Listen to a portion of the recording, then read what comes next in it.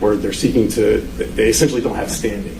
Sure. I think that makes sense, and to the extent any of the motions that are adopted that go beyond what a particular defendant is charged with, I don't think that would be covered by the adoption. But I think we have to take that motion by motion.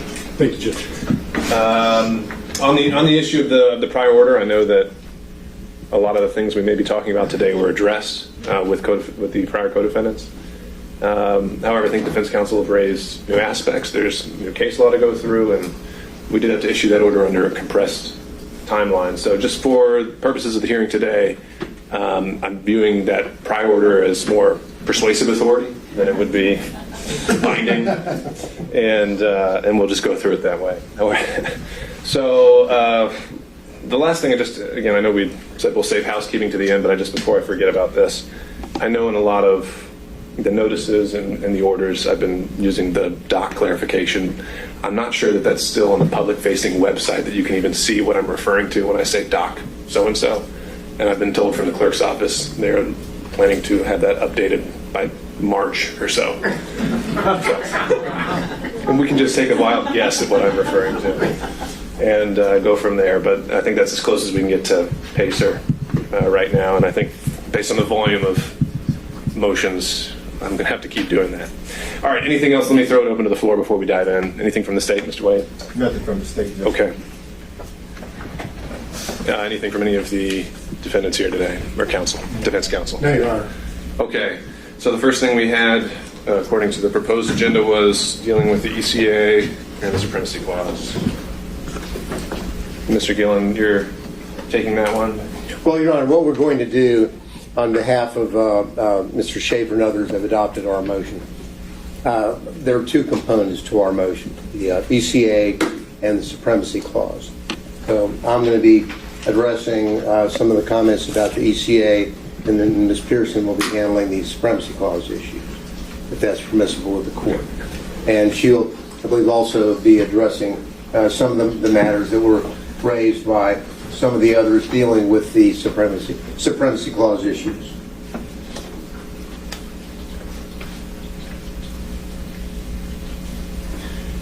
Beginning.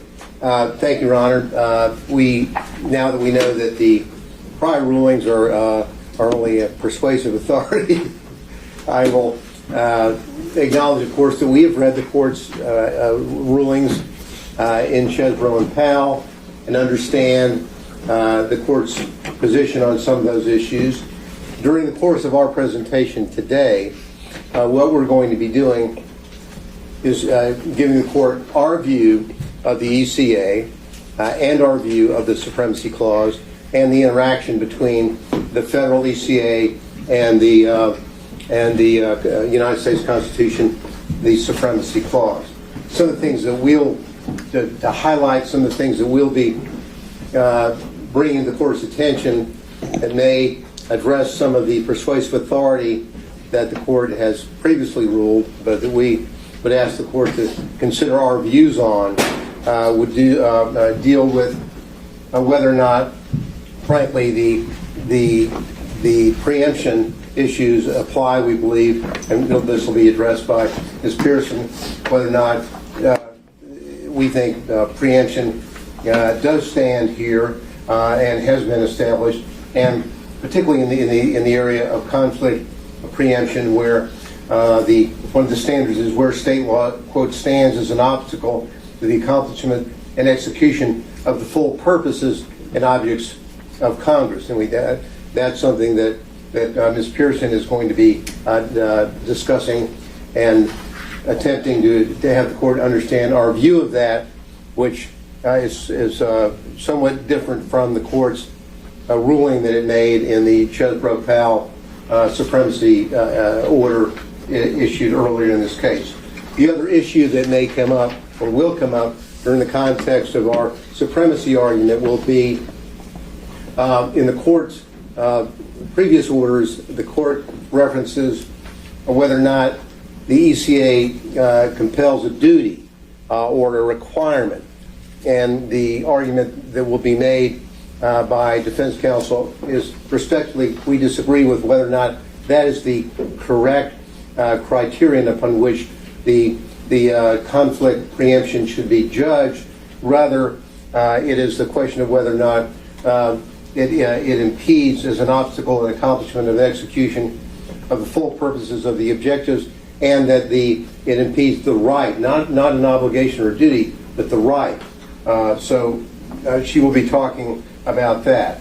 The other area that we did file a motion yesterday asking the court to take judicial notice of the filings in this building, in this clerk of court, as it relates to the lawsuit that was filed on December the 4th by Donald Trump and David Schaefer challenging the election. We've attached the docket sheet as an exhibit. We believe that there's no question about that. The purpose of that is, one, to show for the record that it was filed, and number two, that it was not adjudicated. There was no adjudication of it as of December the 8th. So that I think that we don't necessarily think that it is mandatory for the purposes of our argument that be included, but for the sake of completeness, we would like the court to take judicial notice of the filings in this clerk's office, which should be beyond dispute. And in that context, we would argue that the Schaefer argument regarding plea and bar and motion to quash the indictment is not necessarily a speaking demur.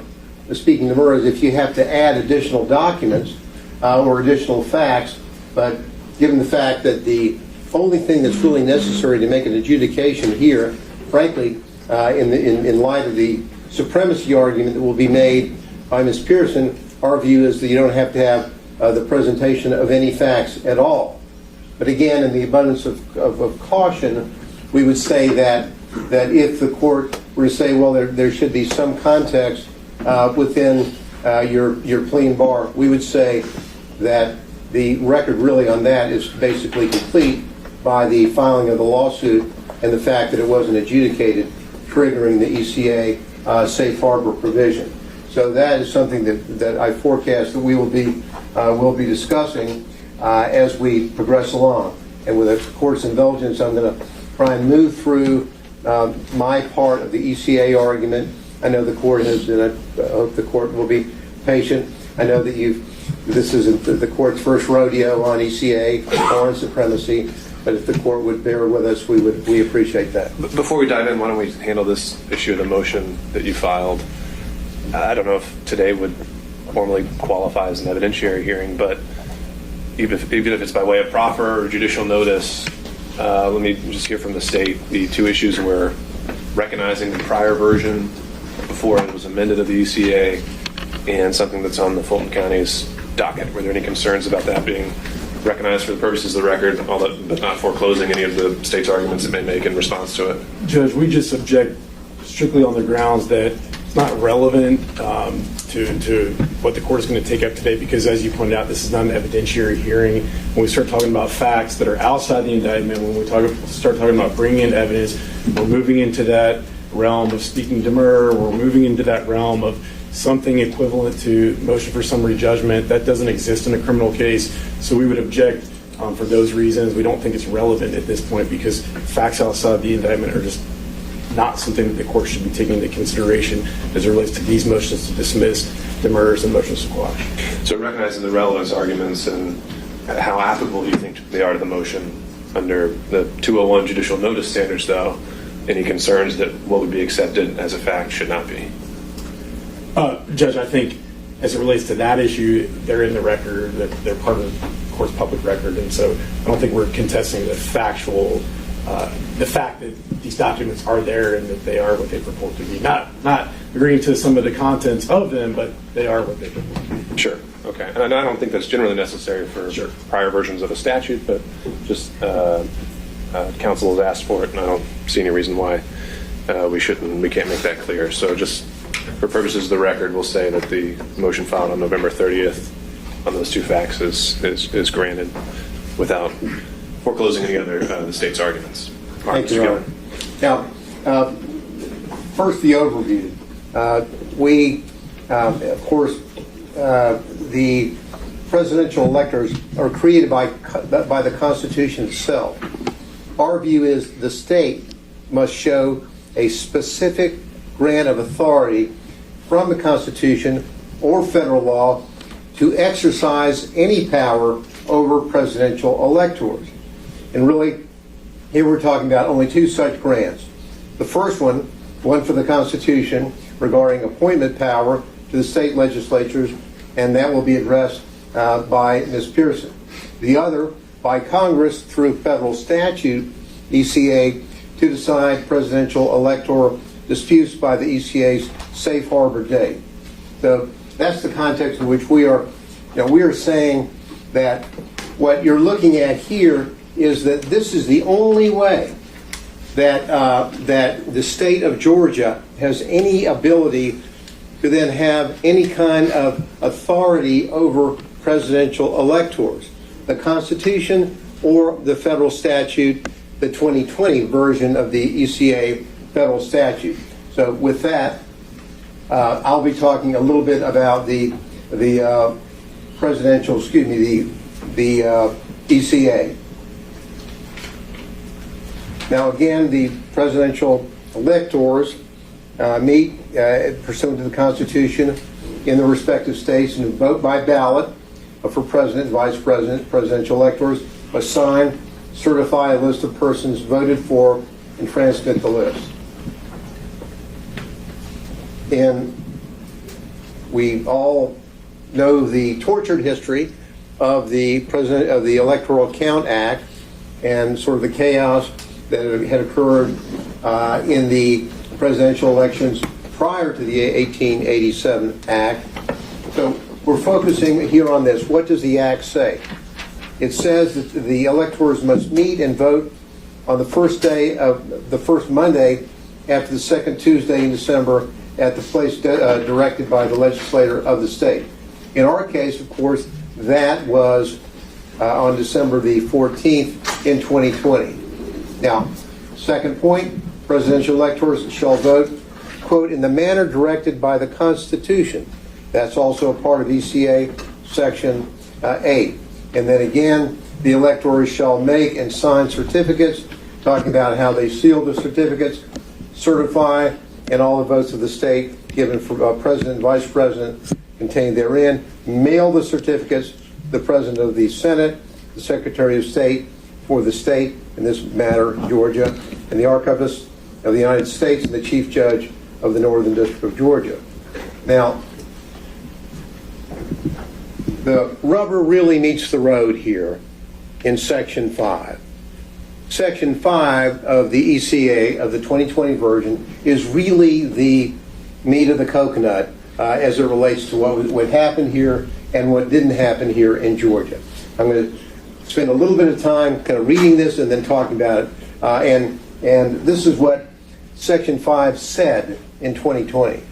If any state shall have provided by laws enacted prior to the date fixed for the appointment of the electors for its final determination of any controversy or contest concerning the appointment of all or any of the electors of such state by judicial or other methods or procedures, and such determination shall be made at least 6 days before the time fixed for the meeting of the electors, such determination made pursuant to such law so existing on that date and made 6 days prior to said time of the meeting shall be conclusive. Shall be conclusive and shall govern in the counting of the electoral votes as provided in the Constitution. So what that means is the state of Georgia and all the other states had an incentive given to it by Congress. The incentive was, look, if you follow Section 5, then you get to be the absolute conclusive decision maker about who is going to be the electors or what outstanding controversies if they don't exist. Only if by, in this case, the safe harbor date was December the 8th, only if the state of Georgia gets its act together and whether there was a controversy about the electors and it had not been, if the state of Georgia had it adjudicated prior to December the 8th, then what the state of Georgia, through the certification of the governor, that is conclusive. So the critical thing here is that every state, this is an incentive given to the states by Congress, hey, get your act together.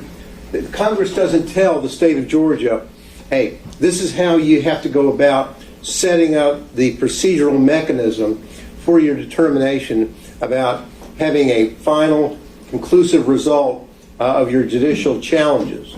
But every state can take its actions or take no actions. The state of Georgia set up whatever procedure is set up.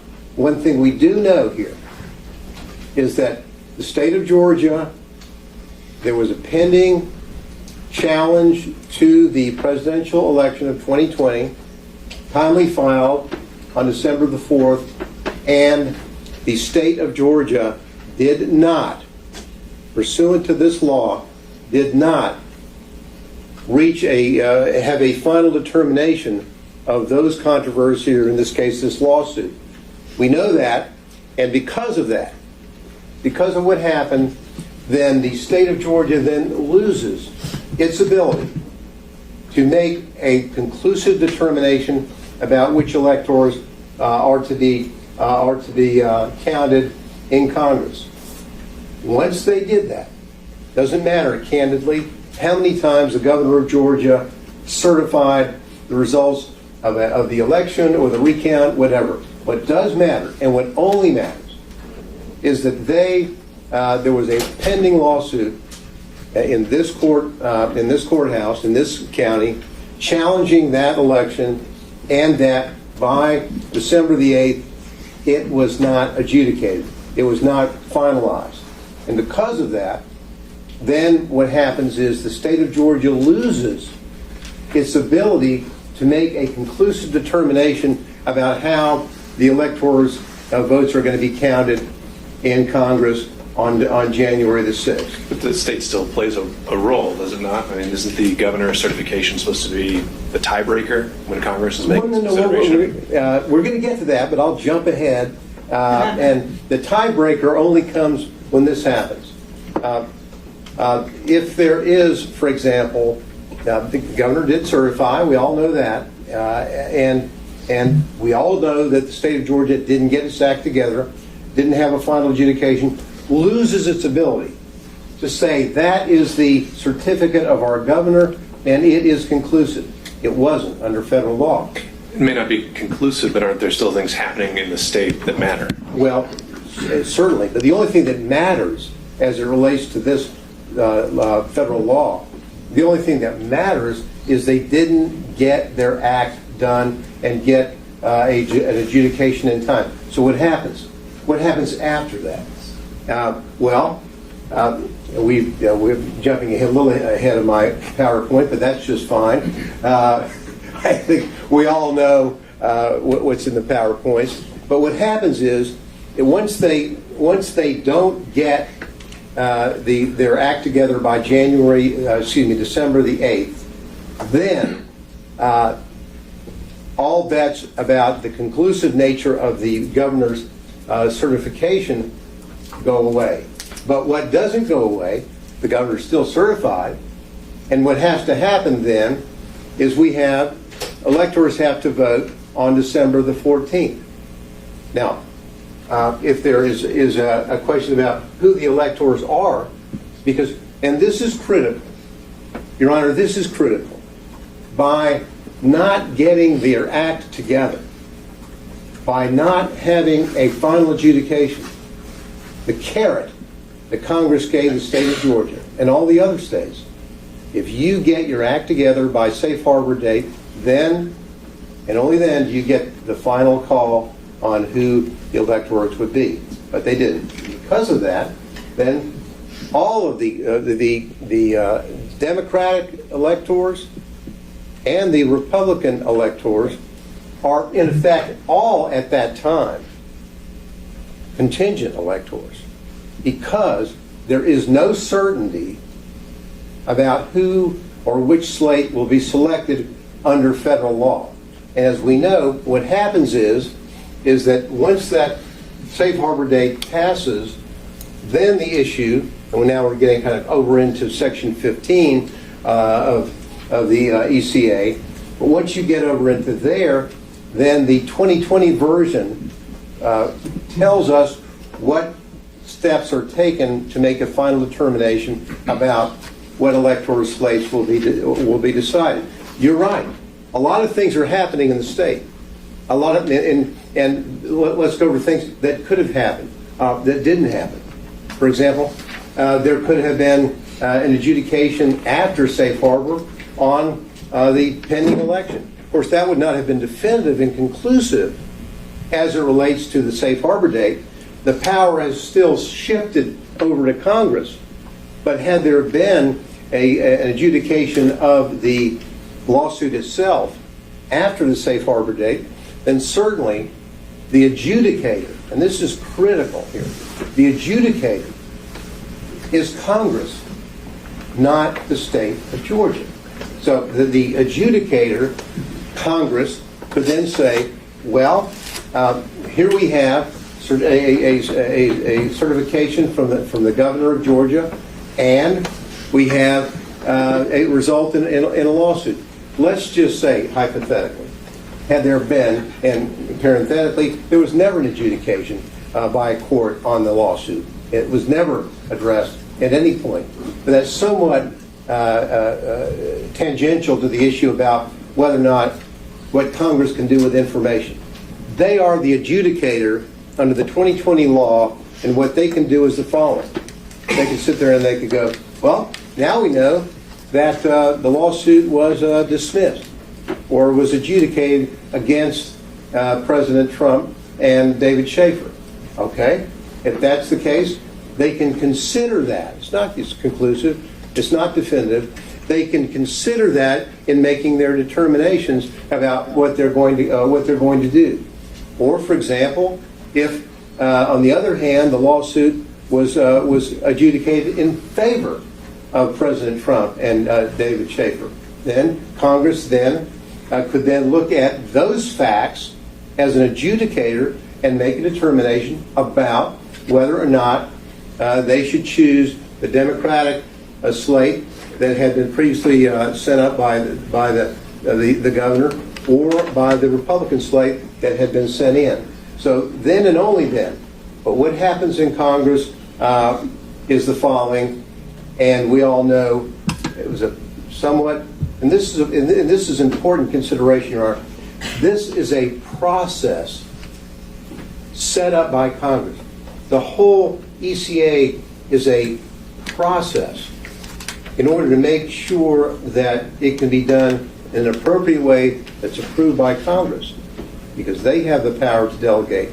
Approved by Congress, and the whole process involved the safe harbor date, the whole process involved the December 14th meetings, the whole process involved everything that happened after December the 14th, upon which the adjudicator, Congress, could make a determination.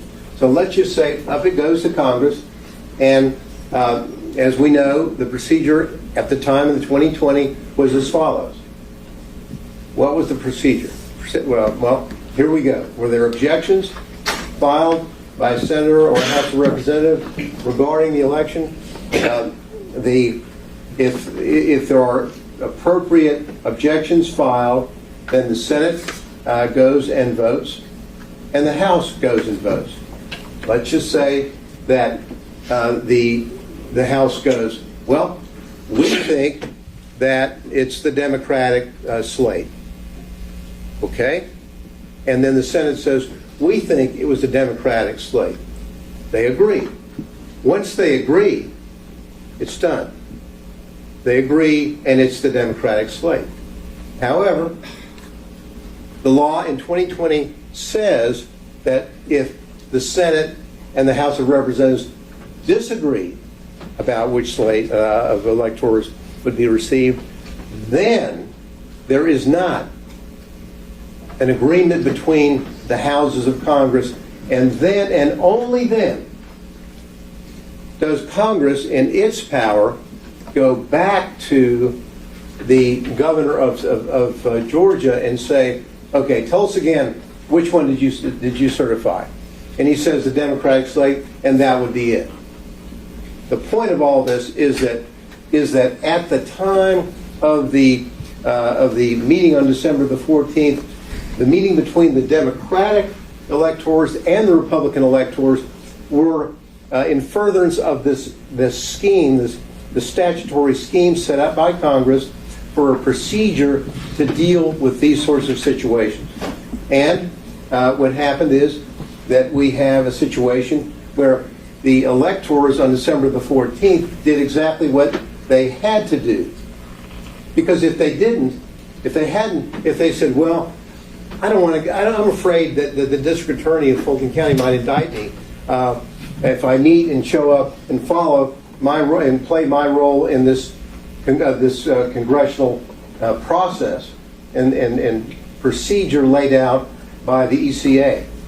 Because if they don't show up, if they don't vote, then what happens? Then they have failed to comply with the congressional laws stating that the electors meet and vote on a certain date, and rendering moot the whole issue of whether or not there was any kind of valid considerations based on the lawsuit. And by doing that, what you've really done, and the most frightening aspect of this, I hate to throw in frightening, but the concerning aspect of all this is the following. When people who are electors, understanding this process, and we know from precedent that we have the Hawaii precedent. We won't.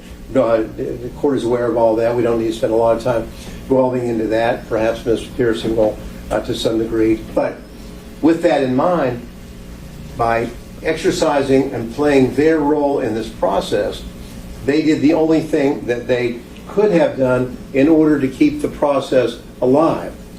Because if they did not do it, the state of Georgia, by failing to meet the safe harbor date, if the threat is out there, all right, we failed to meet our safe harbor date of December the 8th, but, Mr. Republican elector, if you show up and you follow the Hawaii precedent, and if you follow what the ECA, the understanding of the ECA, that you have to vote in order to determine whether or not the Democratic or the Republican electors are selected by Congress, then what you've done is allow the state through the district attorney's office to say, by threat of indicting you in a grand jury, if you show up, they're defeating the purpose of the congressional procedure and scheme set up in 2020. As we know, things have changed now since 2020. And I think the best argument for proving everything we say about the ECA in 2020 is the fact that Congress amended the ECA, as we know, in 2022. But having said that, what we then have is we've got a situation where we know that, and we're not saying that the ECA is saying that there was a requirement or a duty.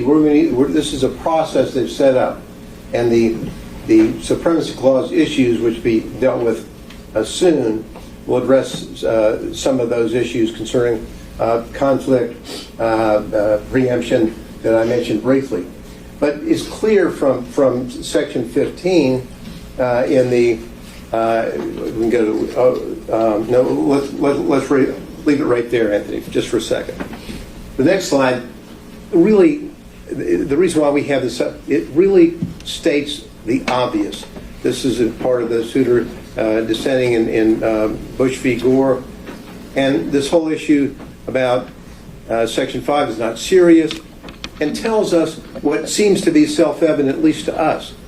That provision sets certain conditions for treating a state's certification of presidential electors as conclusive in the event that a dispute over recognizing Those electors must be resolved in Congress under Title III, Section 15.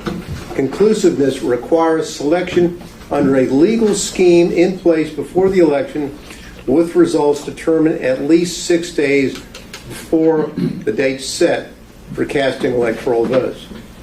But, says Justice Souter, but no state is required to conform to Section 5. If it cannot do that, for whatever reason, the sanction for failing to satisfy the conditions of Section 5 is simply loss of what is called its safe harbor, end quote. And that determination, and even that determination, is to be made, if made anywhere, in Congress. And so they're telling us the obvious. The state didn't get it done on time. They lose their ability to conclusively state these are our electors, and as a result of that, the mechanisms under Section 15 would be in place. Next slide. Again, on Section 15, there are many references providing for more than one or two or more returns from the state. And if we go to the next slide, there are essentially 5 different portions within Section 15 dealing with references to more than one of these certificate or votes. All certificates and papers purporting to be certificates is one. When all objections to be made, so made to any vote or paper from a state.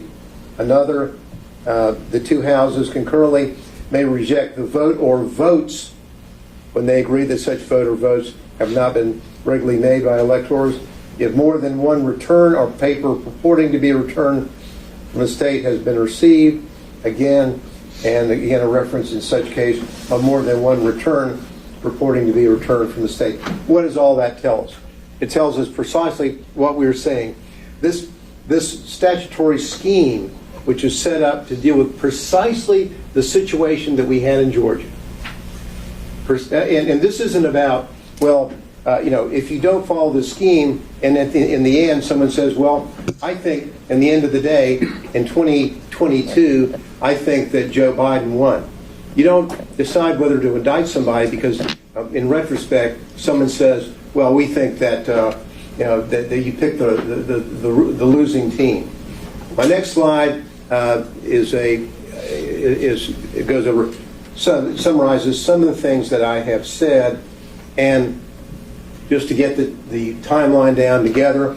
So, first of all, just to note for everyone, if we have multiple PowerPoints, if we could have those emailed as well, we can make those part of the record. And Mr. Gillum, I think you're laying out exactly how it works. I think that's laid out in the briefing as well, and I think that's probably would be quite relevant to the issues of justification or intent for the purposes of today for a pre-indictment challenge. I think that should be our focus. Well, I think you're, of course, being kind of saying you don't want me to get through my PowerPoint, my timeline. That's fine. I'll address what the court said. We're saying that our this timeline and our arguments concerning the scheme isn't confined, as the court in some of the orders that it made in Chesbrough and Powell as regarding the motion, the denial of the motion to dismiss for supremacy, and some of the arguments on demur that it would be something that would be more appropriate for a directed verdict.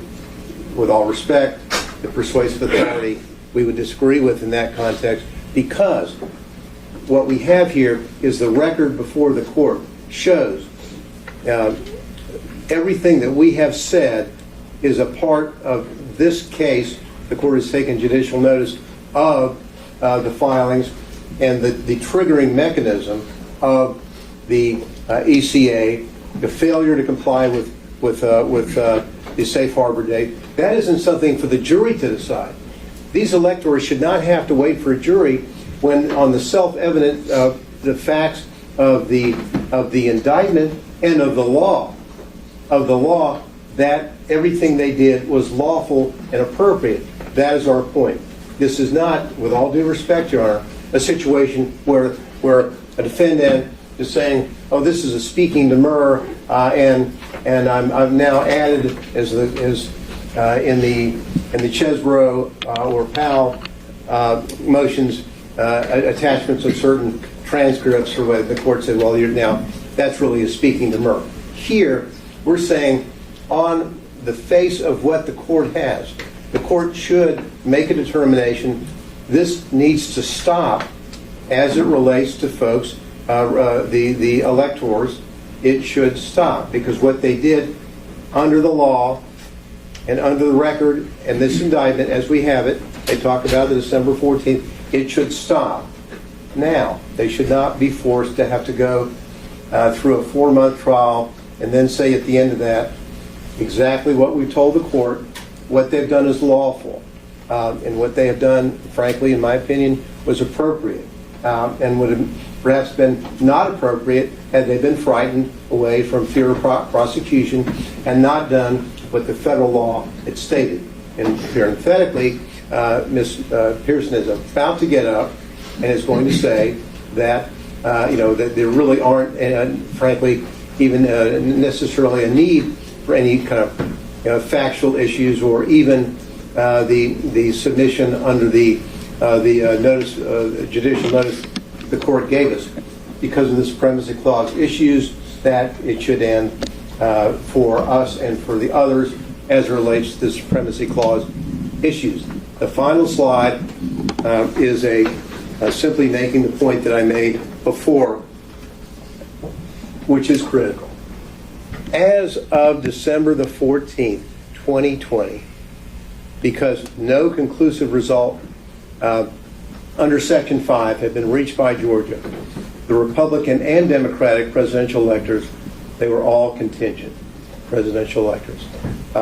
They acted appropriately, and for that, Your Honor, I will pass the baton to Ms. Pearson for her supremacy arguments. Thank you.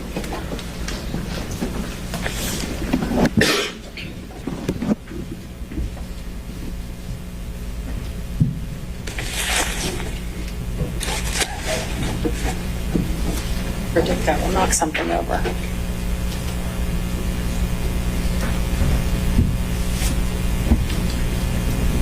Let me grab my water.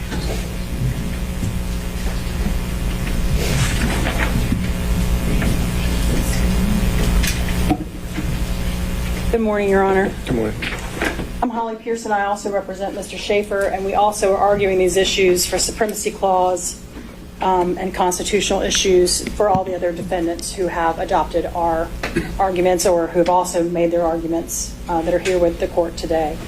I appreciate what you said, Your Honor. Obviously, we studied the earlier orders, the arguments, the briefing, and I think that the way I look at it is the court was only given about 10 pieces of a 50-piece jigsaw puzzle to try to put it all together, and what I'd like to try to do is give the court the full picture, to put it in context, to see how the Constitution instructs the court and the district attorney's office to act. I think there are sort of 4 areas where I think that there is going to be a lot of additional information, and that is critical to why this is different and why the outcome should be different. The first is the fact that presidential electors are created by the Constitution, and therefore there are the implications from that we'll talk about, there's no traditional state powers or 10th Amendment reserved powers, and that's an important and very different situation.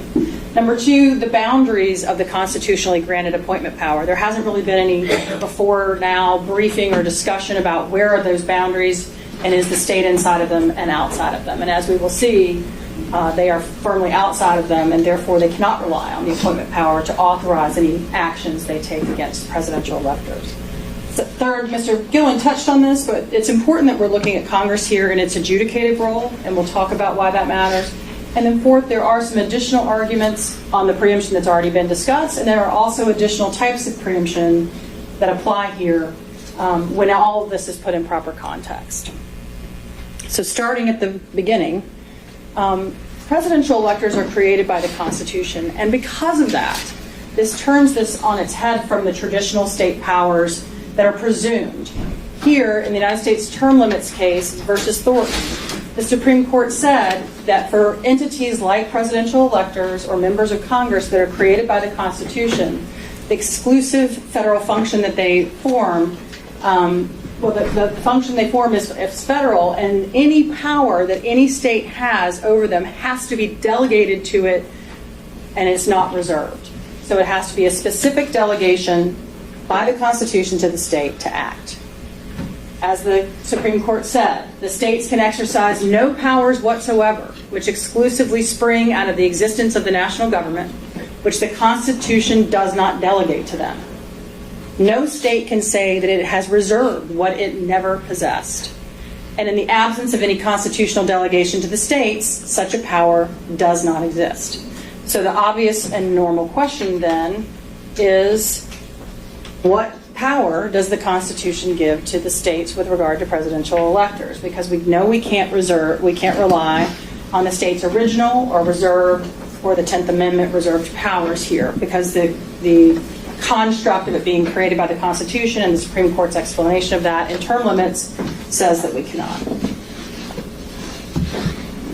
So, what power do they give? They give the power. Did I skip one? There we go. Sorry. Technical difficulties. What authority does the Constitution give? Well, it plainly gives one limited power to the states. It gives the state the power of appointment in the manner that the legislature sees fit to appoint presidential electors. Well, what does that mean? Because the discussion so far has been, well, we have appointment power. That means we can do anything we want at any point at any time with regard to presidential electors, and it's essentially unlimited. Well, that just isn't the case. The Supreme Court has made explicit that the appointment power stops at least before they ballot. And I think the construct of the Constitution makes clear that the appointment power of the state, which is broad when you're acting within it, they have broad authority to set the manner, means, qualifications, procedures, etc. around the presidential electors. But it stops at Election Day, because the power under the Constitution to decide presidential elector disputes goes to Congress on that day. Once there is an election, Congress, under the 12th Amendment, is the only body that is allowed to adjudicate presidential elector disputes. Now, Mr. Gillen explained that Congress decided maybe it didn't want to do all that hard work itself, and it delegated through the Electoral Count Act one window of opportunity for the state to do that for it, through the Electoral Count Act, through the safe harbor, if they'd made a final judicial determination through the judicial process that's been set up in Georgia by the safe harbor date. But here they did not do that. And so the Constitution under Article 2, Section 1 and under the 12th Amendment make claim that Congress alone has the authority then to adjudicate presidential elector disputes. And so whatever the appointment power is, the Supreme Court and the Constitution make clear that it doesn't apply to when presidential electors are meeting and balloting. And how do you respond to the state's citation to In re Green and Chiafalo? All of those, Your Honor, are grounded in the Supreme Court specifically grounds it's sanction of the state's actions in the appointment power that is given to the state. So, for example, Chiafalo is a follow-up case to Ray v. Blair, which we'll talk about, which is cited here. Ray v. Blair was the first case the Supreme Court looked at about what's the limit on the appointment power of the state. And that case was not quite Chiafalo. It was, can we make presidential electors swear an oath of loyalty to the candidate?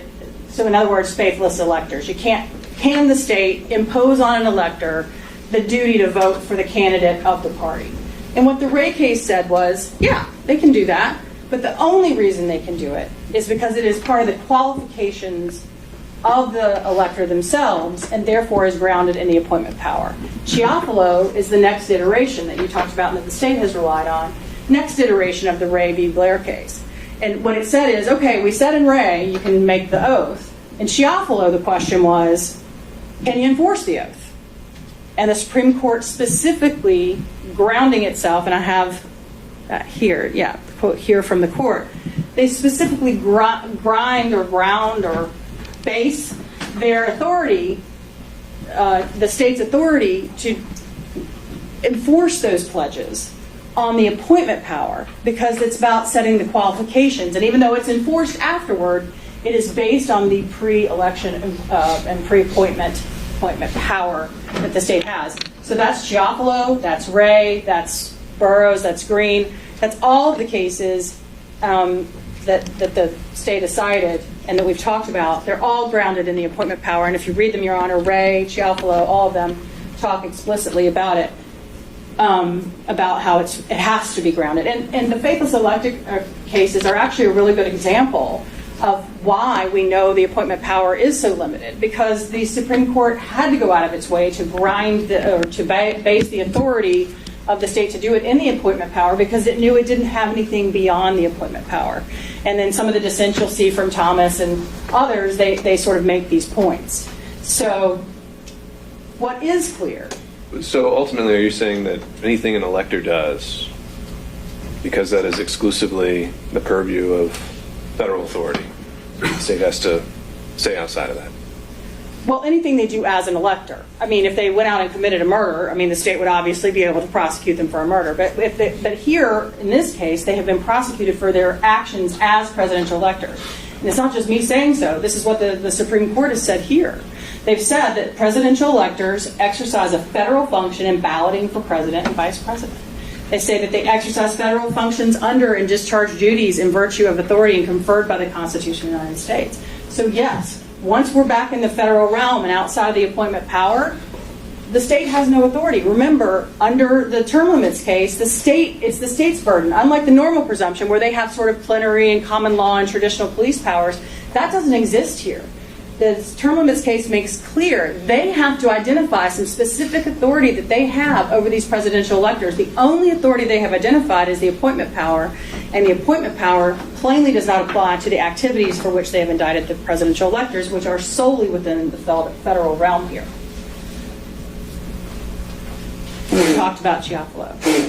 And that's really the point here, Your Honor. It's not whether the electors can do whatever they want. It's about which sovereign gets to govern them. And under the Constitution and the ECA, only the federal sovereign gets to govern them after the appointment power is passed, is expired, is over, whatever you want to call it. Same point, Your Honor, with the Georgia statutes that the court previously cited.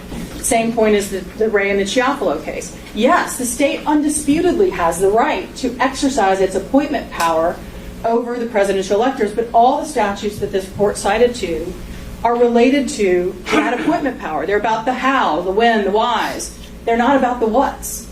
And the what here is what the presidential electors are doing, exclusively created by the Constitution, exclusively governed by the Constitution and Congress and the ECA. So,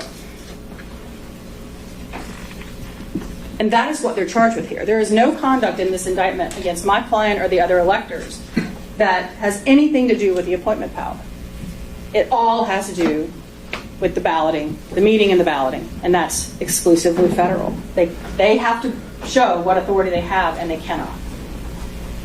We also have, even if this weren't the case, Your Honor, we also have preemption issues in this case. We have, structural or constitutional preemption is what I call it.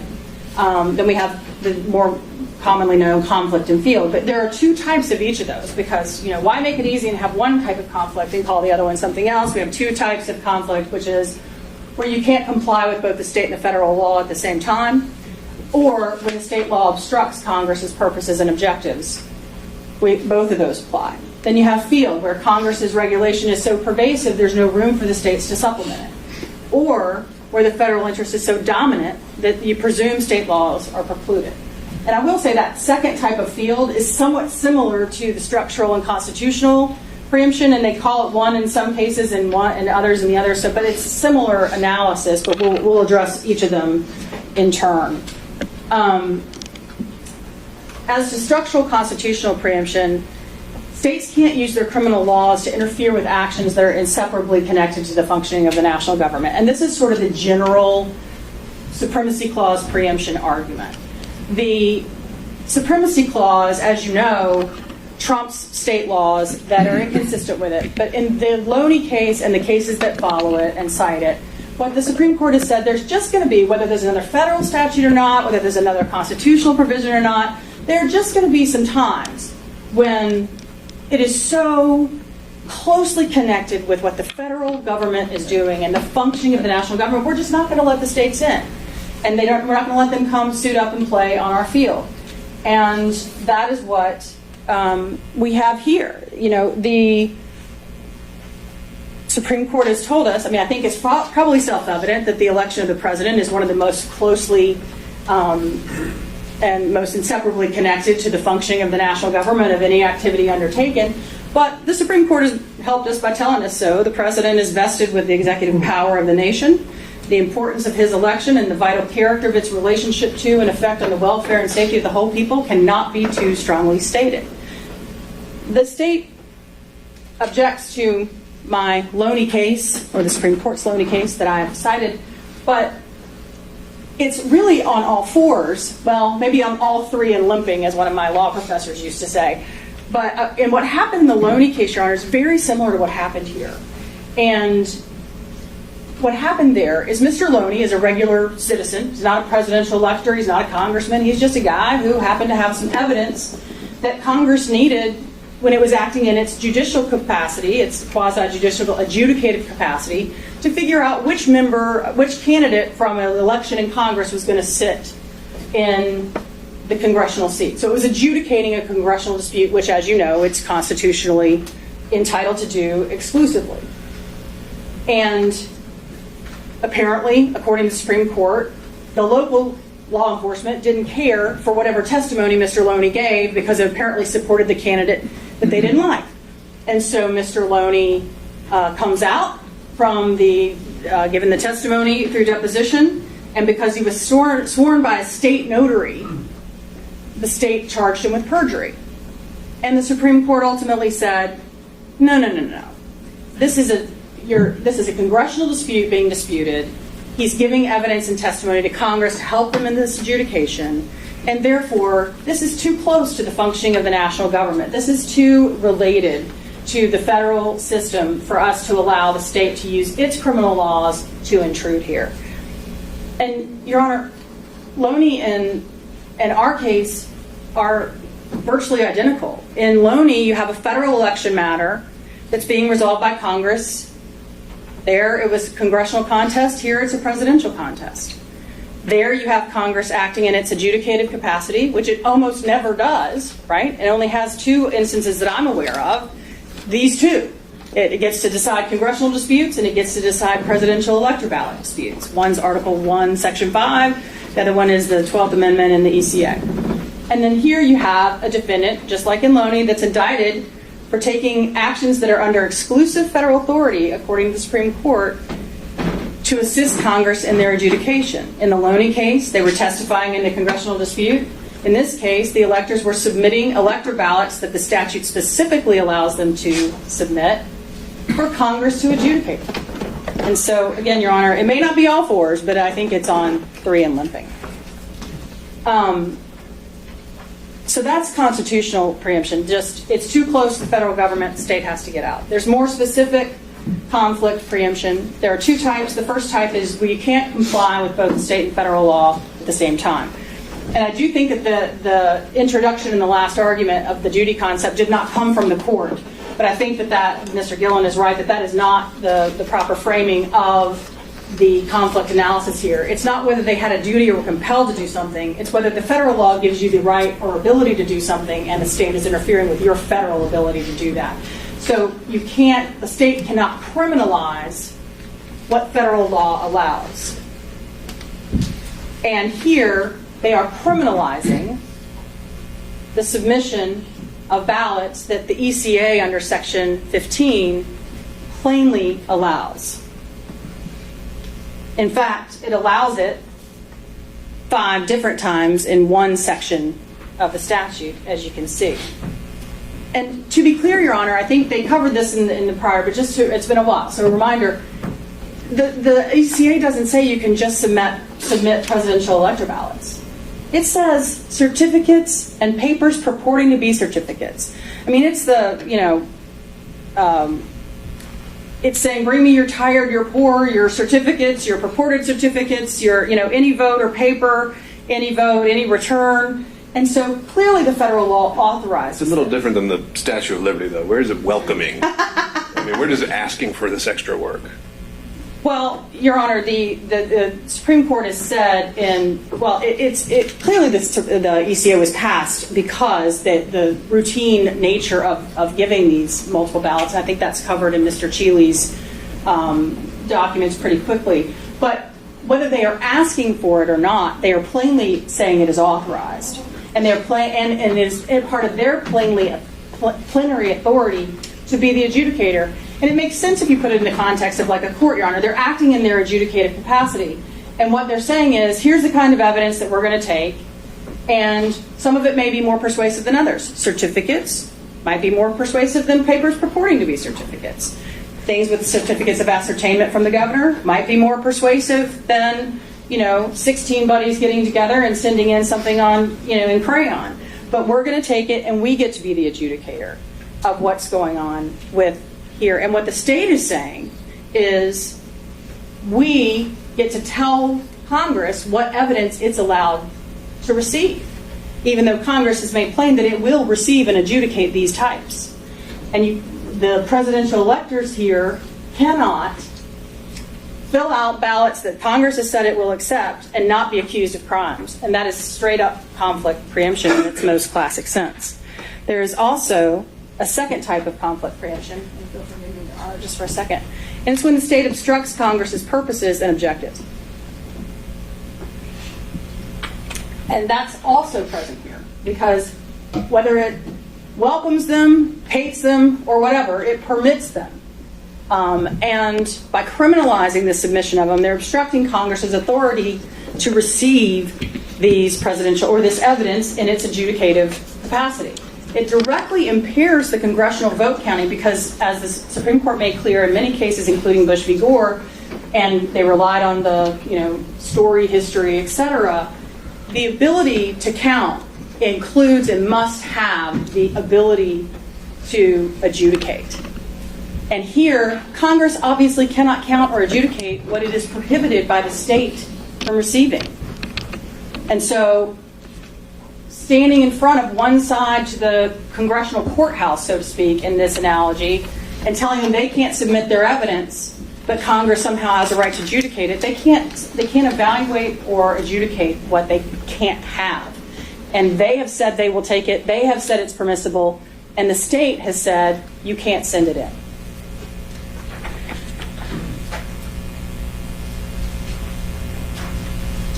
It's also a sort of a usurpation or a rewriting of the ECA, Your Honor. And Mr. Gillen touched on this a little bit, but here, what the ECA says, as Mr. Gillen made plain, here's what we're going to tell you, state. We've got all the power. Here's what we're going to give you. If you get a judicial decision done by Safe Harbor Day, you get to tell us who the presidential electors are.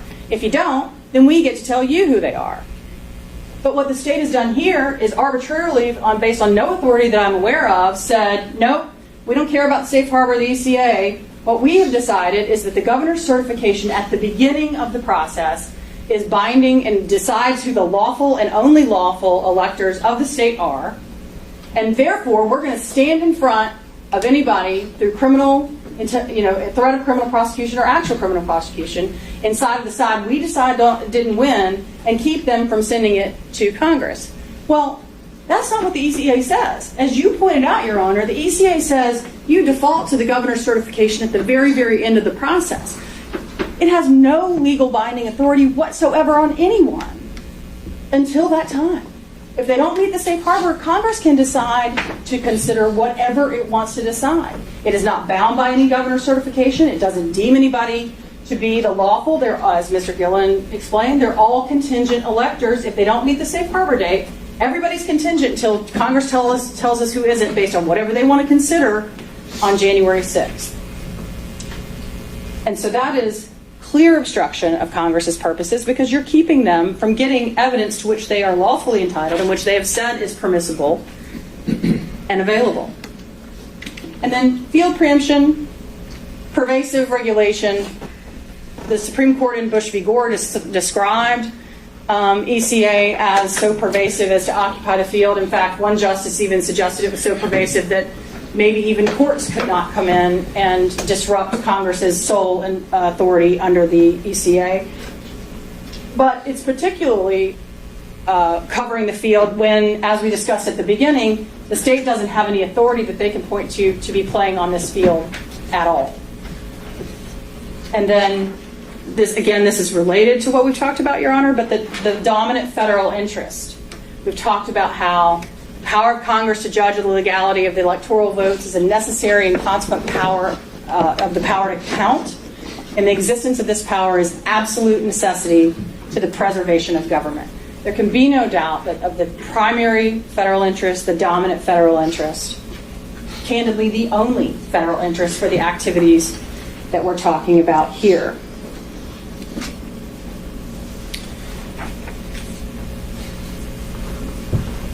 And so we would say the field is not only flooded and fully occupied by the Constitution and the ECA, but it's also got a do not enter sign for the state for the reasons we've discussed. And I think, Your Honor, in conclusion, I know we're always happy to see the conclusion sign. In conclusion, I just want to say, in the big picture, if we think about what we're talking about here, I think it makes intuitive sense if you look at what the Constitution does and how it is structured. I don't think it makes any intuitive sense that the framers intended for one state prosecutor in one state to take on a huge federal investigation involving so many disruptive forces in the federal government and in the functioning of the national government.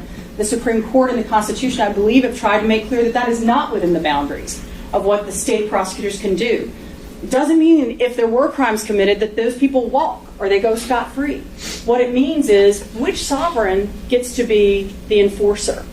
And here, it has to be the federal government because the state cannot ground its indictment, and has not grounded its indictment, in any power given to it under the Appointment Clause or in anything else. The only thing else out there is the safe harbor, and there's no dispute that that wasn't met. And I know in a case like this, we're pretty far down the road, and it's pretty difficult to say, hey, oh, wait a minute, guess what? You don't have jurisdiction or authority to do this. But we're all, at the end of the day, bound by the rule of the law. And here we're talking about the supreme law of the land, what the Constitution tells us we have to do. And if we follow that rule of law here, Your Honor, this has to be dismissed. Thank you. All right. Thank you, Ms. Pearson.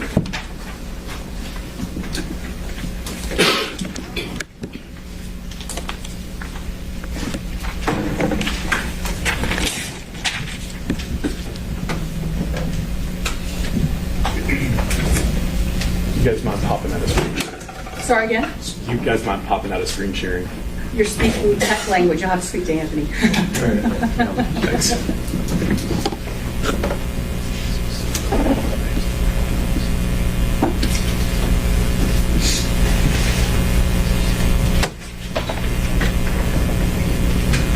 Oops. So, Judge, I want to kind of start with the elephant in the room. A lot of the other side's argument is premised on this idea that their clients were presidential electors and that the state cannot regulate the conduct of presidential electors because of the Electoral Count Act. The elephant in the room is none of them were presidential electors. None of them are presidential electors. They've never been presidential electors as it relates to the 2020 election. And so those arguments do not apply as a threshold matter. Additionally, if their arguments even were to apply, it would require some type of evidence in the record that the court can make a finding about that would prove that they are electors or that they were electors. And so until that happens, first of all, the argument's premature, but that fact is they were not electors, they are not electors, and so none of the analysis about preemption applies to them. It does not apply to them. And so, of course, as the court acknowledged before we started, or right as we started, Your Honor has already rejected this argument. You've already found that there's nothing in the Electoral Count Act that either expressly or implicitly preempts state law. I'm not going to spend a lot of time on it, but I do want to kind of hit some of the arguments that the other side made just to preserve the record. Starting with express preemption, other side pointed to nothing. Conflict preemption, they say that, number one, you can't comply with both Georgia criminal laws and the Electoral Count Act. That is not true. The real 2020 electors did that. They complied with their responsibilities under the Electoral Count Act. Congress counted their votes, and they didn't commit any violations of the criminal code of Georgia. They also say that state law obstructs Congress's ability to count the votes. They say that this prosecution tells people that you can't send in multiple votes to Congress. Well, that's not quite true. What this prosecution says, or what we've charged these defendants with doing, is sending in documents that say that they are the duly elected and qualified electors from the state of Georgia, which they were not. That's the operative language that is behind all of these charges. They are representing themselves as the actual electors, certified by the governor, duly elected and qualified, and they were never that.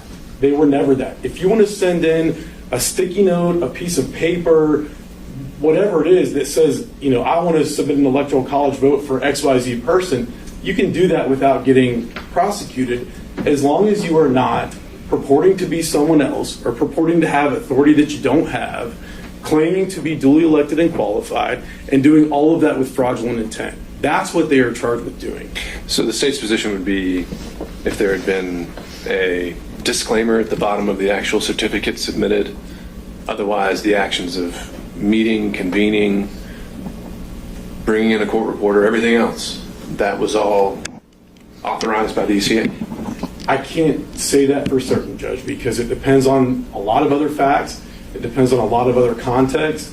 If that were the case, if there had been a disclaimer, that would have been taken into consideration, but that there wasn't a disclaimer. So I can't answer that with certainty, because that's just not what the facts are here. There wasn't a disclaimer. Again, turning to field preemption, they say that the field is occupied by the Electoral Count Act. It's not. What about the argument, I think it's raised in also in Defendant Shealy's brief, the idea that if Congress came back and decided to accept or certify a different slate, is the state then able to prosecute the slate that Congress ultimately accepts? Again, Judge, that's not what the facts are here, so I can't answer that question. Because it plays in the preemption arguments, though, right? Well, I can't quite answer that either, because there's first a question of, are we talking about complete preemption or are we talking about as-applied preemption? And so I think it's very clear that there's no complete preemption here. There's no absolute preemption. They didn't talk a whole lot about as-applied preemption. And that's a very fact-specific situation, and so different facts will lead to different outcomes.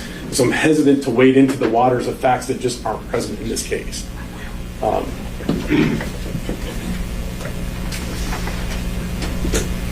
So again, turning to field preemption, just briefly to hit on this, they said that the Electoral Count Act occupies the field, that our criminal statutes are trying to regulate. Not true. The Electoral Count Act tells Congress how to count votes, what to do when you receive more than one vote.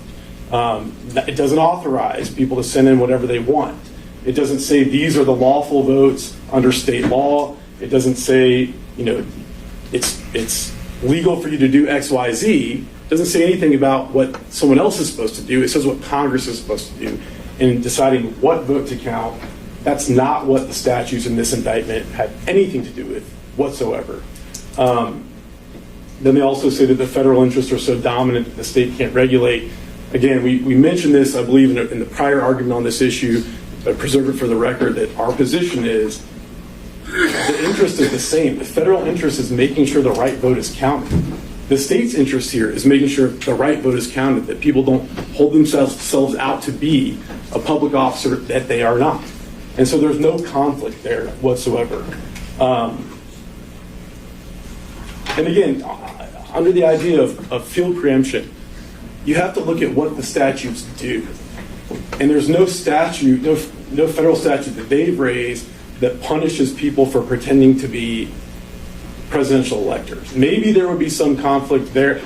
I'm not saying that there is, because there's plenty of case law that suggests that the federal government can prosecute people for the same acts. But we're not getting one set of laws that completely occupies a field that Georgia's laws are intruding upon. Just want to kind of preserve those issues for the record. And I'll move on now to some of the more substantive arguments. And I want to start with this because I think this is a very important concept. In their briefs, they really hit on this idea that Georgia lacks delegated power to prosecute them under the United States Constitution. That is completely at odds with the 10th Amendment. And I don't think that this is anything new to the court, but the power is not delegated to the United States by the Constitution, nor prohibited to it by the states, are reserved to the states. So the Constitution has to delegate specifically power to the federal government, and that which is not delegated remains with the states. And that includes the power to prosecute people for committing crimes. Again, this concept goes back to the beginning. Take a look at the Federalist Papers. Federalist number 45, James Madison wrote, "Powers delegated by the proposed Constitution to the federal government are few and defined. Those which are to remain in the state governments are numerous and indefinite. The powers reserved to the several states extend to all the objects which in the ordinary course of affairs concern the lives, liberties, and properties of the people." This is not a difficult concept. Again, the courts recognize it. In our federal system, the national government possesses limited powers. The states have, and the people retain the remainder. What the court acknowledged in its prior order is called the police power. We have the power to regulate fraud in our elections. Again, they attempted to turn the 10th Amendment on its head, and even if you take a step past that, the Constitution expressly assigns the states the power to regulate elections. We pointed this out in our briefs, but it starts with the Constitution, Article 2, Section 1. It expressly assigns to the states the power to appoint in such manner as the legislature thereof may direct a number of electors. That means that the states determine who their electors are. It's in the Constitution. The Electoral Count Act cannot interfere with that. And again, as the court pointed out, we've made some cites to some of these other cases. In Ray Green, 134 U.S. 377 at 380, an 1890 case. Congress has never undertaken to interfere with the manner of appointing electors or to regulate the conduct of such election or to punish any fraud in voting for electors, but has left these matters to the control of the states. I don't know how much more explicit it can get. The Supreme Court recognized many, many years ago that the state has the power to punish fraud in federal elections. And this issue was kind of taken up again very recently in 2023 by the Supreme Court in Moore v. Harper, 143 Supreme Court 2065. State legislatures must provide a complete code, and this is dealing with the manner of holding elections clause in the part of the Constitution that grants the states the power to conduct federal congressional elections, but it uses the same language as it relates to presidential electors. So the state legislatures have to provide a code for congressional elections that includes regulations relating to notices, registration, supervision of voting, protection of voters, prevention of fraud and corrupt practices, etc. And we would submit to the court that analysis of the word manner as it relates to the congressional elections, the same word is used as it relates to presidential electors, and the same analysis applies. Manner means we have the power to prevent fraud and corrupt practices in our presidential elections. And as the court pointed out, the Supreme Court unanimously held in Chiafalo that Article 2, Section 1 of the Constitution gives the states far-reaching authority over presidential electors absent some other constitutional constraint. And as the court also pointed out, they said that the states have the power to penalize faithless electors. And this is talking about real electors, real actual presidential electors. If there's the power to impose a penalty on the real electors, how does it make any logical sense that the state can't prosecute people who are not electors? I'm going to turn to the safe harbor argument. Defendants contend that if there's pending litigation upon the passing of the safe harbor deadline, then Congress decides who a state's electors are. That's absurd. That flies in the face of Article 2, Section 1. It just doesn't make any sense. Does not authorize, the Electoral Count Act does not authorize multiple slates of electors. It provides a procedure for how to determine which slate is the real slate under state law. And if you look at the Electoral Count Act of 1887, when those disputes arise, Congress has to look at state law and determine was state law followed. But we don't even get there. Because before you get to the issue of multiple slates having been received by the President of the Senate, there's this part of the Electoral Count Act that's being completely ignored. No electoral vote or votes from any state which shall have been regularly given by electors whose appointment has been lawfully certified according to Section 6 of this title, from which but one return has been received, shall be rejected. In 2020, one return was received from the state of Georgia. One return made it to the President of the Senate.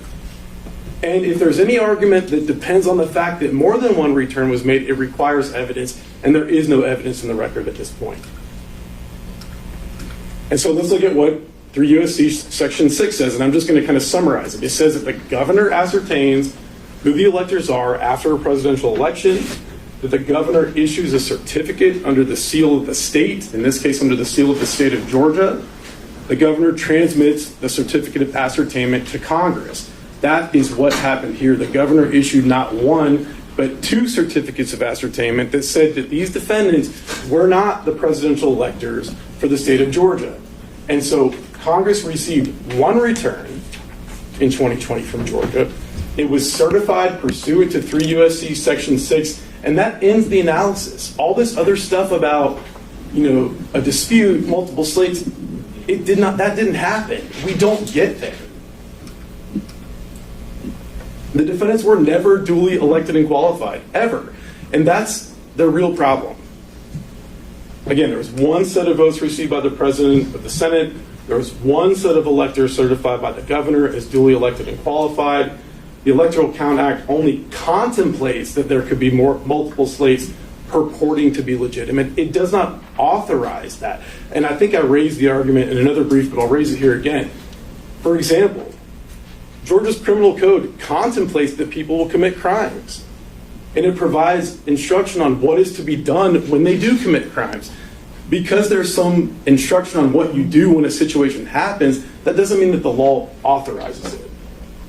And again, conclusiveness under the safe harbor provision does not mean that anyone can lawfully purport to be an elector duly elected and qualified by the state of Georgia. Conclusiveness means that if certain requirements are met, it's conclusive that these are the votes. But it doesn't mean that if those requirements aren't met, then they're not the votes, and Congress decides who the real votes are. That's not what the safe harbor provision says. It's just not what it says. Also, contingent electors do not exist under federal law. And this was taken up in the federal court. I referenced it in our brief. I understand that it's persuasive authority here, but there's no reference to contingent electors in any federal law cited by the defendants. The only reference to the idea of something close to a contingent office holder is under OCGA 21-2503. What that statute says is that if an election is contested, then the presumptive winner takes the office on a contingent basis. And then if the election contest is resolved against that person, then the other person comes in and takes the office. It's not clear even that applies to presidential electors in the first place. So this idea of contingent electors, number one, doesn't exist under federal law. Number two, to the extent that it might exist under state law, does not apply here.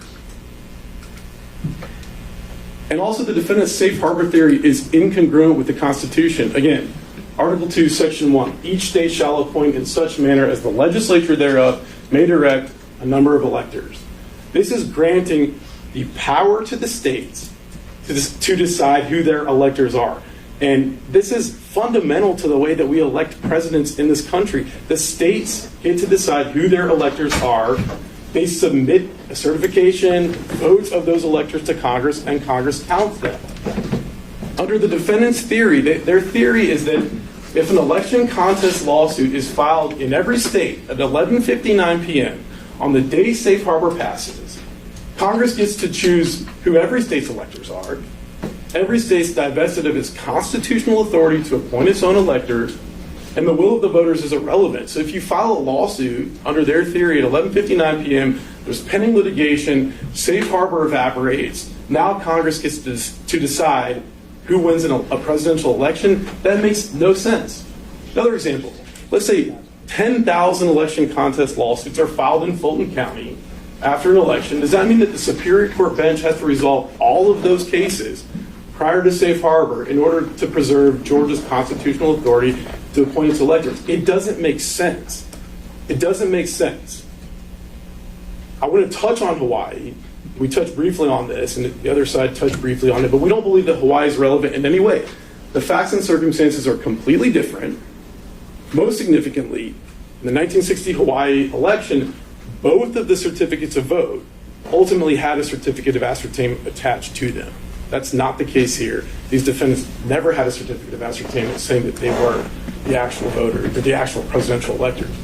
Again, and I'm not going to comment on whether it was lawful or not lawful, what those Democratic electors did in 1960 in Hawaii, but the other side's provided no authority that says what they did was lawful. They say the Hawaii precedent. Well, there is no precedent. There was a situation that happened in a trial court, and we've had no appellate review of it. We don't know what happened there other than what happened in the trial court. There was a recount ongoing at the time. The facts are wildly different. The lieutenant governor of Hawaii at the time, who was acting as governor, knew that the Democratic electors were going to meet and submit a slate of votes, and they essentially authorized them to do it. Again, I'm getting into facts, and I'm trying to stay away from facts because it's not appropriate to get into facts in this type of motion. Again, it's legally and factually irrelevant that someone else wasn't prosecuted 63 years ago under different laws, different circumstances. But on this point, just so I can set bearings, in your research of this, has an elector or someone purporting to be an elector ever been prosecuted before? I don't know, Judge. I don't know the answer to that. But you haven't found one? I have not found one. I have not found one. What I can say, I mean, if the court would like, that the archivist changed its procedures. The National Archives changed their procedures as it relates to receiving certificates of vote or things that purport to be certificates of vote after the 2020 election because of what happened. And now they've added an additional procedure to their kind of checklist of what we do when we receive these. And if it looks like something is fraudulent, they refer it out to their Inspector General's office to investigate. So just because it hasn't happened before, in our opinion, doesn't really have much effect on this case because we don't know those circumstances. Our position is that the motion should be denied. There's no provision of federal law that preempts Georgia from prosecuting election fraud. They pointed to nothing. The sets of law, the bodies of law, do not do the same thing. The general police power is reserved to the states, not the federal government. The Constitution expressly assigns power to regulate presidential elections to the states. And the Electoral Count Act does not in any way, while it may anticipate that multiple slates of votes might come in, it does not authorize them. They've pointed to nothing in the Electoral Count Act that says you can do this. It doesn't exist. It's not there.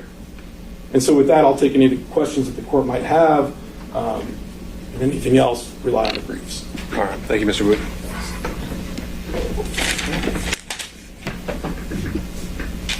All right. Just solely on this issue, was any party wanting to submit supplemental briefing? Yeah, Your Honor, I would like to rebut, if I could, just a couple of points. All right. I promise I'll be Let's set a time limit. Okay. Why don't we just say about 10 minutes at the most? I think that I can, although I am typically verbose, I think I can get that done, Your Honor. There are two fundamental flaws that underpin virtually everything that Mr. Wooten just said. First of all, the state just made our point for us, Your Honor. They said they get to decide who the real electors are, and because our folks weren't real electors, that all this consequence flows from that. That they don't get the protections of presidential electors. They don't get the federal protect. That is a fundamental misstatement of plain federal law. Under the ECA, unless the state meets the safe harbor, which there's no dispute they did not do in this case, both sets of electors are contingent, and the governor's certification upon which the state is relying has absolutely no authority for them to rely on that, for them to decide who the rightful electors are. That gets decided by Congress on January 6th, and not a moment before that when the state misses its state harbor. That is plainly the law under the ECA. And so the two hypotheticals outlined by Mr. Wooten about 1159 and 10,000 cases, those are just unforeseen hypotheticals in the statute?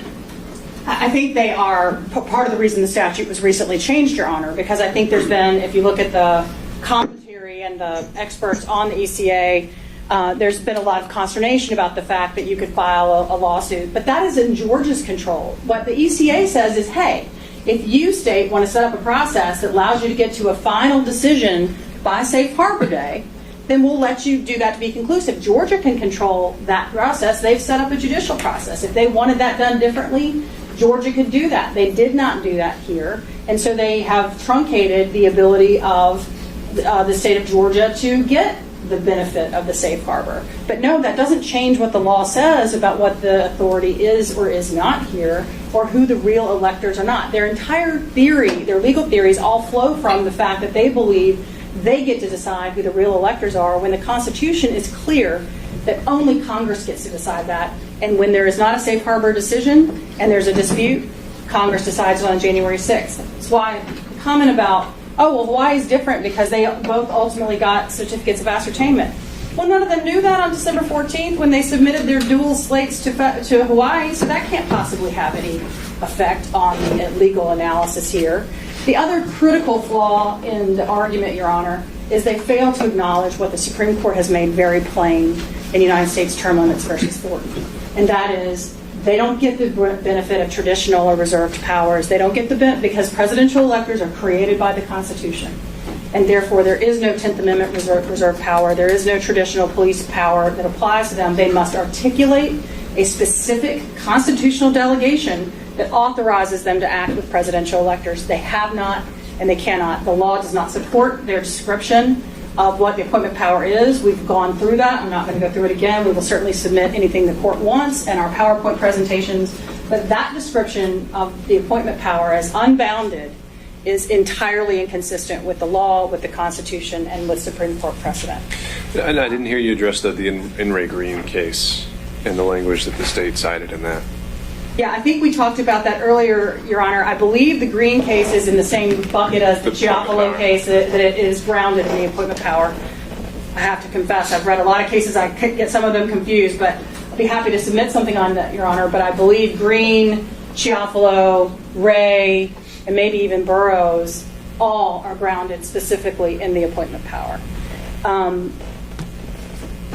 The idea that Congress would say, we don't permit anybody to send dual slates, but we're going to talk about how we're going to handle it 5 different times in one section, defies any credibility. Their ability to count includes their ability to adjudicate, and they can't adjudicate what they can't count. They clearly are permitting people to submit it, whether they're mandated to or not, have a duty to or not, they're allowing them to. ACA is plain that they're allowed to, and that just really can't be disputed. Also, the idea that the law doesn't talk about contingent electors, well, yeah, we've come up with that term, but it clearly does anticipate that there will be some electors that are certified, for example, by the governor, and some that might be certified by the legislature, and here's how we're going to deal with that. There might be ballots and papers purporting to be ballots. So whatever you want to call that, Congress might call it purported electors under the language they have used. It doesn't matter. It's plainly addressed and allowed under the ECA, and that is the point. To the point we were making about In re Green and Chiafalo, Your Honor, the state cites Moore versus Harper. I think there's just a fundamental misunderstanding there. Nobody disputes that the state gets to act broadly in its appointment power. It's just that's not what it's done here. Same thing with Harper. They get to act broadly in their control over elections that is also specifically given to them under the Constitution. That has nothing to do with what the boundaries of those powers are and how far outside of them they are here. And I hear that, I've seen this in the other arguments, but it's very frustrating to have gone through at length multiple cites to precedent, multiple cites to statutes, multiple cites to all of that, and then have the state say, we cited no authority for this and no authority. If by no authority you mean the Constitution itself, Supreme Court precedent, and federal statutory sections ad nauseum, then yes, we've cited nothing. But if that is not what you mean, then we have cited all kinds of authority that countermands the authority they have cited, and they have not addressed the authority that we have cited. Let me check with my team just real quick and see if there's anything else we need to address. Okay. Thank you, Your Honor. Thank you, ma'am. And Judge, if I may just, there were a couple arguments that were raised in the PowerPoint that I don't know that they appeared in the brief, so we would request maybe 10 days to provide me supplement to those arguments. All right, and any from the defense? I think if they submit something, Your Honor, we'd like the opportunity to respond if we think it's necessary, since it is our motion.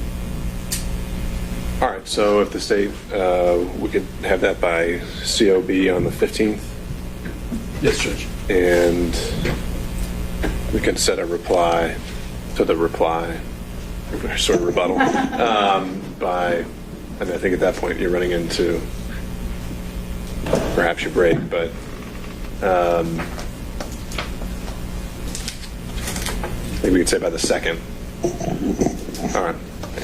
Okay. I think we probably, hoping everyone packed lunch, I think we probably need to take our a bit of a noon break here. I'm wondering if we could be back and begin the next argument before we're looping in, I presume by Zoom. I don't know if the other co-counsel are joining us in person or by Zoom for the, what I was thinking would be some straightforward arguments on scheduling that they had raised, and then we can pause where we are and then resume. So my thought is come back at 12:45 and get started on the next argument. All right, let's do that then. We'll be in recess. Thank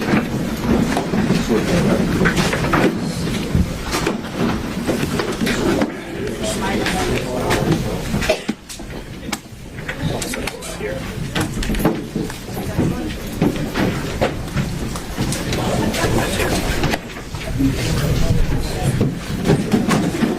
Boy, how are you? Good to see you, buddy.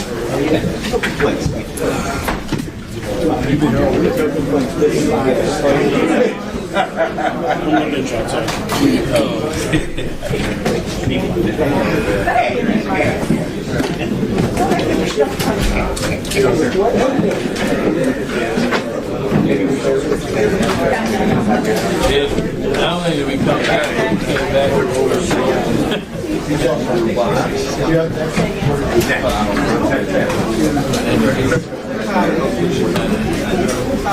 Yes.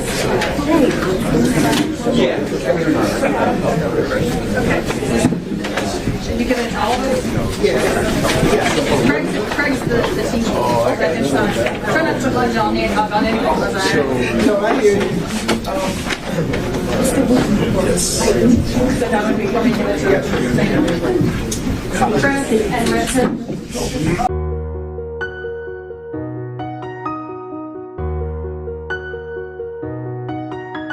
Message, idea, subject matter, or content. Now, that's devolved into a bunch of different types, political, commercial, and other speech.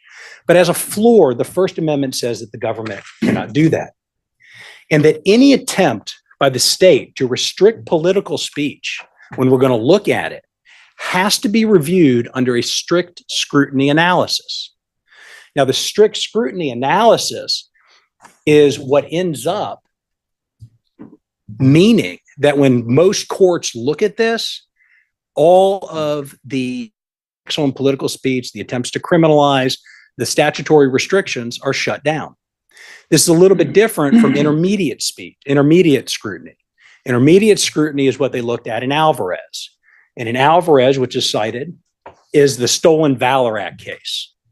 And in Alvarez, the defendant in that case said, listen, I'm a Congressional Medal of Honor winner. Lie. Absolute lie. And the Supreme Court looked at it and they said, well, yeah, it's a lie. But the First Amendment, even under intermediate scrutiny, is going to say, we're not going to criminalize that activity. We're going to allow him to say that. So even under intermediate scrutiny, there's tons of protections, but then it gets ratcheted up when you're dealing with political speech, which is what this is.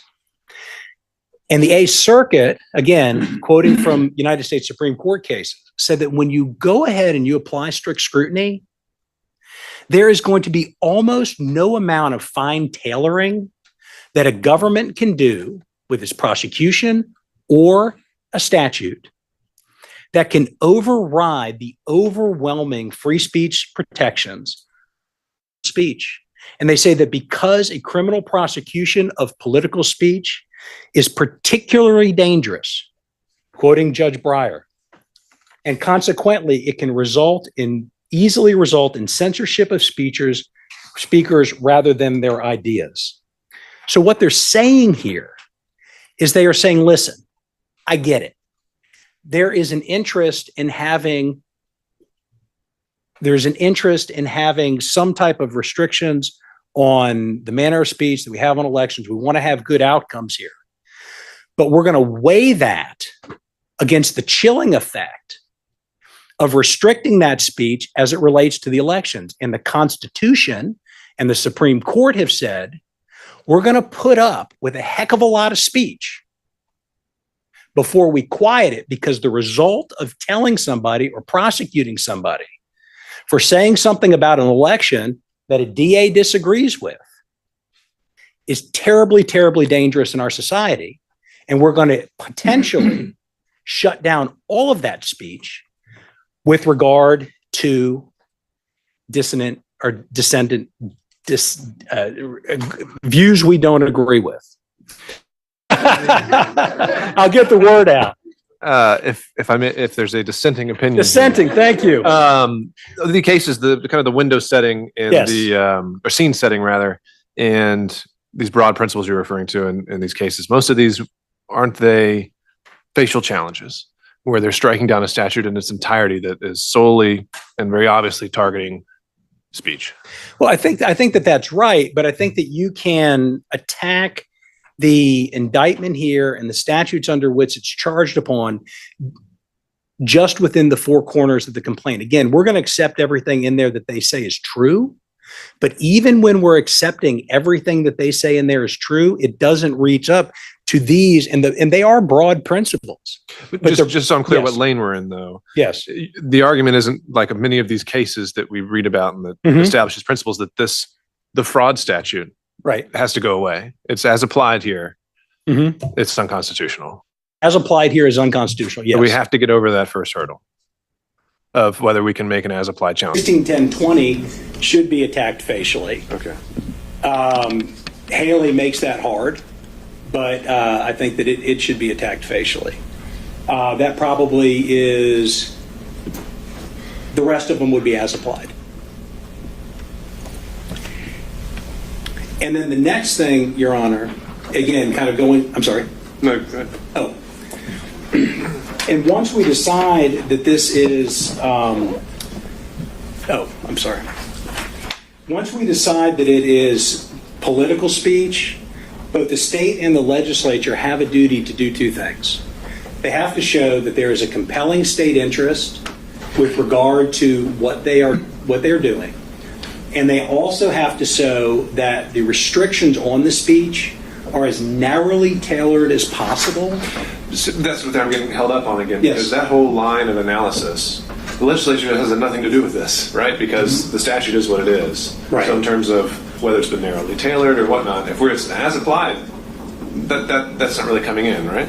No, you're right with regard to the attack on the statute, but what I'm getting at is the prosecution here, and the point being with regard to all the statutes that are at issue and everything that they're prosecuting is that as applied, none of them can stand because, and I'm about to get to this, because there is counter speech available. And the counter speech that's available, and that's discussed a lot in Arneson, what the courts say is, listen, if you have debate and you have false speech, The Supreme Court has said, listen, the remedy for speech that is false is speech that is true. This is the ordinary course in a free society, and the response to the unreasoned is the rational, the uninformed, the enlightened, the straight-out lie, the simple truth.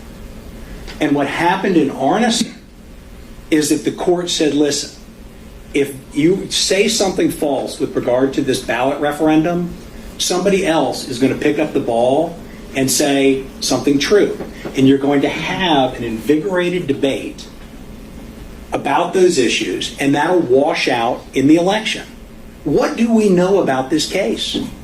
Every single thing, every act, every count that's talked about in this case was published in real time. Every single thing was very, very hotly contested.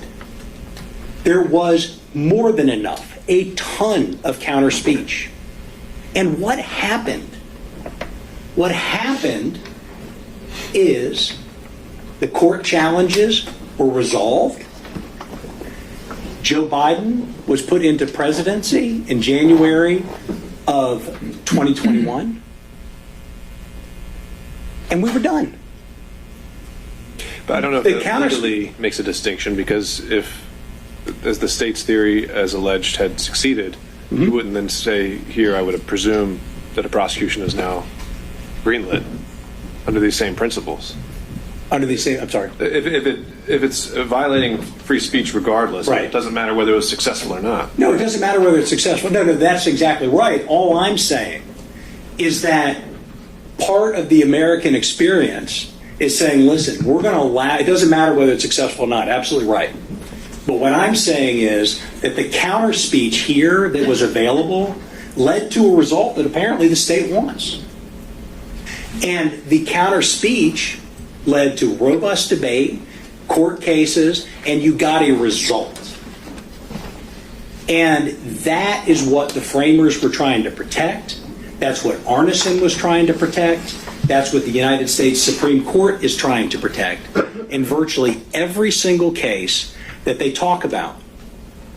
And I've noted here that when you look at the various cases, and I've cited a ton, these are a hand, I mean, you can cite Supreme Court cases and First Amendment cases all day long.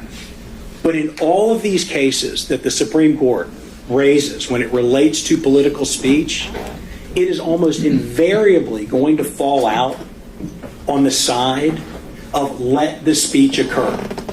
Even if it's false, even if it's fraudulent, when it's in the course of an election, and especially a presidential election, and especially when you're going to have people on the other side going at it hammer and tong to figure out what is the truth.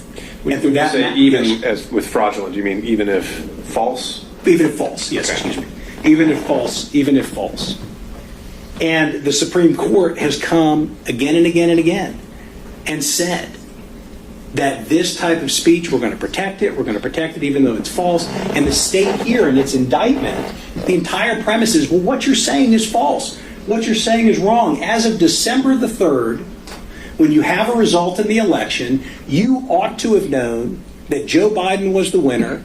And because you said Joe Biden's not the winner, and because you filed a lawsuit and you had electors go and vote, and because you got on TV or did a tweet or came up with a legal theory, we want to put you in jail.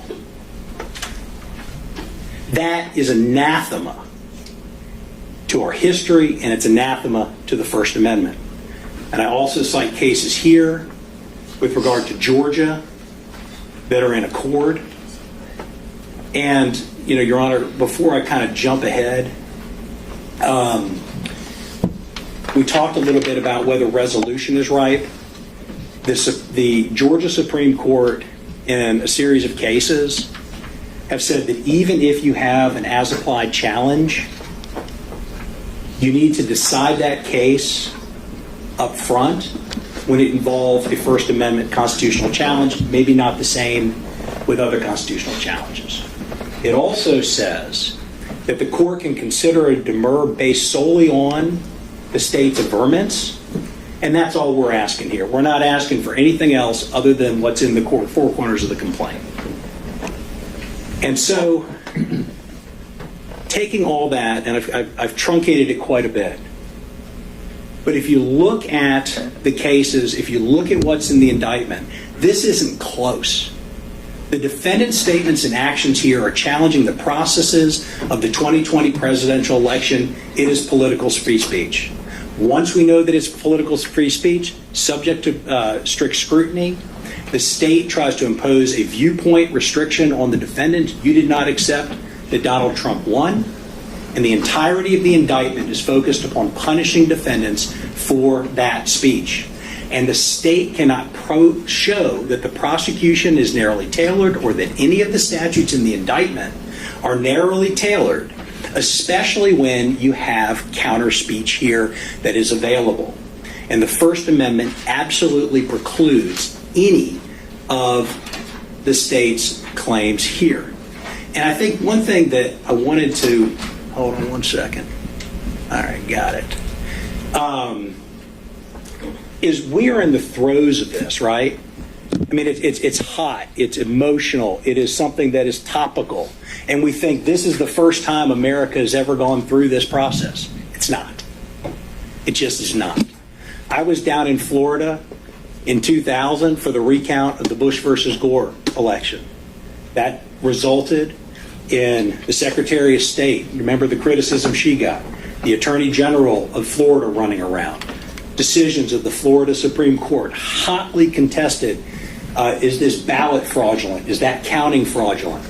It goes up to the United States Supreme Court. It lasts until almost January of 2001, about as long as this challenge lasts. And the Supreme Court, in a decision that a lot of people roundly criticize, say, this is the result. It's over. President Bush did not indict President Gore and his supporters for making those challenges. That was their political speech, and it resolved through the courts and through the political process as it should have. And when I'm thinking about, when else did this happen again? What happened in Georgia? It's kind of a history buff type thing, but we probably have all heard that in 1946 or 47, you had the elected governor of Georgia die before he got into office. It's called the Three Governors Controversy. And at that point in time, the Georgia General Assembly said his son, Herman Talmadge, we're going to make him governor. The duly elected lieutenant governor said, no, I get to be governor since I was duly elected as lieutenant governor. The sitting governor, Ellis Arnold, said, I'm going to hang around and I'm going to be governor. The Georgia Supreme Court weighed in, allegations of fraud, allegations of false statements, allegations that this just ain't right. And the Supreme Court said, well, it's going to be the lieutenant governor. But the members of the General Assembly that said it was Herman Talmadge, they didn't go to jail. Herman Talmadge didn't go to jail. Ellis Arnold didn't go to jail because they were advocating for a position that got worked out through the political process. In 1876, this is probably one of the craziest ones, Hayes versus Tilden. This led to the enactment of the ECA. Tilden was the popular winner. He was one vote shy in the electoral count, and Congress disallowed that one electoral vote from Oregon. They then didn't know who it was. At least according to the research I've done, this almost led to a second civil war. You have Congress put together a 15-member panel to figure out who's going to be the president, and it ultimately gets decided in a hotel room. Nobody went to jail. Very recently in Georgia history, the Kemp versus Abrams governor's election. Stacey Abrams said Brian Kemp didn't win. He illegitimately won. The election was based upon voter suppression. Numerous lawsuits won. She lost every one of those lawsuits. Stacey Abrams wasn't prosecuted, nor should she have been. Al Gore, Abrams, Kennedy, Tilden, Talmadge, members of the General Assembly, they are not prosecuted because what they were doing, even though they were pointing fingers back and forth saying, you're committing false statements, I'm the governor, you're the governor, I'm the president, no, you're the those came out in public, and they were hotly contested, and the First Amendment protected all of that speech. But once we start punishing people for taking the positions and challenging elections, I've challenged lots of elections in 25 years of practice. I've been involved in tilting at a lot of windmills. Once we start saying that you are going to go to jail for doing that, those types of challenges are going to dry up. And that is precisely why the First Amendment and the Supreme Court have said you can't do it. And to get to a question that Your Honor asked earlier, when has this ever happened in our history? Didn't happen with Tilden and Hayes. Didn't happen with Jefferson and Adams. Didn't happen with Bush versus Gore. Didn't happen with Kemp versus Abrams. This is it. This is the first time that a prosecution of this type has been brought in this country, as far as I'm aware. And I heard my friends on the other side said they're not aware of one either. And the reason that these lawsuits, and that's a due process problem, but the reason these lawsuits haven't been brought is because the First Amendment says you can't bring them. We're going to allow the discourse, we're going to allow the statements, even if they're false. Because somebody's false statement is another person's truth. And we might be able to prove something down the road. We might have this argument. But once we start letting the winners put people in jail, we're done. We are done. And that, our framers said, we're not going to allow. That is what the Supreme Court said during the Civil Rights Movement, when people were making, you're violating the peace. You're saying something that we disagree with. You are making statements about these types of civil rights issues. You got to go to jail because you're standing on a public piece of property and you can't be there. The Supreme Court repeatedly says no. Whether it's your action, your petition to government, your speech, we're not going to allow the state to come in and say, you go to jail because we disagree. It is about as strong a presumption, it is about as strong a piece of law that we have in this country.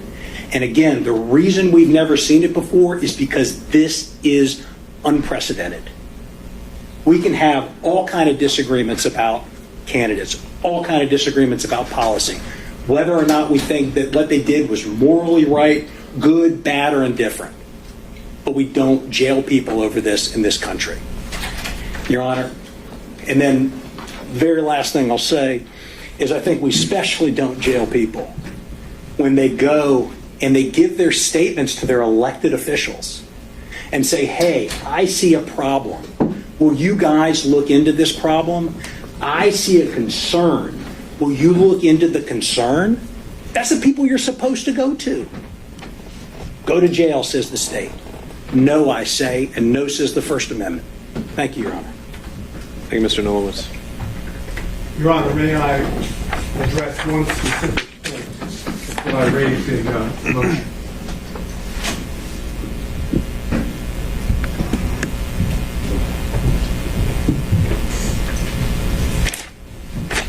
Good afternoon.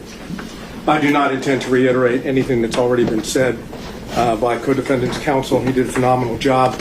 I just want to make certain that the record reflects that that is President Trump, is suggesting to the court that your persuasive authority in the order that you entered in the matters of Chesbrough and Powell, specifically finding that the First Amendment as applied could not be done pre-trial, that Georgia precedent barred such a challenge, that you reconsider that as the authority. Instead, take a look at the case that I have cited, as well as has been cited by co-defendants counsel. That's the Hall case. So in the Hall case, I think it was maybe only 3 or 4 sentences, but there was an aspect of that where the state was willing to say these are the facts, and that gave the Supreme Court something to play with. True. And so Mr. Anolos here says we want you to apply it just based on the indictment. Where do you fall there? I believe that if the state wanted to stipulate the facts that are clear, we would be willing to do that. They've not indicated any desire to stipulate anything. I believe you can do it simply on the indictment and the accusationary facts, those that are alleged. I think that's what the quote that I used from Hall indicates. You take the facts as alleged in the indictment throughout the RICO count. And when you do that as applied constitutionally with the First Amendment, you find that it violates free speech, freedom of petitioning, all the expressions that the First Amendment is designed to protect, and therefore the indictment needs to be dismissed. I'm saying you can do that pre-trial. If the state wants to stipulate certain facts so that we actually can have this issue drawn in a clearer fashion for the court, we're more than willing to do that, but they don't need to. The accusation, the indictment alone is sufficient, and I think that's what Hall indicates. And I'd ask you to reconsider that particular part of the order. Thank you. All right, thank you, Mr. Sadow. Why don't we go ahead and begin with the state's argument, and we'll see where we land. I know we had some other counsel stepping in at 1:30 around there, but maybe Mr. Wooten, if you're taking this argument, we can pick it up right there with the Hall case, which was not one any party raised at the outset, but it certainly seems on point on this issue. Judge, I just would request to be able to screen share.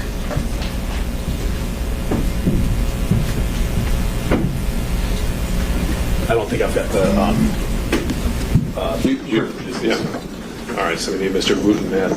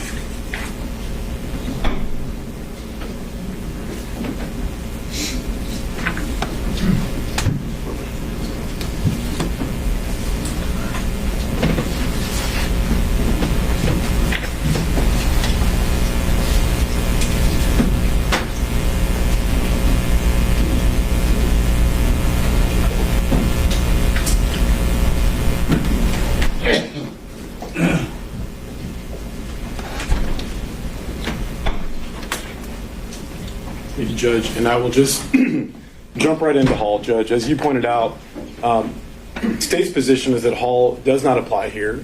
It was an as-applied challenge. It was taken up prior to trial, but as the court pointed out, there was at least some set of facts that was not in dispute. So not only, and as the court indicated, the state indicated what it believed the facts would be, and that was part one, but also the defendant did not contest those facts. And as the court pointed out in its order on the prior hearing on this issue, all of these facts are very, very, very contested. You can look But at. I think what I heard was Mr. Sadow and the defendants here saying that just for the purposes of an as-applied challenge, they would be conceding the facts as laid out in the indictment. Yes.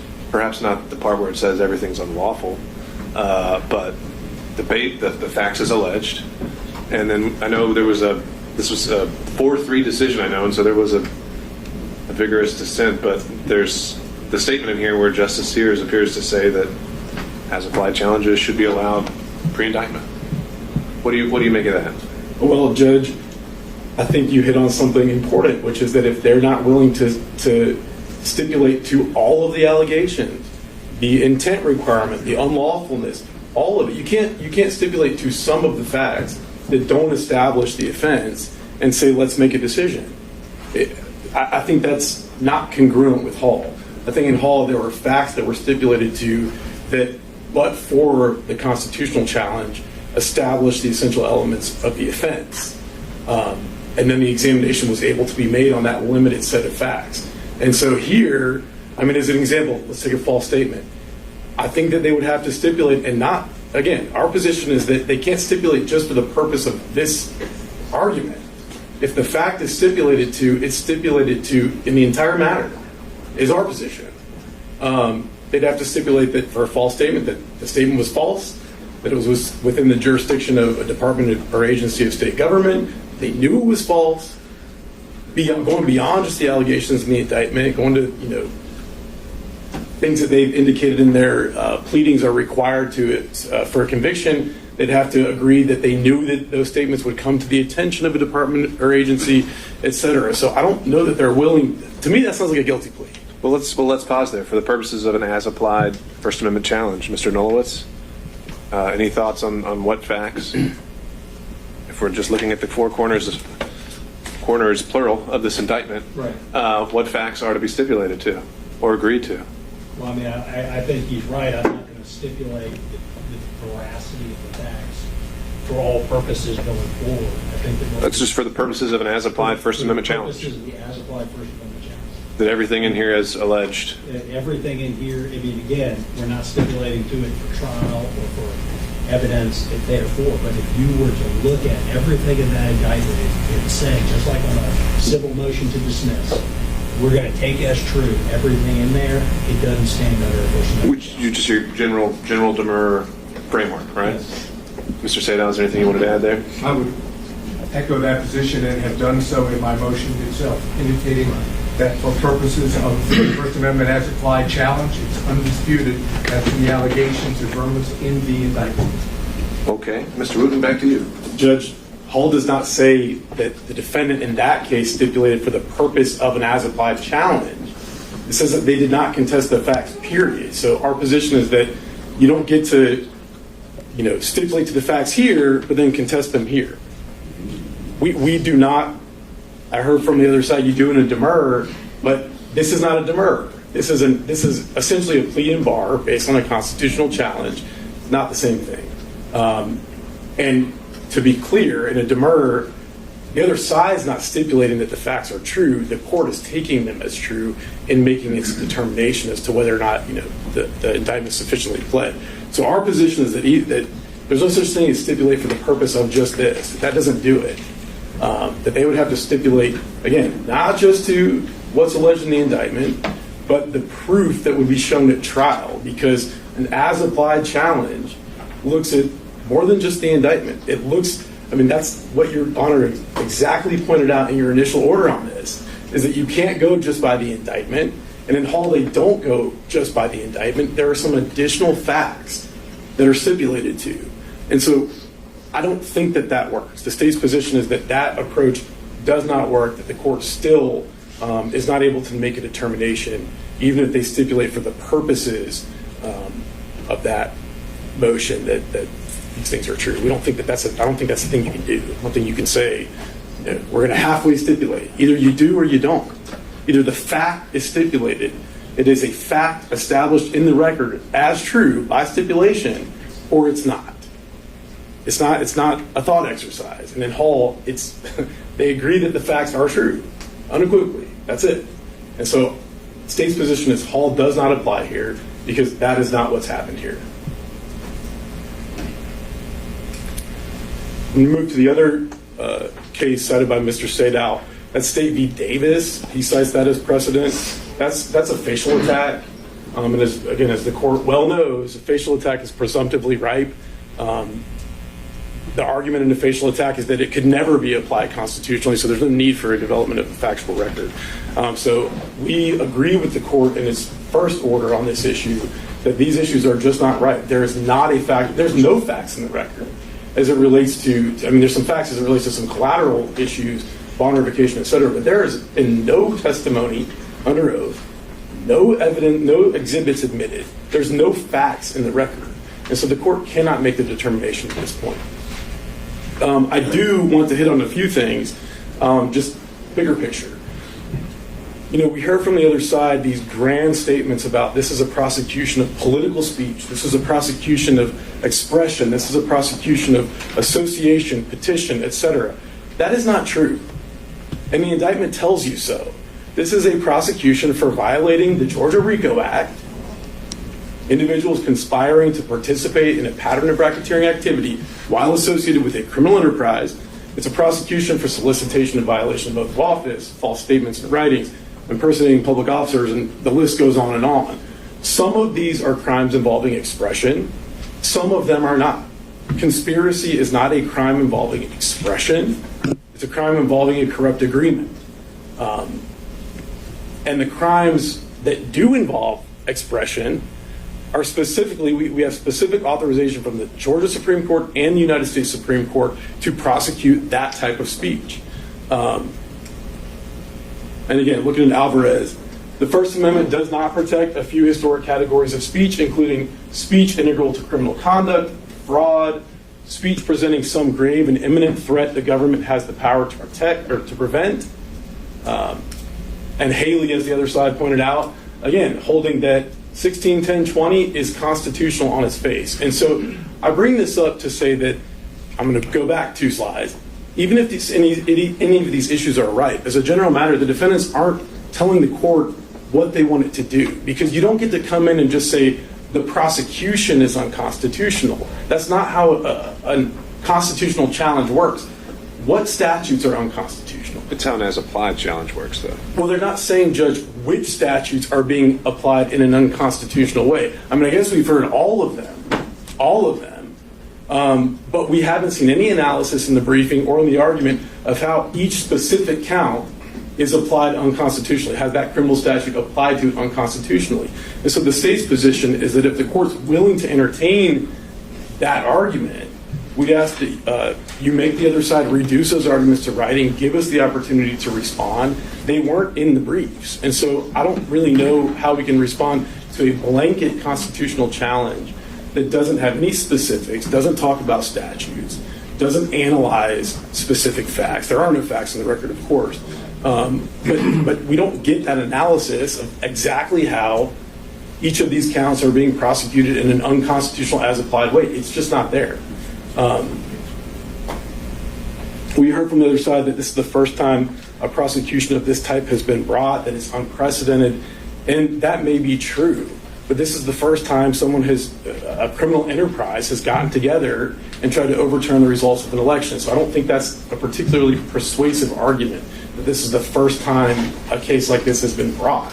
There's going to be a first time a case under any statute or any situation is going to be brought, and that doesn't make it unconstitutional.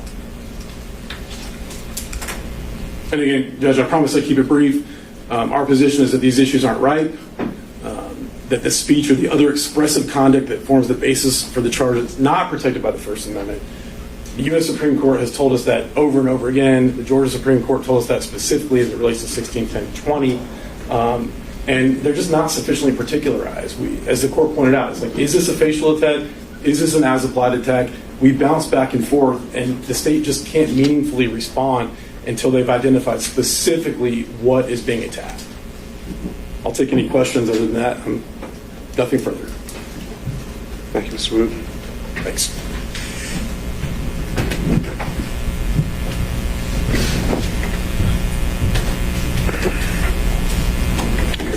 Very briefly, Your Honor, again, with reference to the Alvarez case, the Arneson case talks about it and says that, yeah, these certain types of false speech we're not going to give protection to under an intermediate level of scrutiny, but once it gets involved in political speech, yes, we do. The First Amendment covers them. The other thing, just 2 quotes. A prosecution motivated by a desire to discourage expression protected by the First Amendment is barred by the U.S. Constitution, and it must be enjoined or dismissed, irrespective of whether the challenged action could possibly be found to be unlawful. That's in our brief. U.S. versus PHE 965, Fed 2nd, 848. Freedom of speech is protected not only against heavy-handed frontal attack, but also from being stifled by more subtle government interference, such as via post hoc prosecutions for political expression and activities under the guise of enforcing general criminal prosecutions. That's in our brief. And they have not been addressed here. It is staggering to me, staggering, that the state would stand up and say, we accept every allegation for the purposes of this indictment. We'll accept them all as true. And they can't defend it under the First Amendment. But where in there is there non-political speech? How are you defending this? If everything you say is true, it's right for decision, that's what Hall says, and they're not defending it. One thing I wanted to point out, and I should have pointed out in my original argument, and it's in our brief as well, all this is in our brief, they decided not to respond to it, it's in our reply brief too, is the state has looked at, and this goes to the unprecedented nature of this, the state is saying, listen, you have violated the election laws of the state, you are interfering with the way in which presidential electors are chosen, voter challenges are made. There's a place called Title 21 of the Georgia Code, 600 annotated pages. I looked at it. I've read it. I know it. 90 sections talking about prosecutions, felonies, misdemeanors. That code, those actions that the General Assembly put together to ensure that we have free and fair elections in this state doesn't make its way into the indictment. Not one place. Rather than looking at the state election code, they turn to Title 16, RICO, lying to officers. And they sit there and they try to mold these other statutes into a crime related to the elections of this state. And it's a bad fit. And it's a bad fit for all the reasons that we have said. And had the General Assembly wanted to prosecute the types of things that the DA is saying, it probably would have done so. It would have done so in the election code. And had it done so, I'd be sitting there saying, that's unconstitutional. Thank you, Your Honor. Your Honor, may I address?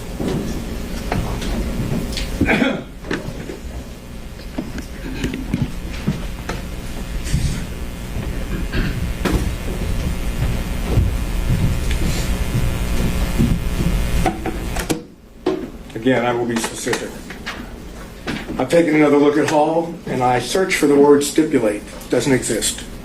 Hall had nothing to do with stipulations. It had to do with a determination to be made on the record that was presented to the trial court. In fact, the opinion points out, because this matter is being reviewed following the trial court's denial of Appellant Hall's motion to quash the accusations against her, the underlying facts have not been fully developed. The state represents to the court, and then it talks about what the state's representations are. It does not speak in terms of what the defendant, Hall, stipulated to. As I said, it's not even in there. But I think the footnote itself, which I mentioned in my motion, and you go to footnote number 2, is most telling. It indicates the dissent urges that in considering Hall's vagueness challenge, which we understand to be the First Amendment challenge there, which would echo or mirror our First Amendment challenge here on freedom of speech, we are limited to the allegations of fact appearing in the indictment. What this means to me, and I'm suggesting to the court, is that all 7 justices were in agreement that you can take the allegations of fact in the indictment and make a determination of an as-applied constitutional challenge. The dissent's only issue was other facts were being considered. We don't want other facts being considered. We are more than willing and have indicated on the record that we will agree for purposes of a First Amendment challenge that the allegations, averments, facts in the indictment are to be taken as true for purposes of that challenge and that challenge alone. It's exactly what Hall suggests. It's exactly what 7 justices would have agreed on based on the footnote number 2. And therefore, we ask the court to find it right to be considered. If additional briefing then becomes necessary, once the court deems it appropriate to consider it as applied, both sides can present our position to the court, much of which has already been done so by co-defendants counsel, but then we can issue briefs and the court can determine law based on the allegations in the indictment as applied. Thank you. And so, Mr. Sadow, on that point, I would say that one of the goals or purposes today is to complete our record on these issues. So I think that if your or any other co-defendant's intention is to make a as-applied challenge firmly under the facts as averred in the indictment, this would be the time to do it. So, not right now, but through briefing. I was going to say, that might open up a little longer. In the pretrial stage. Yes. How much time would you give us to do that, sir? I wonder if we could stay on the same briefing timeline as we had with Mr. Schaefer's counsel. I believe that was 10 days? No, I think it was a little bit longer than that. We had the state replying in that instance. We picked up to the 15th. On the 15th. And then any rebuttal or sur-rebuttal, whatever we want to call it, by the 2nd. Seems appropriate. Everyone agree? All right. Just to be clear, is that... I think they would be going first, since he's saying that they're doing a more specific as-applied challenge based on the facts of this indictment. And then the state would have the ability by the 2nd to respond. I recognize that is a time when most folks are off, so if the state needs more time and wants to ask for it, we can take it up then. Okay, and Judge, just to be clear, would those supplemental briefs also include the issue of rightness? Any additional argument on the issue of rightness? It can include whatever you want it to. Okay, thank you. Sure. And if the court will permit, we'll try to do one consolidated brief, if that's agreeable to all counsel. Sounds good. Thank you. All right. Let's transition over. I believe we should have, we had noticed for counsel for Mr. Meadows and Mr. Clark. I don't know if they were appearing they both in person? All right. Is there any way we could make some room at council? I know we're a bit tight here, but... Okay, well then there you have it. We're going to start with Mr. Meadows? Sure. All right, sir, if you can introduce yourself for the record. Yes, Jim Durham for Mr. Meadows.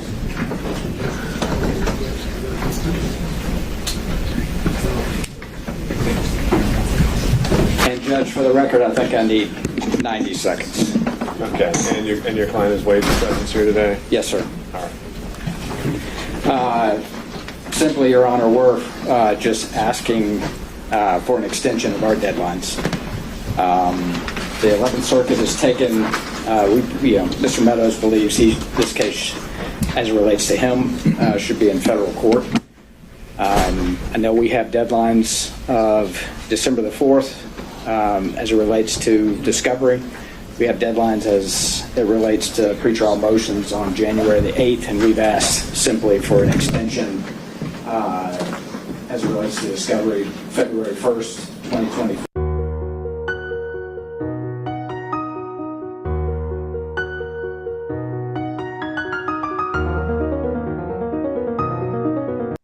Just take a second and then we can come back, okay? All right.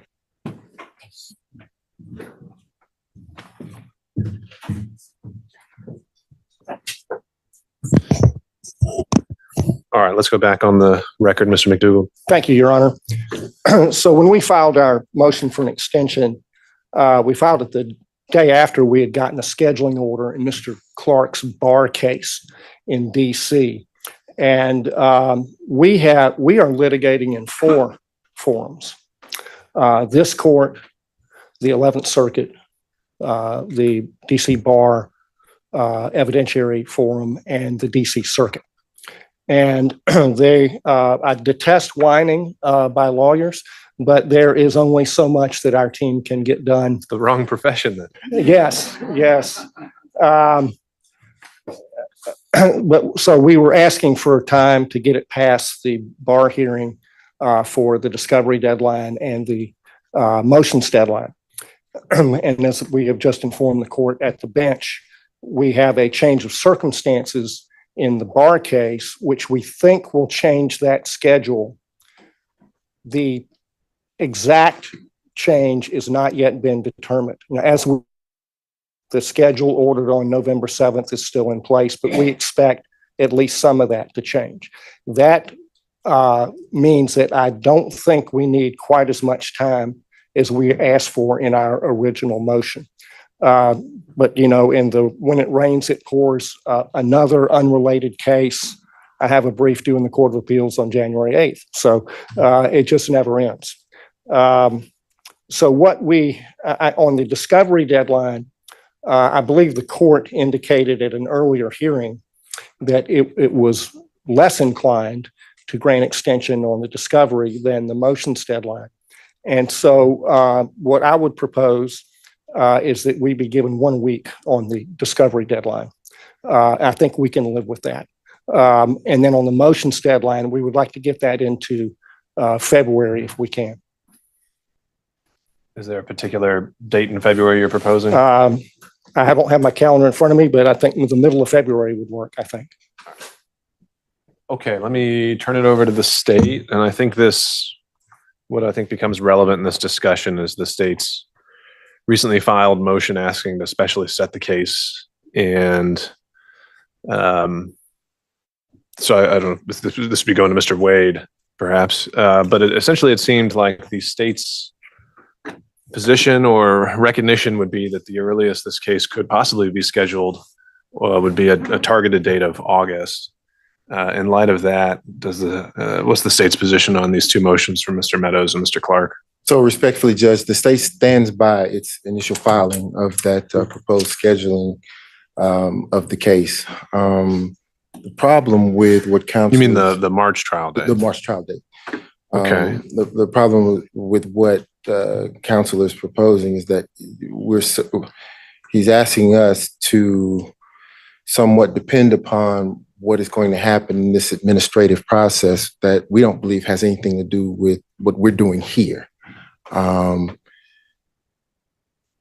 In terms of the discovery, we don't understand or know what's going to be turned over, the amount or how voluminous the discovery is, which would then affect what we would have to file to respond to it, or any motions that we need to file to get around some of the discovery hurdles that are placed based upon what they turn over. So we're not going to consent. Well, let me work through that first aspect, though. I know the state had asked, I think it was the day after the indictment was returned, for a March trial date. And some other things have happened since then. And I think the state said in its most recent filing and recognized that they don't want anyone severed. And yet we have the lead defendant scheduled to be in another trial at that exact same time. So how could we still stick to a March timeframe? So we believe that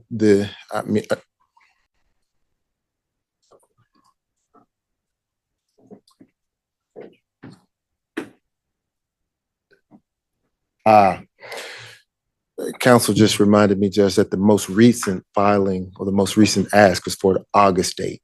Right. Not the May date.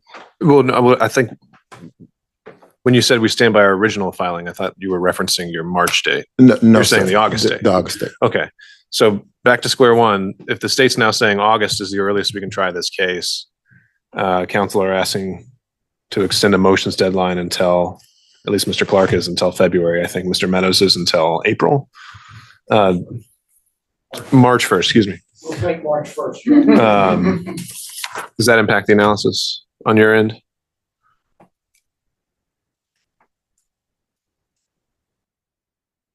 Somewhat, only because of the potential volume of what might be turned over to us.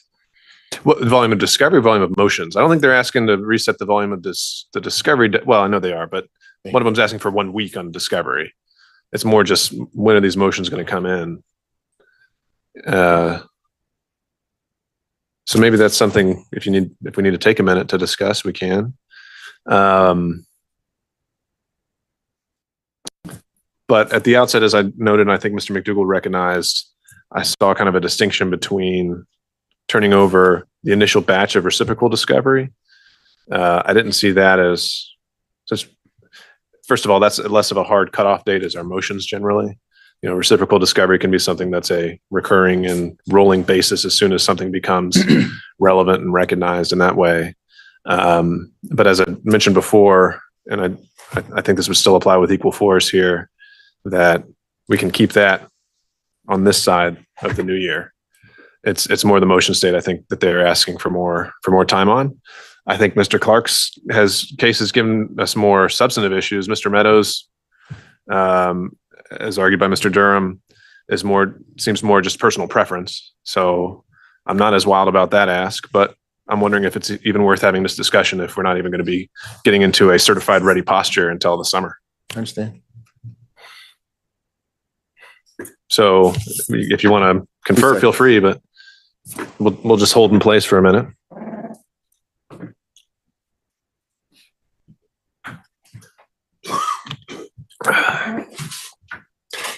Well, Mr. Wade, before you step out, let me say one more thing.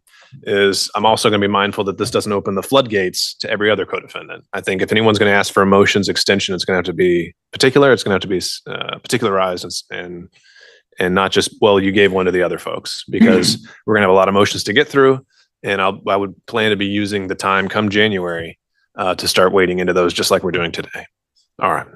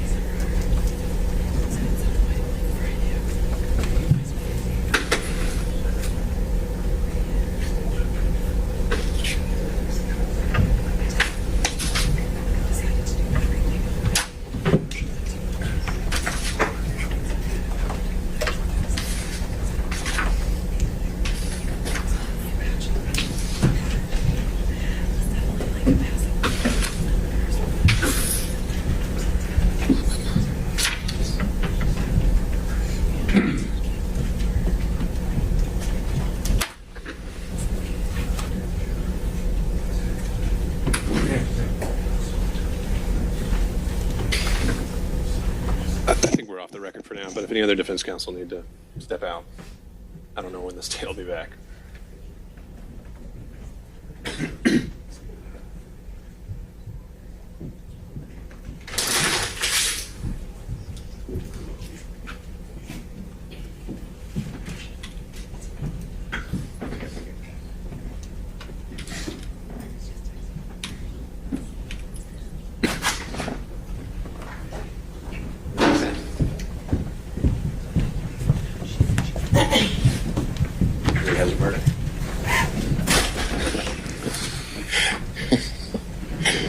All right, let's go back on the record then if we have everybody.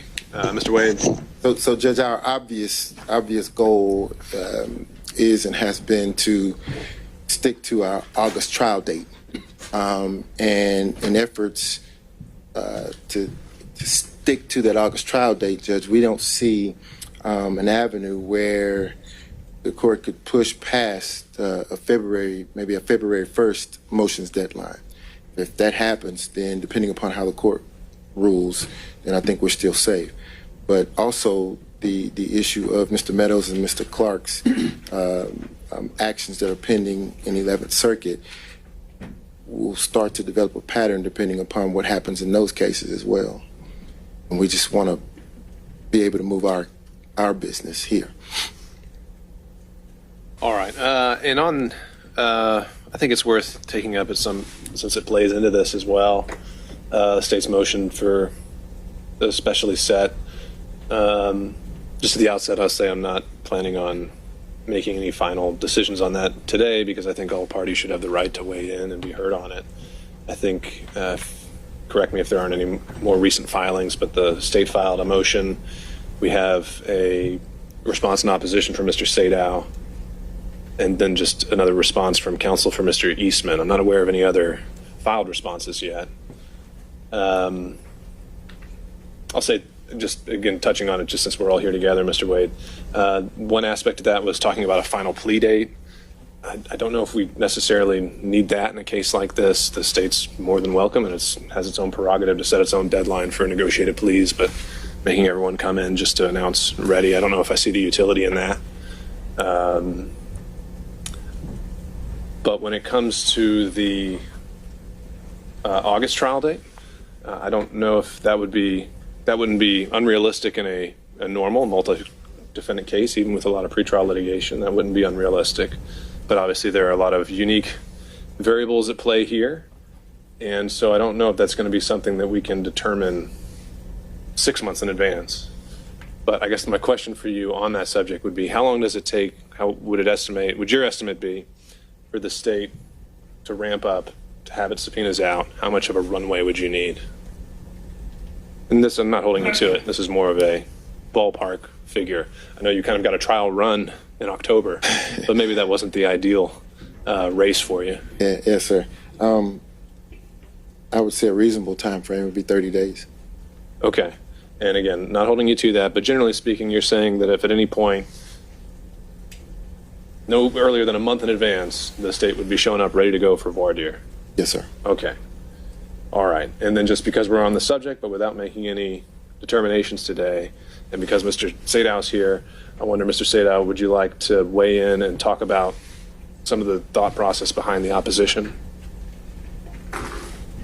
Well, the opposition at this point is fairly simple. My client has a trial date in D.C. in March. He has a trial date in Florida, Southern District of Florida, in May. The New York case, which kind of was the first one brought, if I remember correctly, is awaiting a new date. But it's, I think, going to follow the case in Florida.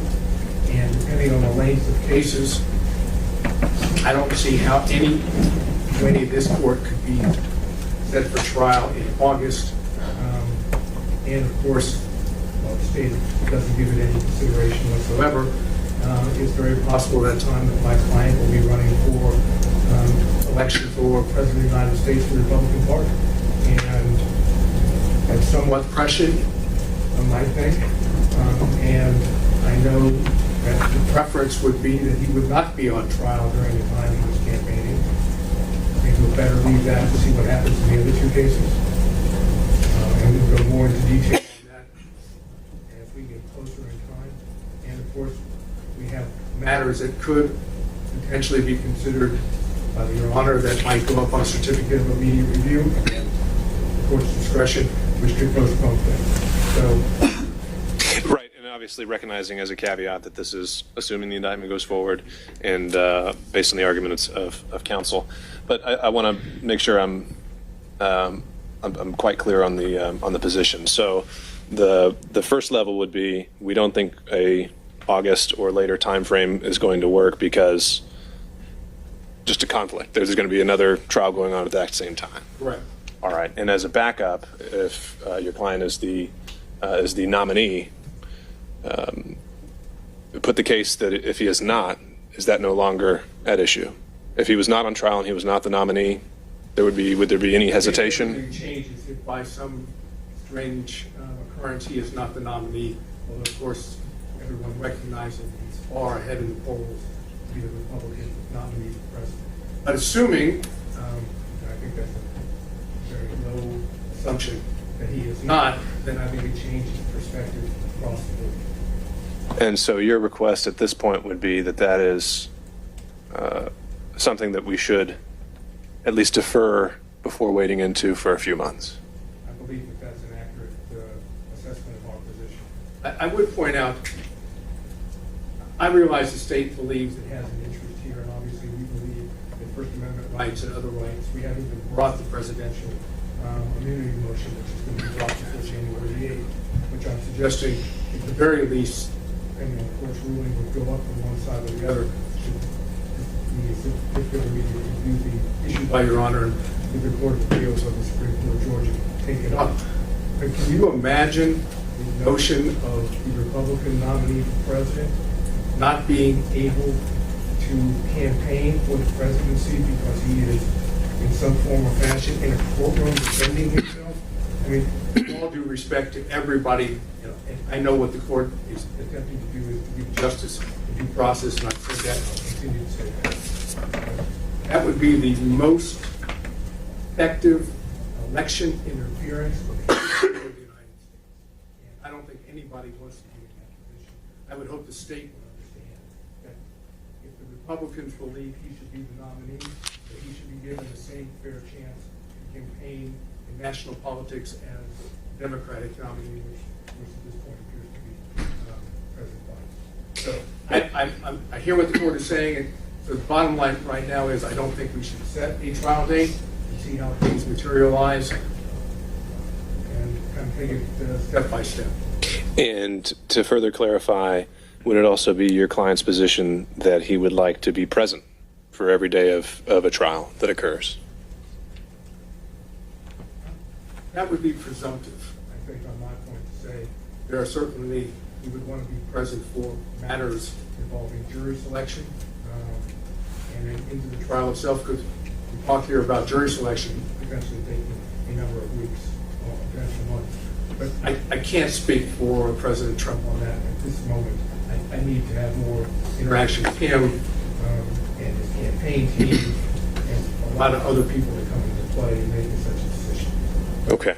Mr. Wade, anything you want to weigh in on in reaction? And also, I don't want to leave other co-counsel out of this if they have something they want to add. Yes, sir. Just respectfully. Actually, let me do that first. So you get to respond to everything in bulk. Was there anything else that co-counsel wanted to add in on this, to the ones that are here today? The only thing I wonder is if at some point you're going to talk about severance, and that could change the dynamic as well. Regardless of the state saying they don't want anybody severed, you've indicated in the past that you thought it would be a severance, and that could affect who goes to trial when. Yeah, no, there are a lot of moving parts, and I don't mind kind of saying where I am initially and soliciting input, but I'd cut Mr. Wade off. So, Mr. Wade, anything in reaction that you wanted to add? Yes, sir. Just respectfully, the district attorney has made it clear that she has no interest in interfering or getting involved with this presidential election. Her sole focus is to move the case forward and not with respect to anything that's going on outside of Fulton County, Georgia. Now, having said that, let me say this. Has the court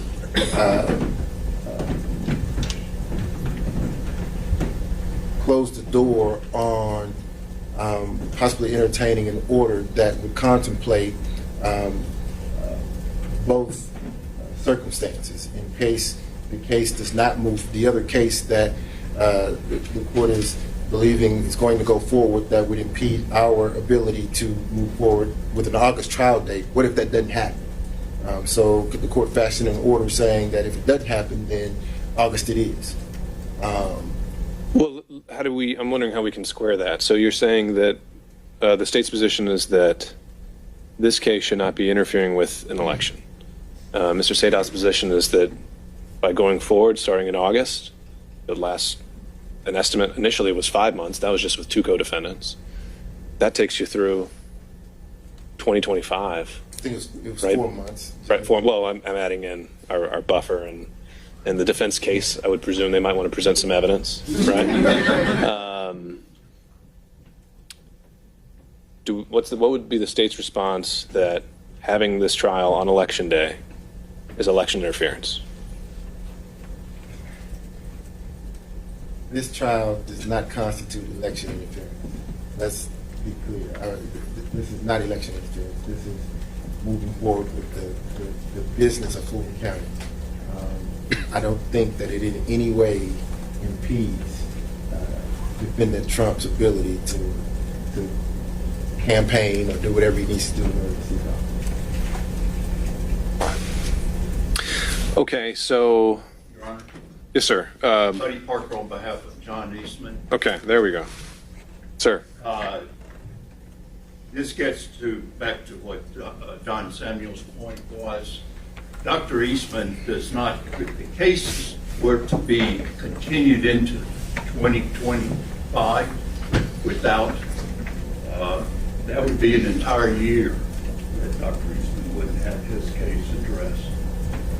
And that was the opposition, that was at the heart of our opposition that we filed to the proposed August trial date. There are a number of defendants, as noted, who were not running for presidency of the United States. So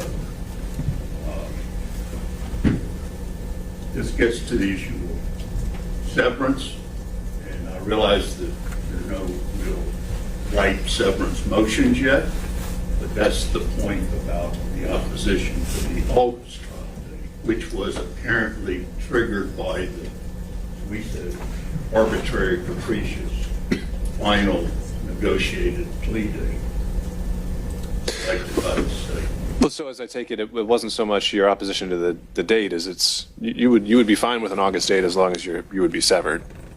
Yeah, as long as we're knowing we're on trial. Right. We would like possibly it being earlier if we could be accommodated, but I realize there are other co-defendants who have other issues that have been raised to the court. Okay. It is what it is. Well, I'll touch on severance here in just a second, but I'll put one more question out to the floor. This isn't one that has to be answered now, but I think it's one that might be worth considering. And so I'd pose the question to Mr. Sadow. If your client does win election in 2024, could he even be tried in 2025? The answer to that is, I believe that under the Supremacy Clause and his duties as President of the United States, that this trial would not take place at all until after he left his term of office. Solely is against him. Solely against him. All right. And Mr. Wade, again, I'll give you the opportunity to respond if you so desire. All right. I think obviously that's something we're going to be taking up in greater detail in the new year. And when it comes to the issue of severance, without foreclosing any of the substantive arguments for severance that I'm sure will be filed and need to be made and considered, I think, as Mr. Samuel points out, the logistical concerns are still there. Certainly, I think most, at least I know the state, I know in terms of a preference for conserving just court time and judicial resources, the goal would be to try the case once, again, solely from a logistical standpoint. But I think a lot of the arguments and things that I put in that order would still hold true even with 15 defendants. And so, again, just putting out initial reactions is that even if there is as we get closer to the time of trial, a severance due to logistical issues, it's my understanding under the Joinder statute that the state would have the ability, and it says shall be able to choose the order. And so if we set a limit, that we just feel, court feels 8's the most we can do at once. My initial thought was that the state would be able to choose an A league and a B league. And if cases resolve on the eve of trial, the folks on the B list better be ready to sub in. But that I don't think I can, I'm willing to say definitively that all 15, if that's who are left come the trial date, that no ifs, ands, or buts, they're all joined together. That's where I am now. But like I said, this is more just to solicit input and reactions. So, Mr. Wade? So we do know, Judge, by just historically, 12 defendants have been successfully tried. So Would the court be inclined to consider? I don't want to set a number today. I think, again, we're still a little too far out to do that. But I think we can recognize 12 is not 15, and 12 is very much pushing those boundaries. But as I mentioned, I think the state would have the statutory right to choose who would fill those chairs. And in the interests of efficiency, if one of those chairs is emptied the morning of voir dire, someone else would be filling in. So 8 is not a hard and fast. Oh, no, absolutely not. No, not at all. I'm not giving any number at this point. But that's just how I was, at this point, viewing logistical severance. I don't know, Mr. Samuel, just because you raised the point, was there anything you wanted to add? Oh, I think the lawyers have all been discussing severance, and I think you described it once as which bucket are we all going to be in, and we've had a lot of conversations about it. I don't think we've formulated a specific response, but if you gave us a deadline to make a proposal, I bet we could meet your deadline. Sure. All right. Thank you all. Maybe two different deadlines, one for one bucket and one for the other. Okay. In the near term, though, we have Mr. Clark and Mr. Meadows who have been waiting here. We've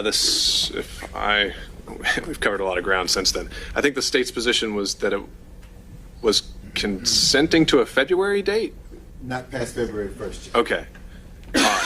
So if the state's consenting, then again, I was more on the fence with Mr. Meadows, but to that extent, we can say that the motions deadline would extend to February 1st, and we can do that. I think the same with Mr. Clark. Again, we're in another situation where there's a lot going on, and a lot changes week by week. So with the state's consent, we'll extend the motions deadline solely for Mr. Clark and Mr. Meadows to February 1st. Your Honor, on that, assuming that either one of those defendants were to come up with a unique motion which had not been raised by any other defendant, would we at least be in a position to adopt for purposes of the record? I'll consider a motion requesting to adopt. Let's go that way. I don't think all motions are created equal, and we'll. I do want to have that January date be a hard and fast, because so far, I think we've had a lot of hands at the table, and the issues are starting to appear similar in most respects. And I'd like to see what we come up with in January. I'll take that as a maybe. We'll go with a maybe.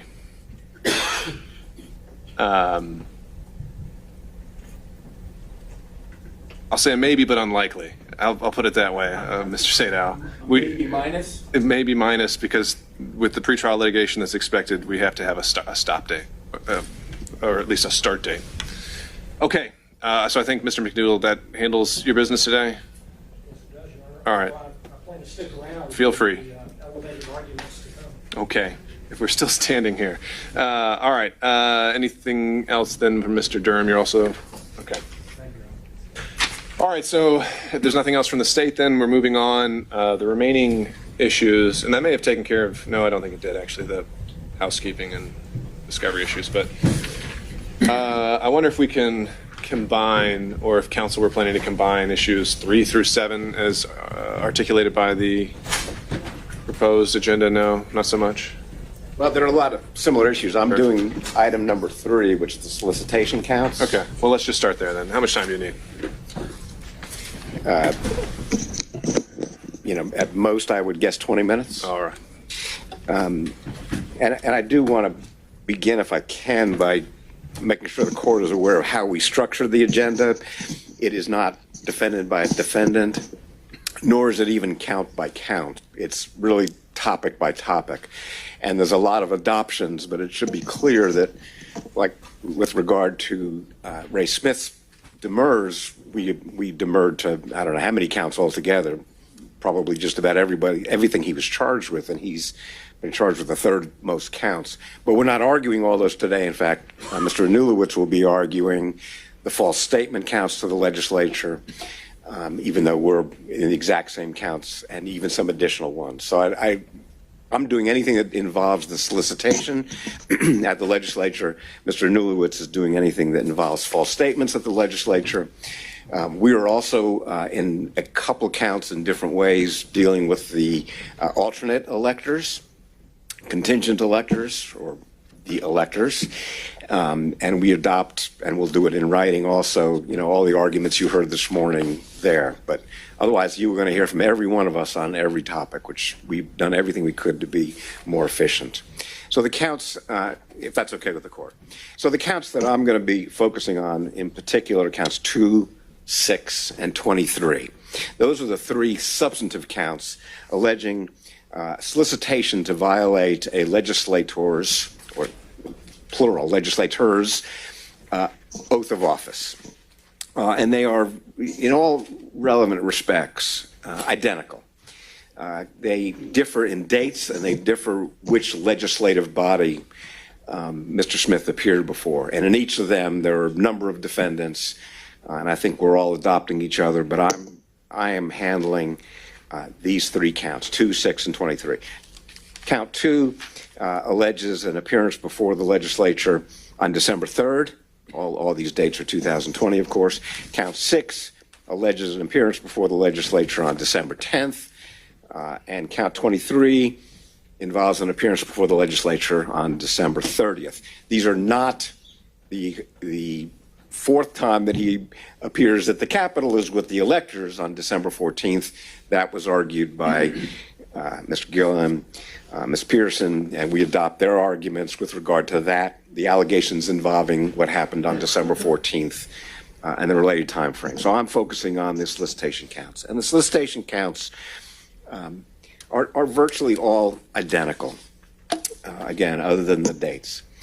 Let me just summarize really briefly count 2 as an example.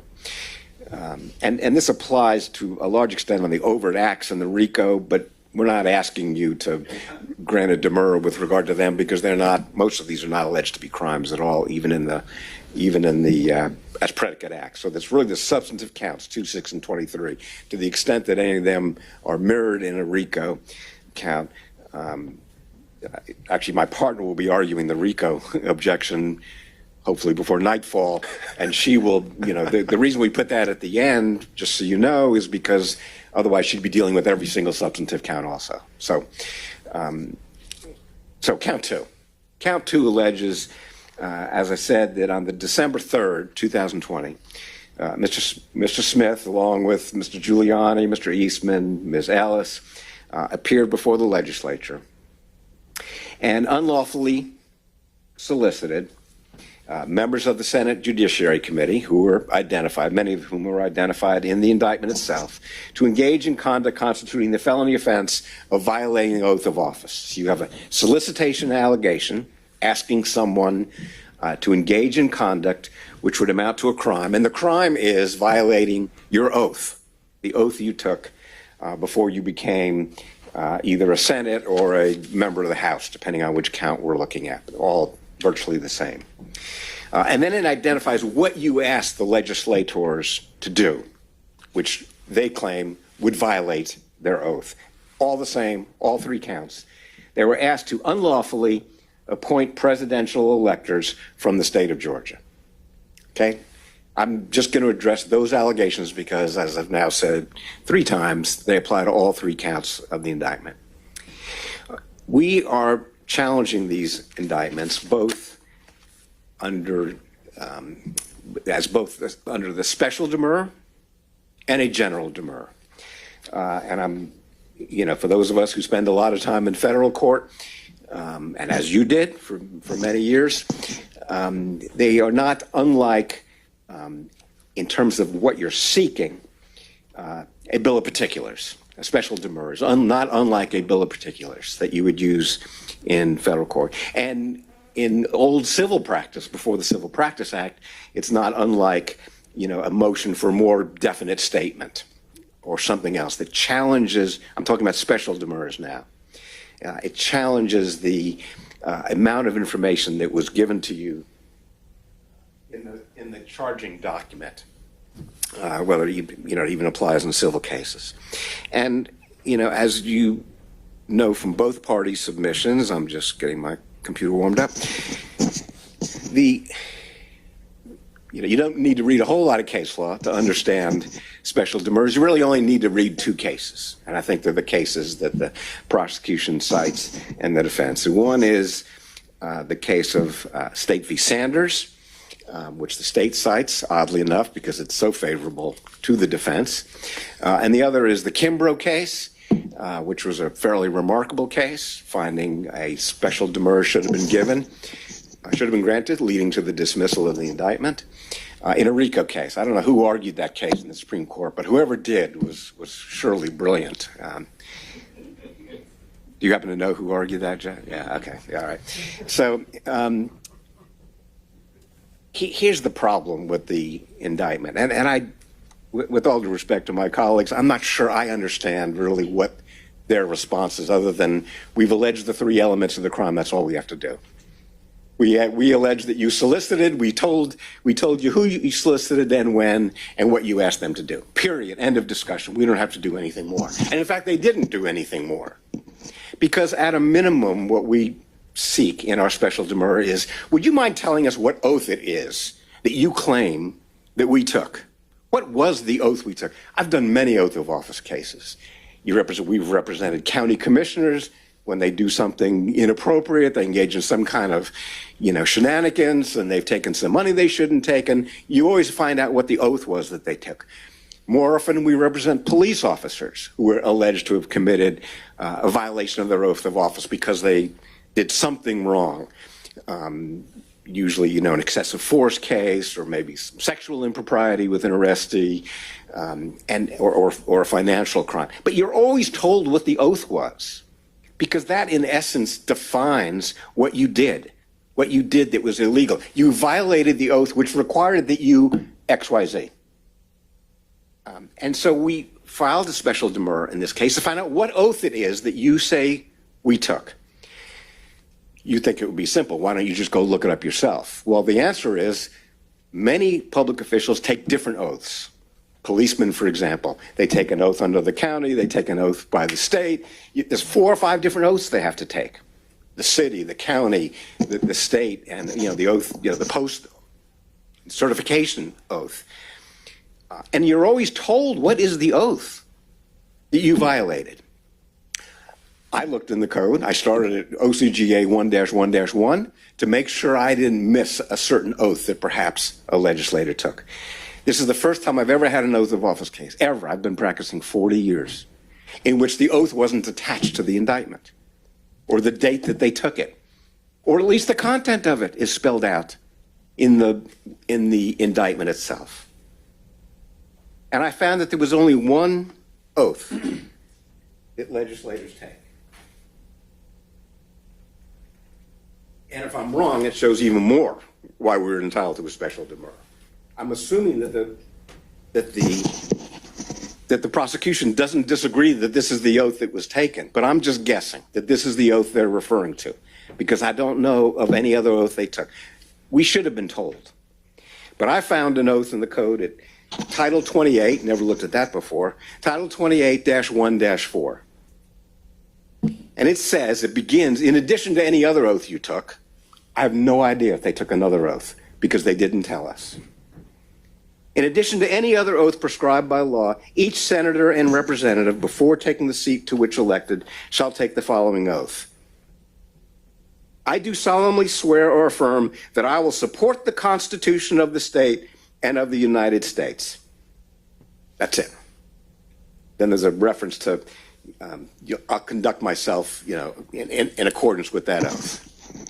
So I attached, for your benefit, a copy of a decision from a judge down in the Brunswick Judicial Circuit, which was the last oath of office case I took. And there, they alleged you violated your oath. They gave us the oath, in that case at least. And in that case, the oath said, I swear I will defend the Constitution. And the judge said, that's too broad.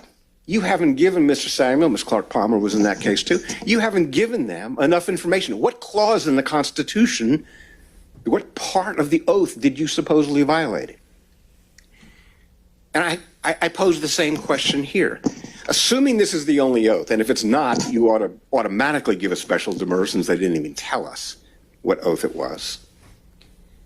What portion of the United States Constitution or the Georgia Constitution, because that's in the oath also, Georgia and United Constitution, what clause in the Constitution are you claiming we asked the legislators to violate? Was it the Equal Protection Clause? Because voters in different counties, if Fulton County was rife with fraud, did they get more than one man, one vote, or one person, one vote in Fulton County? Because I've seen election challenges in this election dealing with equal protection. Was it due process? Was it what I learned about this morning, Article 2, Section 1? Is that the violation of the Constitution that was allegedly solicited of the legislators? We have no idea. We don't know what we are going to be defending against. We don't know what it is, what portion of the oath we supposedly violated by asking legislators to, I call them, coronate the electors, which is all they're alleged to have done. Appeared before the legislature and said, please, select these alternate electors. Once we are told what the oath was, which we haven't been, once we are told, assuming it's the Constitution that we were soliciting people to violate, what is it about the Constitution says you can't ask a legislator to appoint an elector? There's nothing in the Constitution that says you can't do that. There's nothing in the Constitution that says a legislator can't do something like that. How does that violate the Constitution? The prosecution is saying it's a crime. We're saying it's constitutionally mandated that we have the right to do that. That's what Ms. Pearson and Mr. Gillen said this morning. But now the state's going to have to say it would violate the Constitution somewhere, somehow. Georgia Constitution, federal Constitution, we have no idea, to even ask the legislature to appoint alternate electors. It's the same in count 2, it's the same in count 6, same in count 23, exact same conduct each time. The prosecution responds, well, we've set forth the law and the elements of the offense, but that's not what a special demurrer requires. And again, I'll quote from the Kimbrough decision. The indictment must allege the underlying facts, which kind of gets into the as-applied issues you were dealing with before, but now we're in the context of a demurrer where Kimbrough said you must allege the facts which actually constitute the offense so that we are prepared. That's why we've asked, tell us the oath, show us the oath. Put it in the discovery, which would not be a adequate substitute, but they haven't even done that. They say in their response, it's no more necessary for us to tell you how you violated the Constitution than in a murder for hire case to say, whether we want you to use poison, a gun, or a knife. And that's a clever response, but totally inapt. It would be as if, we said, go kill somebody. Would that be enough? A solicitation, go kill somebody somewhere, somehow. That's the amount of information we've gotten in this case as far as the solicitation case goes. This isn't a conspiracy count. These are all, you solicited to these legislators to violate their oath in order to, so that they would violate their oath, apparently their constitutional obligation. They say we can look elsewhere in the indictment, but that's not the answer. A special demurrer has to be satisfied if the count doesn't allege sufficient facts to allow for the preparation, if the count doesn't allege the sufficient fact, discovery is not a cure, oral argument here is not a cure. If Mr. Wooten stands up and says, I'll answer all his questions today, that would be a concession that the indictment is not enough. When he responds to this, he should stand up and say, I'm not going to tell you anything more, I don't have to. Because once he starts answering questions and saying, okay, I'll tell you where the oath is, I'll tell you what part of the oath was violated, I'll tell you the constitutional provision that you solicited the legislators to violate, he's acknowledging, he's conceding that the indictment was not sufficient, and he had to fill in the gaps by standing in court and telling, is he going to promise, is he going to promise those are going to be the allegations in the indictment? Well, I know you made this reference earlier. I know the bill of particulars isn't recognized, I think, explicitly in Georgia law. Right. But that's essentially what you want. Well, You want indictment perfect in form and substance. that's my next line. Thank you. There you have it. You've jumped the gun on that. But the difference between a bill of particulars and a special demurrer is the relief that has to be granted. Bill of particulars in federal courts are very, can I say, gentlemanly thing to do. And the judge says, just answer his question. You're bound by it. Then you're bound by it. Yeah. That's not the way it works here. You have to dismiss the count here. It's the only way to resolve a special demurrer. If you agree that the indictment is defective in terms of not providing sufficient information, you must dismiss that count. That count gets dismissed, and they can reindict, they can do whatever they want to do. But discovery is not the answer. An informal response in court is not, or even a formal response, even if he takes an oath and tells us what the answer to my questions are. None of that is sufficient. It's a dismissal. Agreement between the parties, and that's not an answer either. Well, or one that's not at. We're not going to agree that we don't get a special demurrer. Special demurrer says you must have an indictment that is perfect in form and substance. I love Mr. Anulowitz and his colleagues' description of an indictment. You know, according to Kimbrough, according to cases that go back 30 years, they have to get an A. It has to be perfect in form and substance. It can't be an okay or an adequate or even a B+ indictment. It has to be an A. You know, if we were grading on a curve here, this indictment, you know, perhaps, you know, this indictment deserves a B, but only because so much of the remaining parts are so pitiful. So, our special demurrer is we want to know what was the oath, what part of the Constitution, if the oath is the Constitution, to obey the Constitution, what clause in the Constitution were they solicited to violate? And why would that be a crime? Let me turn to the general demurrer, which, well, I have one more example here. This indictment would be as if you were charged with violating your oath of office, or I asked you to violate your oath of office because you came into court, you know, without a robe this morning, or some judge came into court without a robe. Isn't it clearly the law that the judge would be entitled to say, what oath did I ever took that required me to wear an oath? I want to know the oath that you claim I violated. And they're saying we don't even have to tell you that. You'll find out at trial. That's when you're going to find out the oath you violated and the portion of the oath that was violated. Let me turn to the general demurrer aspects of this claim. Again, the allegation is that Mr. Smith and others, Mr. Giuliani, Mr. Eastman, I guess, and Ms. Ellis, went to the legislature. They're invited to go to the legislature to answer questions of the legislators. And when they go there, they urge the legislators, this is what's in the indictment, this is, you know, forget the facts, outside the four corners. And while there, they make statements that are asking the legislators to appoint a slate of alternate electors. And apparently the allegation is that that violates the Constitution. They're asking the legislators to do something that is unconstitutional, assuming those facts are all true, as a general demurrer must do. That is no different than a lobbyist who goes to the legislature, examples from my brief, and says, you should pass a law that says any book that has the word sex in it should not be allowed in the public library.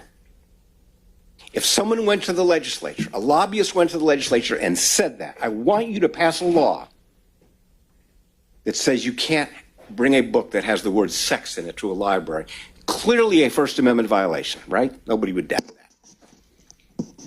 But under their theory, you're violating your oath. You're soliciting a violation of the legislator's oath because the lobbyist asked the legislator to do that, to do something that would violate his oath, because he passed a law that violated the Constitution.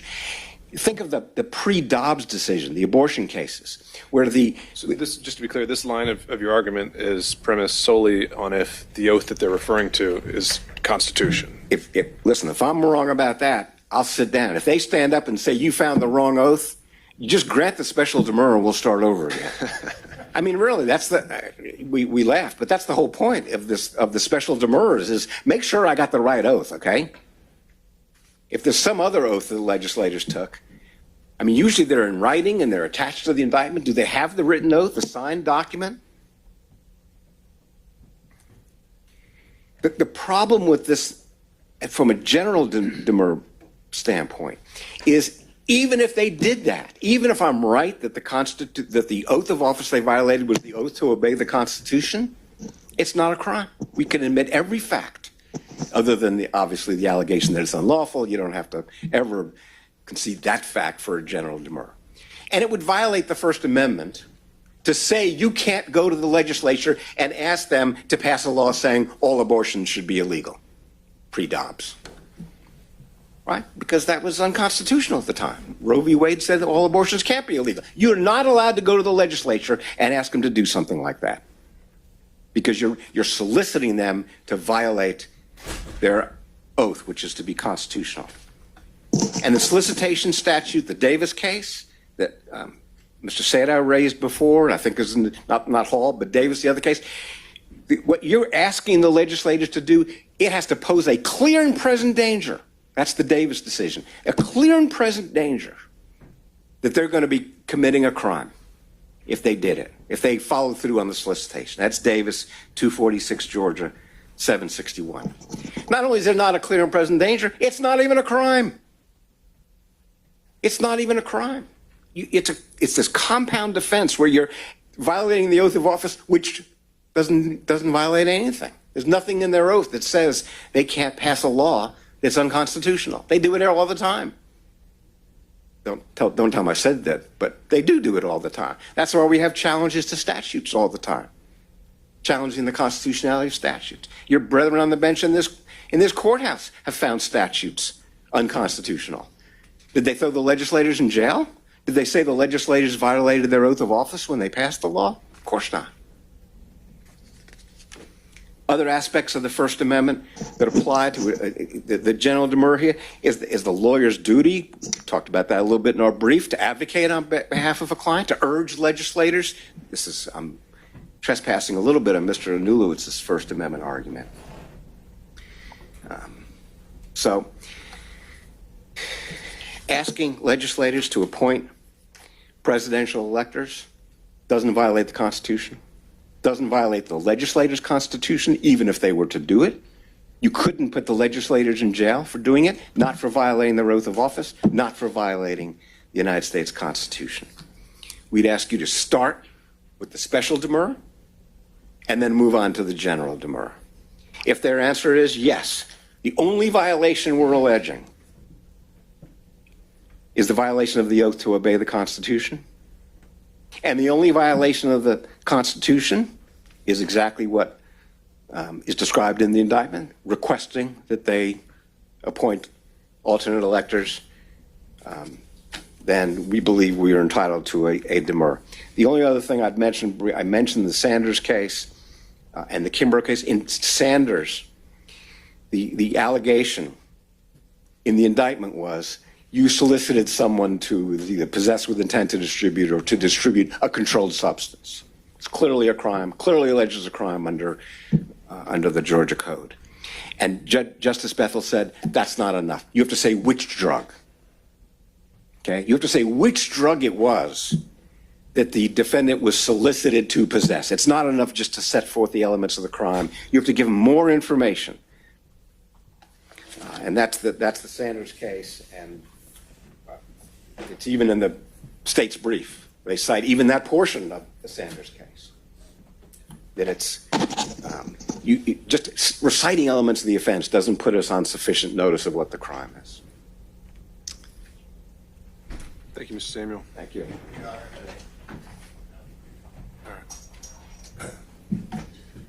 Yeah, Following on Mr. Samuel's argument. 1 second, sir. We got to get our court reporter back up. following on Mr. Samuel's argument, I want to talk specifically about additional issue that applies specifically to count 23. In that count, they're charged, Mr. Cheeley, Mr. Giuliani, and Mr. Smith are charged with solicitation of the violation of oath on December 30th, in that they allegedly solicited the Georgia State Senators to violate their oath by appointing the alternate slate of electors. Your Honor, this is subject to general demurrer because it's a temporal impossibility. Looking at the indictment, as detailed in Overt Acts 78 through 85, the contingent alternate slate of electors was done, was completed, and the associated paperwork had been transmitted on December 14th, 2020. And incidentally, none of those overt acts involve or name Mr. Cheeley. As the actions have been completed well before December 30th, as is described in the indictment, there is no possibility, even admitting every fact in count 23, that any of those defendants could have solicited them to violate their oath, because what they were supposedly being solicited to do had already been done and had already been complete. Thank you. And Your Honor, I have one point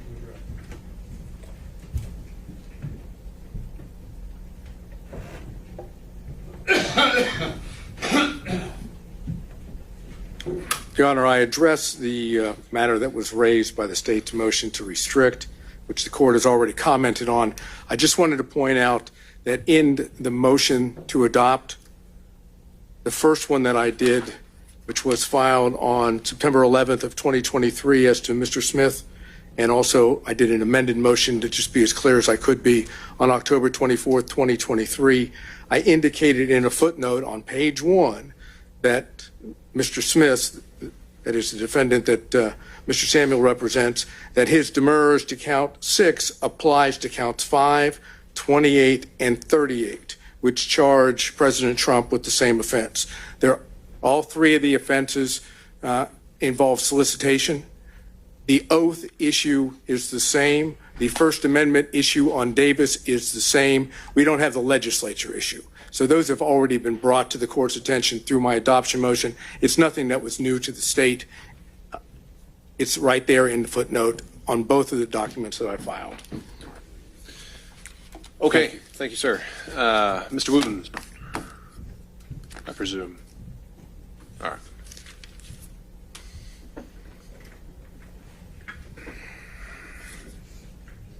I'm going to go a little bit out of order, starting with the argument related to temporal impossibility. That is a pure speaking demurrer that's going to facts outside what's alleged in the indictment. It's void. The court should disregard that argument altogether. Moving on to Mr. Samuel's argument, he makes great arguments if his client were charged with violation of oath of office. And his client is not charged with violation of oath of office. He's charged with solicitation of violation of oath of office, which is an entirely different crime with entirely different elements. Our inchoate offenses, solicitation, attempt, conspiracy, do not have the same elements as the target offenses. Any target offense. You can use any other offense as a target offense for one of those inchoates. They don't have the same elements. They have different elements, and so the pleading requirements are different. And each of these counts survives general demurrer. They all allege the essential elements, and they all apprise the defendant of what he or she must be prepared to meet, and they provide enough detail to protect against double jeopardy. Again, indictment is not required in this case because of solicitation to allege the oath of office or the portion of the oath violated. So let's look at the elements of criminal solicitation. With intent that another person engage in conduct constituting a felony, a person solicits, requests, commands, importunes, or otherwise attempts to cause the other person to engage in such conduct. Those are the elements. That's it. Sure. Maybe let me try this argument out on maybe a count that is litigated a little bit more frequently. And solicitation, is an umbrella that encompasses some other felony because something has to be solicited. So I'm just thinking off the cuff here, felony murder is an umbrella count that has to have a predicate felony. And when we look at an indictment, usually with a felony murder count, it's going to say aggravated assault. And we can go down the indictment and we'll look at the aggravated assault, and then there'll be a little bit more detail about that aggravated assault. But we don't have that in this indictment, do we? Where there's a little more detail about that count. I disagree there, Judge. Okay. I disagree. Let me see if let me skip ahead to that portion. Well, let me just talk about it. I don't have the case side in front of me. The case law is very clear on this. And the other side, I believe Mr. Nolowitz talked about this in his reply to our response. Cited a case saying that every count has to allege everything. Well, I'll take your point that you can do the entire indictment, right? Right. Okay. Right. So we can look at the whole indictment. Right. Where else in the indictment do we break down what part of the oath was violated? He needs to know whether it's the Constitution or whether it's, I don't even know what else is in the oath, but. And Judge, that's where not to be a communist. I think that's usually in there, right? Right. But what part of the oath, where else is that in the indictment? That's where we disagree. That the portion of the oath does not appear in the indictment, but the state's position is that it does not have to appear in the indictment because the portion of the oath is something that has to be pled for a violation of oath of office, not for criminal solicitation. They're completely different pleading requirements. And I give an illustration to that. It wasn't solicitation of murder. Mr. Samuel said we use an argument. It's not murder because there's essentially one way to commit malice murder. I use aggravated assault for a reason because there's at least 4 distinct ways to violate the aggravated assault statute. And does a person who's soliciting someone to commit aggravated assault have to specify? Well, do we have a case on that? We don't. Admittedly, we don't. I think there's one case that deals with a special demur to a criminal solicitation count, and that is Sanders, and it's dealing with the controlled substance issue. So then the answer to this could be yes. Our position, and we argue to the court that it's not. And the reason why is because the person who's doing the solicitation in this situation doesn't have to know how the person that they're soliciting is going to commit the crime. And so if they don't have to know how the person is going to commit the crime, then how could the state ever allege how they solicited someone, like what specific provision of the aggravated assault statute they solicited someone to commit if they're not required to do that in the first place. And so the example that we use is that, if person A goes to person B, says, here's $10,000. I want you to take care of person C, rough them up real good, make sure they're never a problem for me again. That's enough. It doesn't matter if, person B shoots person C, commits a drive-by shooting against person C, strangles person C, clubs person C, maces them. None of that matters. Those are all separate and distinct ways of violating the aggravated assault statute. But if person A is not even required to know how the statute would be violated, then how would the state be required to allege the manner in which A solicited B to violate the statute? It's impossible. So it can't be a requirement that in criminal solicitation you have to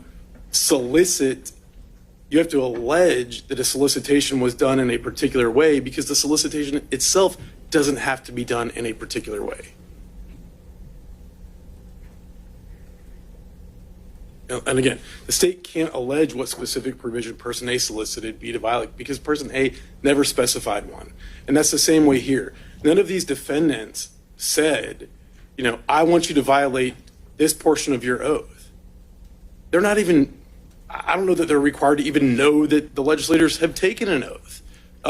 That's not raised, and that's an issue for another day. But none of them say, I want you to do it in this way, or I want you to do it in that way, or I want you to violate the Georgia Constitution, or I want you to violate the United States Constitution, or I want you to violate this provision. They're not required to solicit in that way. And so the state cannot be required in order to be guilty of the crime. So the state can't be required to plead something that doesn't have to be proven. And again, the cases that are relied on by the defendants are inapplicable. Is there a distinction there, though, between what the state has to prove in terms of knowledge and what the state has to prove as of the effect of their actions? If that makes sense. So, yes, the state doesn't have to prove what aspect of the oath that they were soliciting the violation of. But if the state does have to show the ultimate effect of it, or that's... And Judge, I think to answer your question, the state may have to prove knowledge. I don't know, but we're not talking about proof because these are motions to dismiss an indictment. We're talking about allegations. And so we point that out in some later arguments, and we point that out in our briefs, that often in these arguments we see the defendants conflating, sufficiency of the evidence with a pleading requirement, and they are not the same thing at all. And so, while we may have to prove at trial X, Y, or Z, we don't have to allege all of those things. And so there's no grounds upon which, in our opinion, and again, it's to my point, cases concerning sufficiency of the evidence, they're irrelevant to a demurrer because that's not dealing with what has to be pled in an indictment. That's dealing with what has to be proven at trial. And they're very, very different things. Also, it's irrelevant that it's not a violation of oath of office to enact unconstitutional legislation. The indictment doesn't allege that they asked legislators to enact unconstitutional legislation. It doesn't specify exactly, how they were to unlawfully appoint presidential electors, but that includes getting rid of the actual will of the voters in this state, throwing those out, and figuring out some way to say, nope, these are the electors. The defendants themselves weren't quite sure how they were going to do that, so there wasn't a fully developed plan. And I hesitate to speak to facts outside of the indictment, but I don't find this to be a compelling argument. Again, because it alleges criminal solicitation and is for the jury to determine whether or not the proof rises to the level of proof beyond a reasonable doubt of criminal solicitation. Again, I don't know that this argument was raised in the oral arguments, but in the briefs there was an argument that it's not a violation of oath of office to do X, Y, Z, or maybe they're immune because of legislative immunity. None of that matters because the solicitation statute itself says it's not a defense to prosecution for criminal solicitation, that the person solicited could not be guilty of the crime solicited. Again, there was raised in the pleadings that we haven't alleged a nexus between appointing presidential electors and official duties. Well, that nexus appears in the Constitution, but once again, this is an issue of proof at trial and not a pleading requirement. Again, Judge, these motions should be denied because this is a criminal solicitation charge. The elements of the offense are different than the underlying target crime. We do not have to plead that level of specificity. It's not a defense that the legislators couldn't have been guilty. The remaining issues are for the jury. And I do want to point out, Judge, that as it relates to the special demurrer, what we do allege, and this is contrasting with Sanders because in that case, it is a very, again, like I said, that's the one case on demurrers to solicitation charges. In that case, they didn't really allege anything. In this case, we allege who was solicited, where they were solicited, how they were solicited, what they were solicited to do. There's a laundry list, why they did the solicitation. It's not a mystery of what these defendants had to be prepared to meet at trial. That's the ultimate question. Do they know what we're talking about? Does the indictment tell them what crime we're talking about? And does it protect them against double jeopardy? And when you read it as a whole, it's very clear. It tells these defendants what conduct is being charged. It prevents double jeopardy, and that's sufficient to withstand a special demurrer.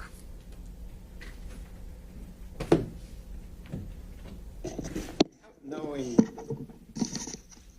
in the indictment what the oath was, I don't know how Mr. Wooten can seriously say we know what we asked them to do was a crime if we don't even know what the oath was or whether they even took an oath. The problem here is there's a number of ways that I think Mr. Wooten mischaracterizes our motion. If I asked someone to, go cross the street or something, and he would say, well, you asked them to cross the street, and we're claiming that that's a violation of the law. You'd have to say, what law did you violate? What law did you ask him to violate? And define the elements of that crime. They're just saying, they're not even saying that we asked anybody to violate their oath. It doesn't even say that we said, I want you to go out and violate your oath. However you feel like doing it, just go violate your oath, Chris, okay? Just go violate your oath. It's a compound crime that requires that we have knowledge and intent that you will violate the oath. We're soliciting them to do something to violate his oath, and they won't tell us what the oath is. The Sanders talks about compound crimes, that you have to allege the elements of the various aspects of a compound crime. It's not just the controlled substance case in Sanders. The prosecution conceded that the felony murder count was also defective, because all it said was you committed felony murder in the course of an armed robbery. You didn't allege the armed robbery sufficiently. And I was worried that the prosecution conceded and that was it. But no, Justice Bethel said, and appropriately so. They were right in conceding, because even that count of the indictment was defective. Both the felony murder for not alleging the compound nature of the crime, you got to prove both of it. And the fact that the oath isn't provided at all. And of course, the other part of Sanders shows the level of detail. And listen, if you want a list of special demurs, I can send you a supplemental list in 5 minutes, because we're dealing with the same issue in the Cop City case. And there's just dozens of cases in the Georgia Court of Appeals which have held that the defendant is entitled to know what you're going to prove at trial. Otherwise, we can't prepare a defense. I still don't know. I know I said that he shouldn't stand up and tell us what the Constitution was. Maybe informally after court today he'll tell me. And at least we'll know then if you don't grant the special demur. But the law requires, respectfully, that you grant a special demur and say what was the oath and why, what clause of the Constitution, assuming it's the Constitution, was your oath, what clause in the Constitution do you claim it violated? Was it Article 2, Section 1 that Mr. Gillen talked about this morning? Was it the Equal Protection Clause, due process, whatever? It's not to violate a Georgia statute, because I can't find that anywhere. So if he was asking the four of them, or however many people in the count of the indictment, asking them to shoot someone, it wouldn't even be a violation of their oath of office, because legislators, apparently their oath doesn't include don't violate Georgia law, like police officers. We're entitled to a special demur. The special demur be granted. We're entitled to an indictment that is perfect. All right, thank you, Mr. Samuel. Why don't we take a hard 5 minutes and be back and see how much further ground we can cover. Starting to think we may need to reconvene, and we'll see what we can do, though. All right, be back in 5.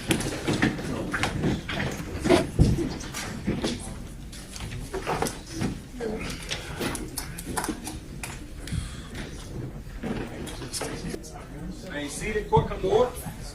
Okay.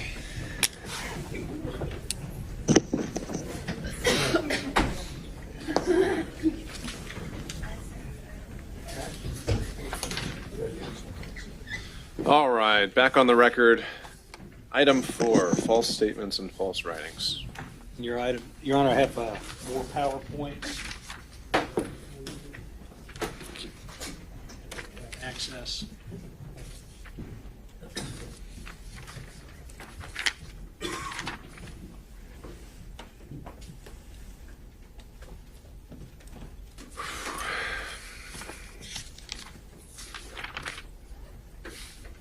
Oops.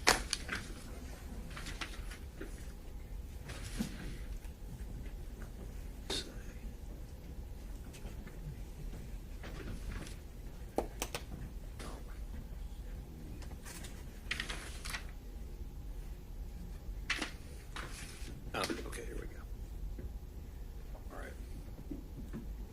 Your Honor, the attacking certain accounts of the complaint because they do not, as Georgia law requires, plead out every element of the Supreme Court is clear that in order to withstand a demur, the state needs to plead every single element of the claim and needs to plead facts sufficient to show that. With regard to 161020 counts, which is counts 4, 3, 13, 19, 25, and 26, the state does not do that. where we start is a Haley versus State case that I talked about earlier. 1610-20 makes it a crime to knowingly make a false statement to government within the jurisdiction of the state or local department or agency. What the Haley court found, Justice Namias wrote, is that if you were to look at that statute and just say that it had those two simple requirements, that it just said that the defendant must knowingly and willfully make a statement, and that the false statement must in fact be within the matter of a jurisdiction of a state, department, or local agency, that would be unconstitutional. It would be unconstitutional because the second element, the false statement must be made in a manner within the jurisdiction, also has to be made knowingly and willfully. And Justice Namias went through great lengths to say that were it otherwise, the statute would be unconstitutional. And the court was very concerned about it, so it narrowly read and I think did a lot to try to help the statute. But they said, if a person making a false statement need have no knowledge of intent of any kind, that his deceptive statement will come to the attention of a government agency within the authority to act upon it, then the basic due process notion of fair notice would be in doubt. And 1610-20 would criminalize a wide array of statements that would have always been deemed, at least legally, doesn't have to be morally, at least legally innocent. And the statute would be a trap for the unwary. And so in trying to rectify the First Amendment and due process concerns. So, Mr. Knowles, I do remember the Haley case and the issues that were raised there. And so jump into the heart of it. Yep. If I remember, actually, the language in Haley spells out what was charged. And it says that it was sufficient, right? So sure, it read in an interpretative way an extra element, but did it require or create a pleading requirement, and how so? The answer to that question is yes, it did create a pleading requirement. What Haley was doing, it was a statutory interpretation. They were going at the statute head on and saying, listen, the statute is unconstitutional. Justice Namias was going to read it in a constitutional way, and so he said to avoid the constitutional problems that he was concerned about, and they're long, and then footnote 1, which is in my presentation, but you can also read it, talks about some of the absurdities. He said to avoid these absurd and patently unconstitutional result, the court imposed a mens rea requirement on 1610-20's jurisdictional. And what he said is, we conclude that a false statement, when properly construed to require that the defendant make the false statement with knowledge and intent that it may come within the jurisdiction of a state or local agency is constitutional. And he said, accordingly, we hold that 1610-20 requires proof that 1, defendant knowingly and willfully made a false statement, and 2, that he knowingly and willfully did so within the jurisdiction of the state or local department. Those are the two elements of the crime. So that was a element created through that, or recognized through that opinion. But generally, when we're talking about whether a indictment is pleaded sufficiently, we're talking about the elements imposed by the statute. And so did Haley go so far as to say that there was a statutory element that was created? I think that what Haley did, and if you read it, in my view, what he did is he said, okay, listen, within the four corners of the statute, I see the word knowingly and willfully in there. And the way that the statute is written, it's kind of unclear whether that is transitive across the words that are there to get to jurisdiction. But I'm going to read it because it's so unclear. I'm going to say, yes, it does apply there. Okay. So Justice Namias said, listen, okay, it says that. It says knowingly and willfully made a statement and knowingly and willfully within the jurisdiction. So both of those are elements.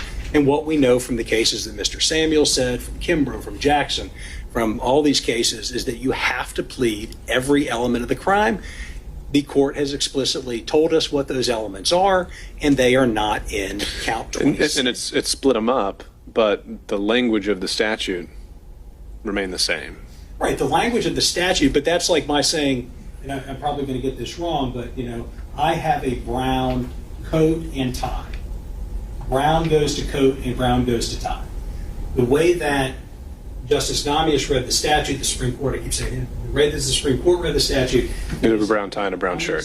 But is that a pleading requirement? I just don't see Haley getting to that point. It's an interpretive requirement. Haley doesn't say that that's a pleading requirement. What Haley says is that those are the elements of the crime.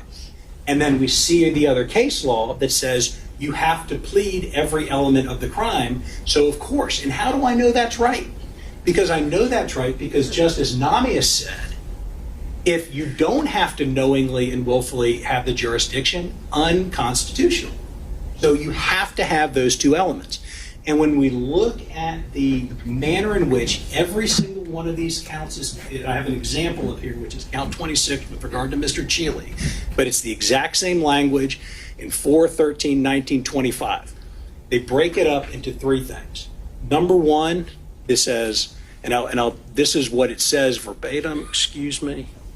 And so the first part says, and the grand jury, in the name and behalf of the citizens of Georgia, do accuse Robert Cheeley with the offense of false statements in writing for said accused in the county of Fulton in the state of Georgia on or about the 30th day of December 2020, knowingly and willfully and unlawfully made at least one of the following statements and representations to members of the Georgia Senate present at the Senate Judiciary Subcommittee, colon. So what does this say? This says that he made a false statement to the Georgia Senate Subcommittee, okay? Maybe that meets element number one of Haley, knowingly made a false statement. As a little side, we know that the second part, made it to the Georgia Senate Subcommittee, is irrelevant because the Georgia Senate Subcommittee is not a agency or department of the state. The state concedes that in their briefing. So the first part, knowingly and willfully made a false statement. What does the second part of the count say? Well, here it goes on to say, well, this is what they did wrong. These are the false statements, that they saw a water main break, and that they voted ballots over and over again. Again, we pointed out in our brief, Willis has made these same comments, but has not, but decides to prosecute Cheeley for them. But in any event, those are the second part of what the count 26 says. So then we get into the last part of what count 26 says, and this is the critical part with regard to Haley. It says, said statements being within the jurisdiction and office of the Georgia Secretary of State and the Georgia Bureau of Investigation, departments and agencies of state government, county, and law enforcement agencies. What those are, I do not know, and that would in and of itself require special demur, but contrary to the laws of said state for the good order of peace. Haley explicitly says two elements. Number one, knowingly made a false statement. Number two, knowingly did so within the jurisdiction. What does this explicitly not say? It doesn't say that they knowingly and willfully did it within the jurisdiction. Now, that in and of itself warrants the dismissal of all of those counts because every element of the claim is not made. Why they did it, they had 2.5 years.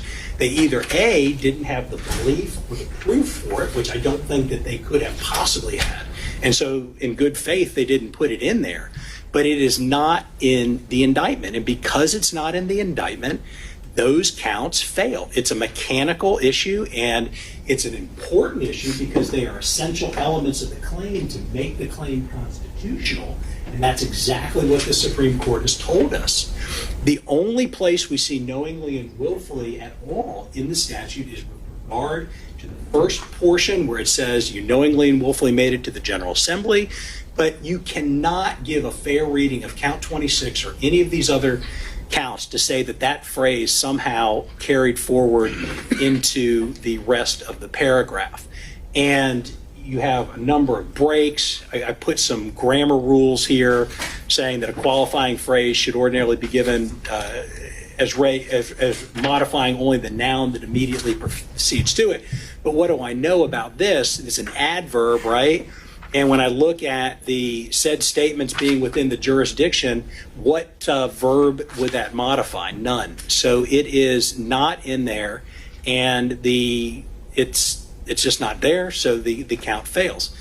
A couple of other statements about these claims, counts 4, 25, and 26. These are, again, statements made with regard to the Senate subcommittee. These statements are to a General Assembly. They're protected, okay? The General Assembly, and we put this in our brief, has made the conscious decision that they are going to encourage, getting back to my First Amendment argument, are going to encourage as much free speech as they possibly can to allow people to come and speak in front of them. They do not have an oath requirement. They do not have subpoena power. The statute that allows, I think it's the Ethics Committee of the House or Senate to go. They'd have to come to this court to get a subpoena. But the House and Senate have no other oath abilities, no other subpoena abilities. As we point out in our brief, in the 2021-2022 session of the General Assembly, they sought to introduce that requirement, saying that every buddy that comes and speaks before any committee could be under oath. They made the conscious decision not to do that, and they do it to encourage people to go testify. I've testified down there. I've seen some nutty stuff said, and I think that they just want people to come and talk. Well, if that's their goal, and that is within the General Assembly, they are encouraging through their committee meetings and asking people to come and speak.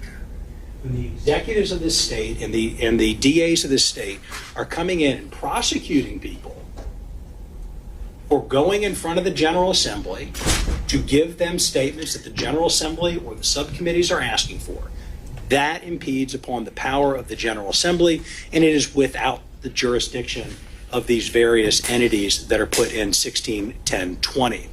Moreover, if you look at counts 13 and 19, and this relates to the statements regarding the electors, and Mr. Samuels points this out in one of his briefs, these cases relate to statements regarding the electors. They don't plead mens rea anywhere.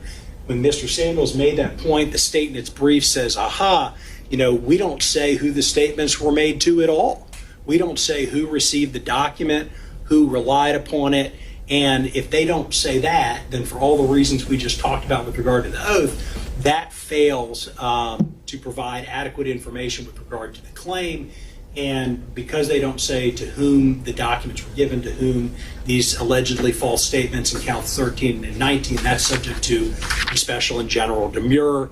We've talked about it being barred by the Electoral Count Act, barred by First Amendment, and barred because, again, applying the rule of lenity and due process, nobody ever in this state has been prosecuted for going in front of the General Assembly and telling them something in front of a committee or a subcommittee, not ever, not once in this state. And I don't think that the state can show you anything to the contrary. And because of that, I think that we see, and the reason you don't see that, again, the First Amendment, again, because it's within the province of the General Assembly, it simply is inapplicable, and the state's attempt to assert these 1610-20 claims fails for all these reasons, primarily because they don't plead the knowledge requirement, and then secondly for the other reasons that I've raised. Thank you, Your Honor.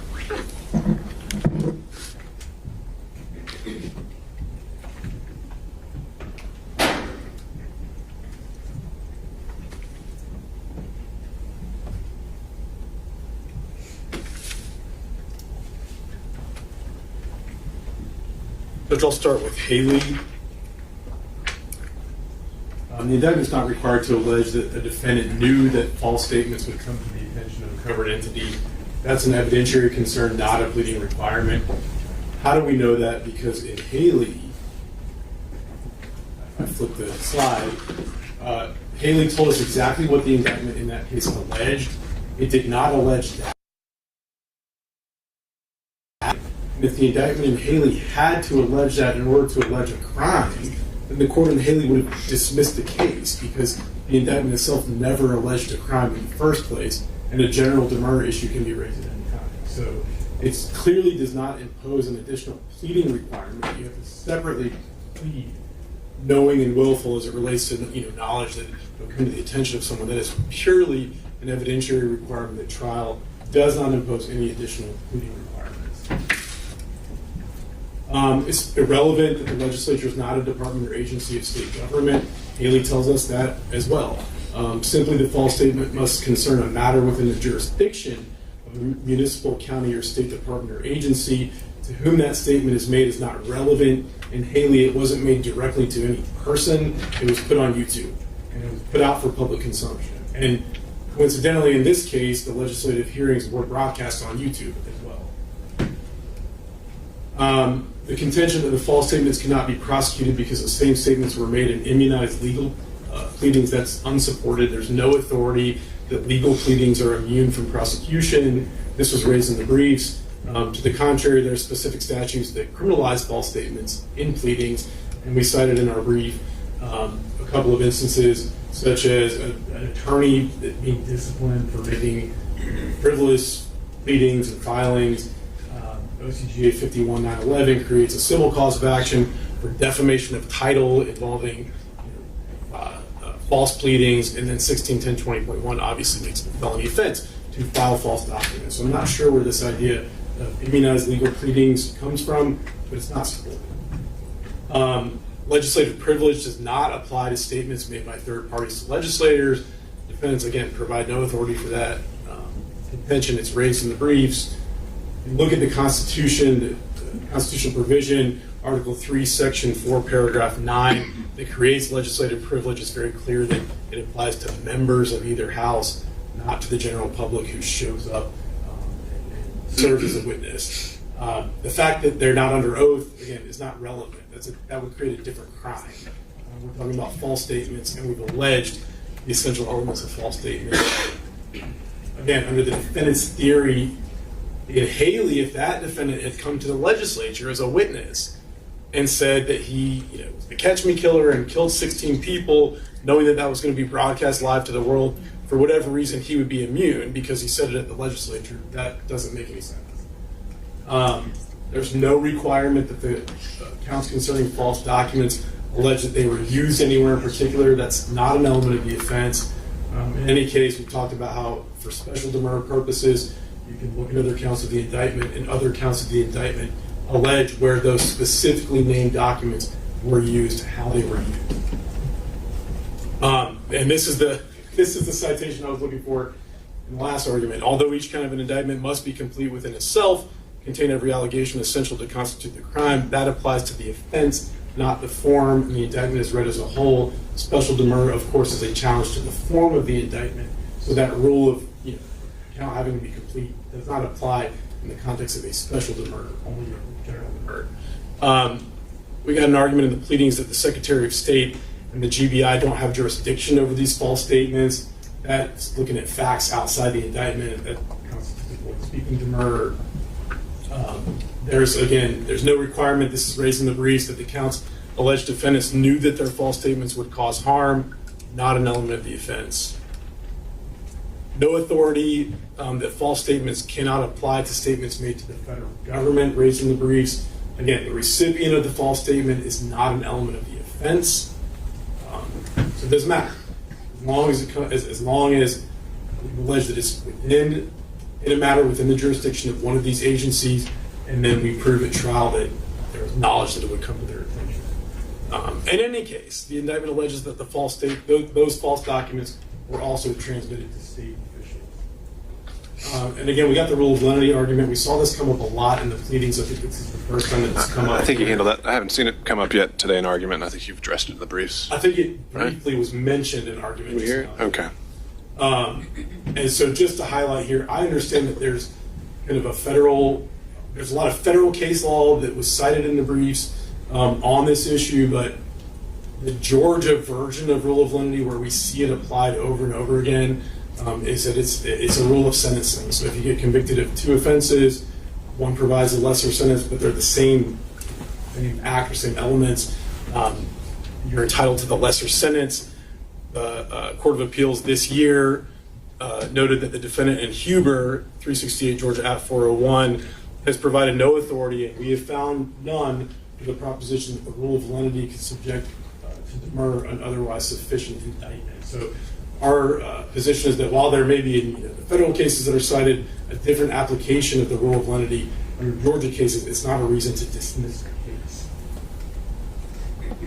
motion should be denied as to these counts. It's irrelevant where or to whom the false statements were made. There's no support for this idea of immune legal pleadings. Legislative privilege only applies to legislators, and in a few situations, their staffers. And other arguments seek to add elements that are not set forth by statute, or they're simply void speaking. All right, thank you, Mr. Wooten.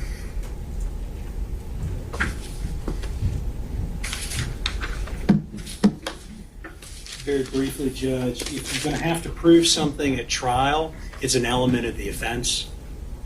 If you don't have to prove it at trial, it's not an element of the offense. Obviously, Haley said it is an element of the offense that you knowingly and willfully do that. They don't plead that. They have no response to that. They admit they don't plead it. The claim has to go. With regard to legislative privilege, we're not arguing legislative privilege. What we are arguing is that when somebody comes and speaks in front of the legislature, we have a separation of powers problem, because if they're speaking in front of the legislator, invited to do that, and somebody comes in and hits them for what they say in front of the legislature, that is an issue. And with regard to the rule of lenity, that's exactly what Haley was doing. Is the rule of lenity is a rule of statutory construction, and when you're looking at these statutes, you have to interpret them in a manner that would make them constitutional. If it's ambiguous, you read them against the state. And here it says you've got to have these two elements. One thing that I would want to point out to Your Honor is we've seen this obviously in the Haley case and in others. In the federal context, there was a case, Rahif, that talks about criminalizing the possession of the firearms by a legal alien. And the Supreme Court, much as in Haley, came back and said, listen, you have to have both elements have to be knowing. I have to know that I possess a firearm, and I have to know that I'm illegally in this country. And those both became elements of the crimes. The United States U.S. Attorney's Office have changed their pleading requirements for that, and have done exactly what the state should have done here, which is modify the way that they plead these cases. And what they should have pled here is that said statements are knowingly and willfully within the jurisdiction. That's not there. The claim fails.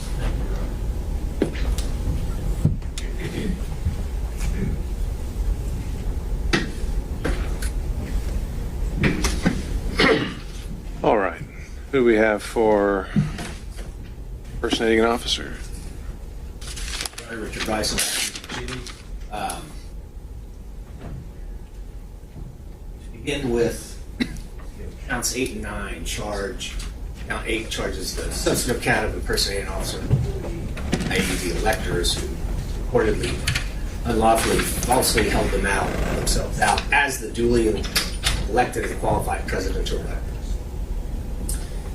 Count 9 is a conspiracy to commit impersonating a public officer, and specifically reference to count 8. Now, nowhere in the statute, 161023, does it define what a public officer is. The only definition I found applicable in the Georgia Constitution, Section 2, Paragraph 1, it defines a public officer as a trustee or servant of the people, and thus is amenable to the people at all times. And as the Georgia Supreme Court said in Kennedy v. Carlton, the intent and purpose of this particular section of 161023 was to protect the people of the state from intimidation and other potential abuses and dangers in the hands of someone who was cloaking themselves in the authority of the state of Georgia or officers. And thus, there must be some nexus between the public office and the alleged criminal acts. In other words, not every criminal act committed by a public officer constitutes a violation of 161023. Now, Georgia law recognizes that presidential electors perform the duties required of them by the Constitution and laws of the United States. In other words, they're not necessarily performing the duties and laws, the responsibilities required by the Georgia Constitution. They are acting pursuant to the U.S. Constitution. That's contained in OCGA 21-211. And indeed, as cited in our brief, U.S. Representative Caldwell remarked that quote, "The elector is a federal functionary as much as a senator or representative, and the duties of an elector, as soon as he is chosen by the state, are prescribed by the Constitution of the United States." These electors were chosen well before the election.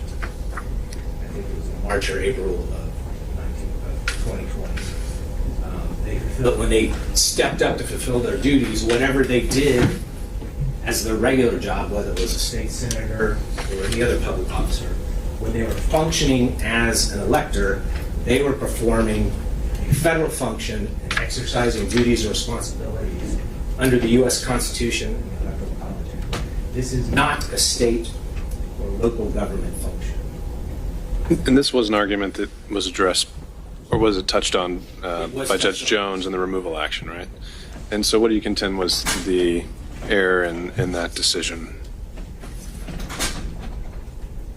Well, the difference is, I believe, in the removal action, they said there was more to the entire case than simply what was going on as federal function.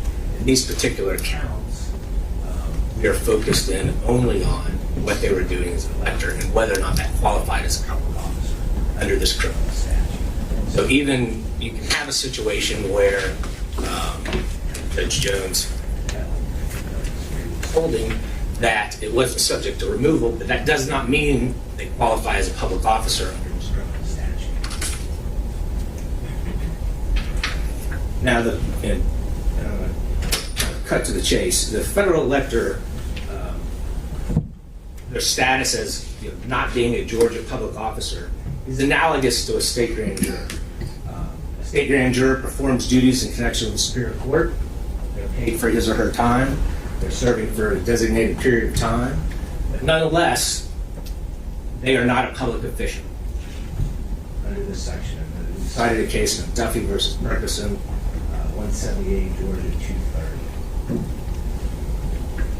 And so what we have here is the alleged representations all pertain to a federal function made by someone who is acting in a federal capacity, and they are not Georgia officers. Now the state cites Garrison State with the grand conclusion that this utterly defeats our argument. Now the Garrison case, what it addressed was the sufficiency of the evidence. And in that case, Garrison and his co-defendants, they went to steal dope from a house, kicked in the door, wearing masks, brandishing guns, and they yelled at federal agents. In the Garrison case, there is not a citation to 1610-23.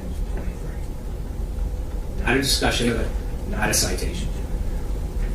The Garrison case does say he impersonated an officer, but when you dig a little deeper and you look at the indictment in the Garrison case, where's your honor? Are you tendering this as part of the record? Yes. An exhibit? If you look at the indictment, What exhibit are we tendering this as? today would be Exhibit 1. All right. If you mark the... All right. Any objection for the purposes of this hearing? Judge, again, like our prior objection, just to relevance. All right. Okay, it'll be admitted for the purpose of the record for this hearing only. So when you look at the actual indictment, an indictment that came out of Carroll County, count 8 is the impersonating an officer.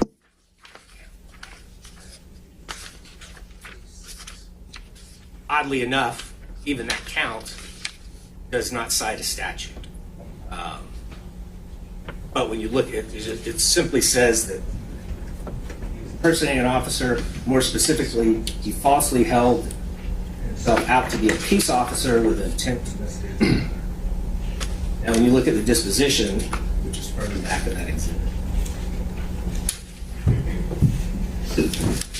frankly, it doesn't clear up what statute he was actually charged with. But I will note he received a 1-year sentence, which would be consistent with a misdemeanor. And there is a misdemeanor code section that covers this, OCGA 40, Tac 6, Tac 395, which criminalizes impersonating a sheriff, a deputy sheriff, a state trooper, agent of the GBI, or an agent of the Federal Bureau of Investigation, police officer, or any other authorized law enforcement. While the opinion in Garrison v. State does not clear up that confusion one way or other, and frankly, nor does the indictment, I would suggest to the extent that the court gave any credence or precedential value to the state citation, when you look at what was actually done in that case, the most likely statute of conviction was not 1610.23. It was 46.395. Which all tracks back to the fact that we do not have a Georgia public officer. And under the ECA, as argued by Ms. Pearson and Mr. Gillen previously today, the alternate slate of electors was convened. They acted to preserve the election challenge while the judicial challenge was pending. And so, even if they were public officers, the statute, which they were not, under the ECA, there still would not have been a conspiracy to commit an unlawful act. Because as the court noted in its ruling on the speedy trial defense, although you came to a completely different conclusion, in State v. Cohen, a general demurrer is appropriate when it's a conspiracy to commit a crime that in fact is not unlawful. And in this case, holding themselves out as the duly appointed and elected Republican Party electors is not in and of itself a crime. They were the Republican electors. They held themselves out as the Republican electors. And as such, they do not constitute, or even admitting every fact and allegation in counts 8 and 9, they still would be not guilty of those counts and subject to general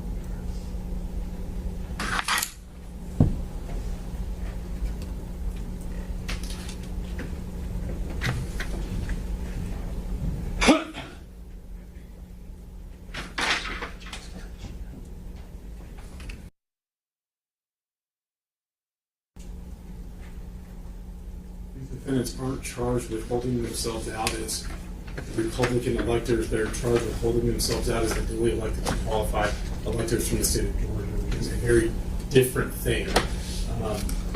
Just to point that out at first. Again, each count alleges all the essential elements of the offense, provides the defendant what they must be prepared to meet at trial, provides enough detail to protect particular public jeopardy. Georgia case law does not, as we pointed out in our briefs, and as the other side tried to rebut, Georgia case law does not limit 1610.23 to state officers.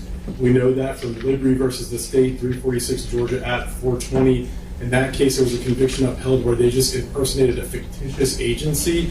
So it wasn't even an actual public officer. It was a Metro Atlanta Human Trafficking Task Force that did not exist, and the Court of Appeals said that's fine. Again, Garrison, which was just talked about, but the case very clearly upholds the conviction where the defendant in that case said that he is a federal agent. I mean, I'm looking at this indictment, and I believe this helps our position because if you look at count 8 of the indictment, the language exactly tracks 1610.23, and it says, it accuses them of holding themselves or stating that they were federal agents, contrary to the laws of said state. So I'm not quite sure how Garrison hurts us, nor am I sure how the indictment in Garrison hurts us, because it shows this is an indictment that alleges something very similar to our indictment, and it was upheld. And notwithstanding that, presidential electors are clearly state officers. They're not federal officers. We talked about In re Green earlier this morning. In re Green, very old case, makes it very clear that they are state officers. They are not federal officers. And there are multiple statutes, Georgia statutes, that refer to the office of presidential elector. So there is some argument that they're like grand jurors. They're not like grand jurors. It's an office. They run for office. They qualify to be on the ballot. They get paid a little bit, I think. But there's at least 4 different statutes in the code that specifically refer to the office of presidential electors. So it's very clear that the code contemplates that they are public officers. these motions should be denied, and the essential elements are pled, sufficient detail to survive special demur. The statute is not limited to state officers. In any case, they are state officers. Thank you. Your Honor, just a couple of things. First, Mr. Wooten is incorrect.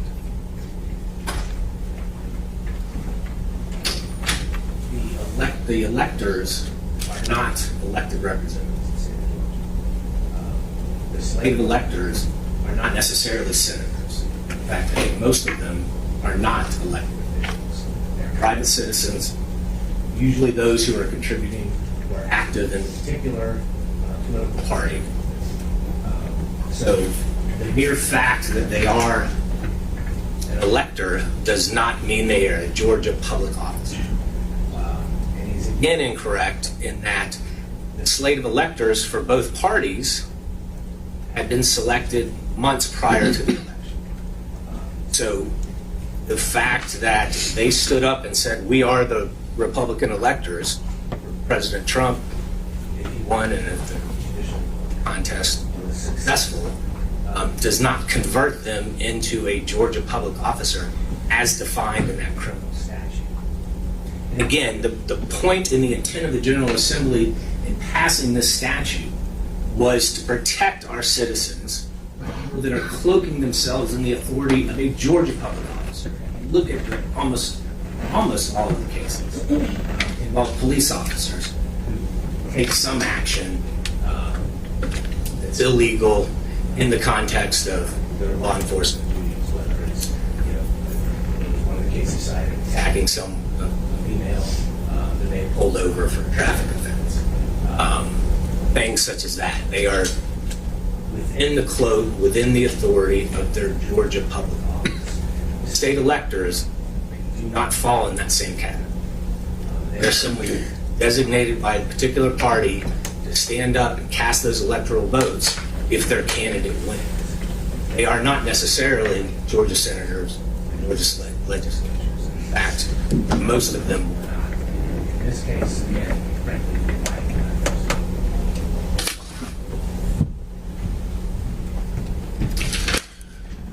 All right, moving along. Forgery. And the counts 10, 11, 16, 19.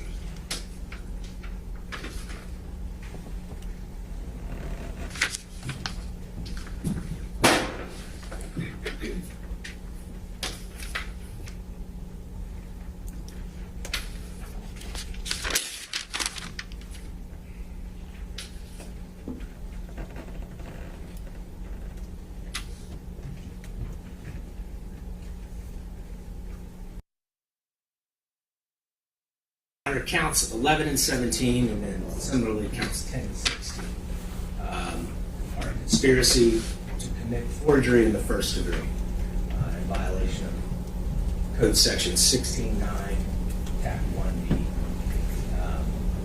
The unlawful conspiracy involved making the certificate of votes of the 2020 electors, making the electoral votes, and casting those. As Mr. Pearson persuasively established earlier, the ECA does authorize and permits the alternate contingent state of electors to undertake those actions that are criminally charged in counts 11 and 17. And based on that argument alone, these counts are subject to error. Additionally, in the state's response, what the state has said is that they are only proceeding on kind of the final prong of that particular statute.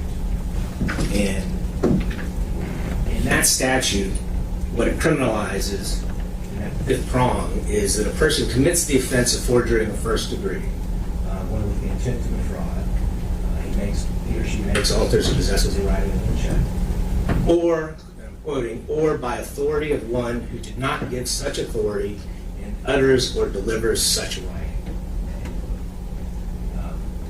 A high school English teacher would blanch if I had written a statement or a sentence like that. It makes no sense. But what we have in this case is we have the contingent alternate slave electors who held themselves out to be themselves.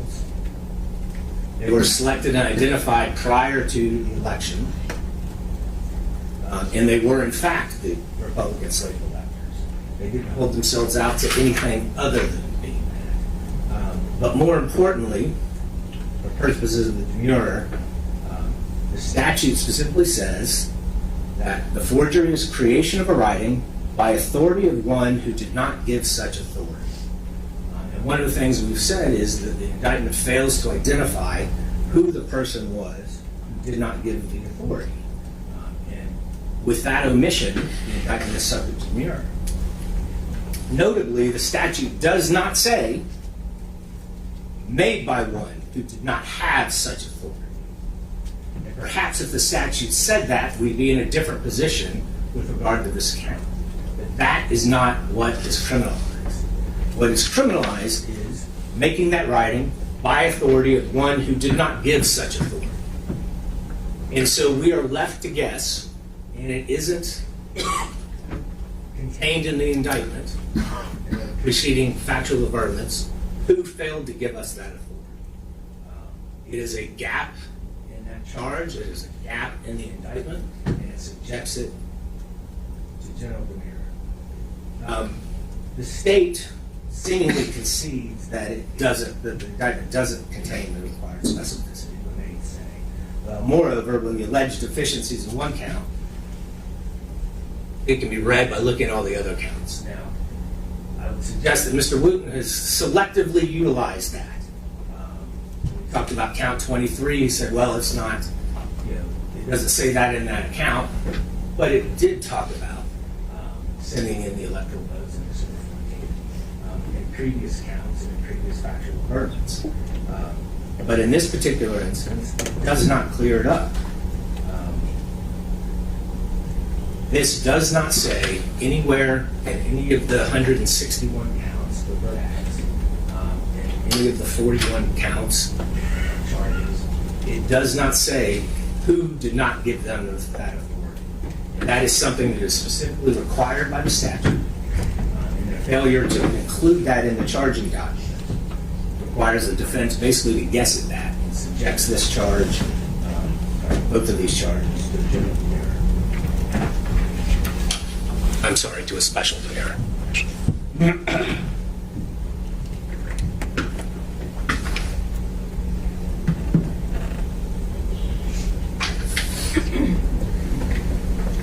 Judge, I'll try to be brief. First of all, the indictment does specify whose authority the documents were purported to have been made under. It's the presidential electors of the state of Georgia. It's right there in the indictment. They allege all the essential elements. They advise the defendant what they must be prepared to meet, provide enough detail to protect against public jeopardy. I think this was argued in the briefs that we had to allege forgery in one particular way, and alleging that it was made, the document was made by authority of one who did not give such authority was not sufficient. That was argued in the briefs, but I think that's kind of shifted in the argument, and the defendants are acknowledging that that is a way to allege a violation of 1691, and that's the way of violating the statute that we rely on in this indictment, and that's legally sufficient. And so I'll kind of skip through examples of the other ways that it can be violated. The indictment is not required to allege that the writing was intended to defraud anyone in particular. Intent to defraud a particular person is not an element of the offense. In the case, again, read as a whole, that's appropriate for special demurrer purposes. It's very clear that these specific documents were intended to defraud the President of the United States Senate, Archivist, Georgia Secretary of State, and the Chief District Court Judge. These motions should be denied. We plead all the essential elements, sufficient detail to survive special demurrer. Forgery statute provides at least 5 ways of committing forgery, and impersonating another person is not required. That was the argument in the briefs. Seems as though that's kind of been moved away from an argument today. Intent to defraud a specific person is not an element of the offense, and that motion should be denied, Judge.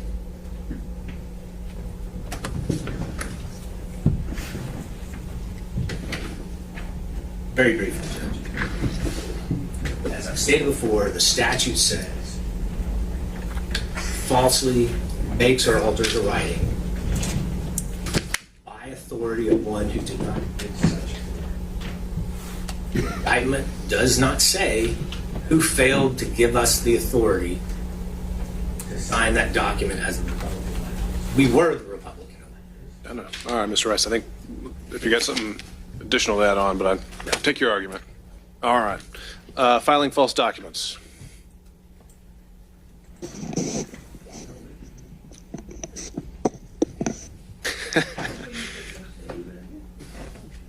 We drawing straws? We're going to stand on our brief, I guess. 2 seconds. Sure. Can we go out of order? Yeah. Would that be okay? Can we skip to 8 while they're figuring out? I think Rico might be a meatier one. I want to make sure that we address the discovery issues if we have to break early. So let's skip to 10. This was Mr. Sadow's motion to Thank you. obtain the DC material. No, he's gonna go. Yeah. We'll discovery. All right. So, Mr. Sadow reviewed the motion. I guess my first question for you would be a couple, actually. I think the first thing you ask is, can I ask the DC district judge for permission? And let's say that she says no, and then you say we should issue a subpoena. I'm wondering if the state even would have the ability or authority to do that over federal materials. So essentially, I guess what I'm getting at is there actually a legal remedy to have any of these documents? And if not, what then? Well, the answer to that is yes, there is in fact a legal remedy, and I had thought you might bring that up, so if I may, I left copies sitting over there for everybody.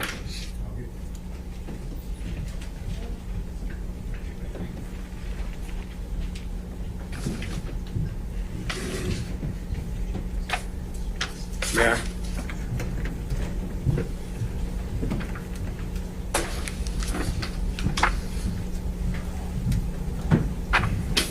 Well, this is an old case in the sense of being back in 1981. It's from the Georgia Court of Appeals. It has not been overruled. It has not been restricted in any fashion. The Supreme Court has cited it. The Supreme Court of Georgia has cited it as authority, and it makes it clear that a litigant in the position of President Trump has the ability under the compulsory process clause of the Sixth Amendment and equal provision of the Georgia Constitution to seek federal documents through a subpoena ducis tecum. That's precisely what happened in Beaufort. The state moved to quash the subpoena in Beaufort, went up to the Court of Appeals, and the Court of Appeals upheld the right of the defendant in that case to issue the subpoena to obtain the documents. Actually said that the TUI doctrine, as Your Honor would well know, doesn't apply in the state of Georgia. We don't even have to comply with TUI. All we have to do is show under Nixon that it's relevant and material to the case in the presentation of the defense or in the presentation of witnesses, and we are entitled to it. This is why I have brought it up the way I have. So, under the circumstances, and by all means, the state can take a look at it, write whatever brief it chooses to write. It won't find anything that in any way restricts this. I would issue a subpoena to both counsel for President Trump in D.C., as well as the special counsel's office for disclosure of what I want. I've been very limited on this. All I'm asking for is a list of the discovery so that we were able to determine what they have. And if they were to fight that, which of course the Justice Department might choose to do, it would come either before Your Honor for determination, or it would come, if they wanted to remove it, strangely enough, they could remove it to federal court. Strange thing on this, and the reason why this is so important is, if I can't get the material and you deem it relevant and material, the remedy is dismissal of the case. And therefore, I'm trying to figure out a way to obtain the material that doesn't present that situation to the court, which is why I suggested that maybe the court could contact the judge in D.C., or the prosecution here could contact the special counsel's office in D.C., or I can issue the subpoena duce tecum. And now what I can suggest to the court is why it would be necessary to do so. And I have a perfect example based on what just came out about Vice President Pence. And again, I am not suggesting that the state has a legal responsibility to obtain the documents that I'm looking for. It's not an arm of the prosecution, and I don't have evidence. I want to say I do, but I don't have evidence to show that there has been an exchange of information with the special counsel's office in D.C. Would an exchange even be enough to draw it under? Okay. Which is why I think the court knows me well enough from our prior dealings. I'm not going to bring something to the court's attention which doesn't have a reasonable legal basis. This would simply be the state understanding the potential repercussions of not producing the documents, seeking a way to do it with a practical means. But and you say it's Buford as the authority that says that dismissal is the ultimate outcome, or is it within Buford? It is.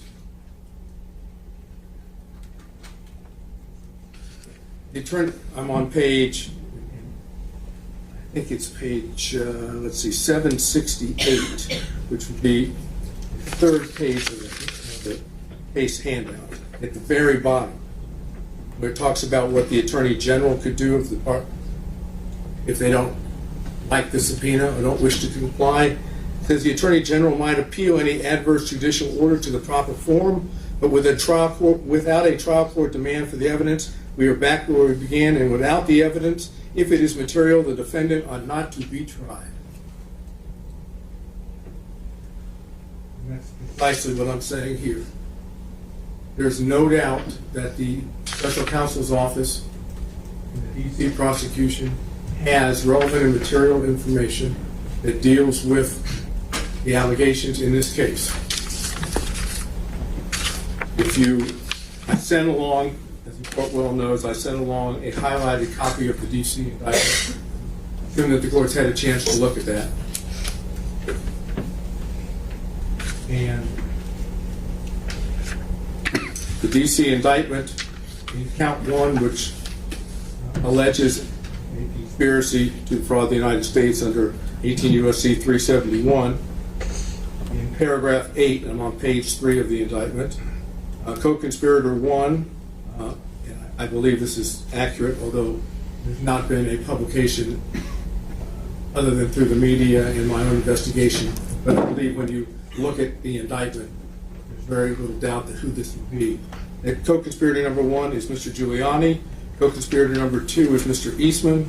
Co-conspirator number 3 is Powell. Co-conspirator number 4 is Jeffrey Clark. Co-conspirator number 5 is Mr. Chesbrough, obviously all of which were indicted defendants in our case. And so the ultimate point is it seems very clear from the D.C. indictment that there's a good deal of overlap. Is that fair enough? Remarkable. All right, just at a minimum. Okay, So I know from what's just been reported, another leak that came out of D.C., that, for example, with Vice President Pence, that he provided notes to D.C., that is to the special counsel's office, that he's made statements to the special counsel's office, all of which he's on the proposed witness list in the previous case, number 135, which would be certainly discoverable under procedures in the state, as well as would be obtainable under the subpoena. And I'm just trying to figure out a solution to do this. This is going to take some time. My guess is the Justice Department, Special Counsel's Office, is going to fight this all the way through. And as I said, Buford might suggest the case ought not to be tried. That's one way to do it. I suggest there's other alternatives. If I can't get the information and it's about a witness, as in both cases, they can't call the witness. The third way is to wait until the D.C. case is completely over and then seek it in a different fashion. But this is a problem, and it's clearly information that, as you said, if you look at the two indictments, and I was going to just mention through comparison if you want me to do it. If not, I think it speaks for itself, and you've highlighted the portions, and I've seen those. And if you need to enter that as an exhibit, we can. I'll leave open the possibility of making an exhibit. But the only thing that's not essentially in the DC indictment is Coffee County. Everything else is basically a mirror image. It includes everything about Georgia. Okay. No, I'll tell you the other part of this is, that you had asked me previously about, there may be a double jeopardy motion that would fall from trial in DC before here because of the nature of the allegations. Now, I'm not saying that would work. I'm just saying that there may be something in the state double jeopardy statute, but that's not part of this. What I'm interested now is how do I get my hands on what's clearly relevant material information? And I'm basing it on Nixon and Buford in this case. You'll see it when you shepherdize this. It's called Dean versus the state. And Dean is at 267, 306, 1996 decision by the Georgia Supreme Court. And it basically says Dean is being denied access to records for use in a criminal trial. However, in the allowance of the privilege to withhold evidence that is demonstrably relevant in a criminal trial would cut deeply into the guarantees of due process of law and gravely impair the basic function of the courts, citing U.S. versus Nixon and Buford versus the state, in which Buford says holding that a federal regulation forbidding disclosure of departmental information must yield to a defendant's constitutional right to compulsory process. That's precisely what I'm asking. all right. I think I understand your argument, Mr. Sadow. So I know the Buford case wasn't cited in the motion. Does the state feel prepared to respond to this today? Judge, we can respond briefly.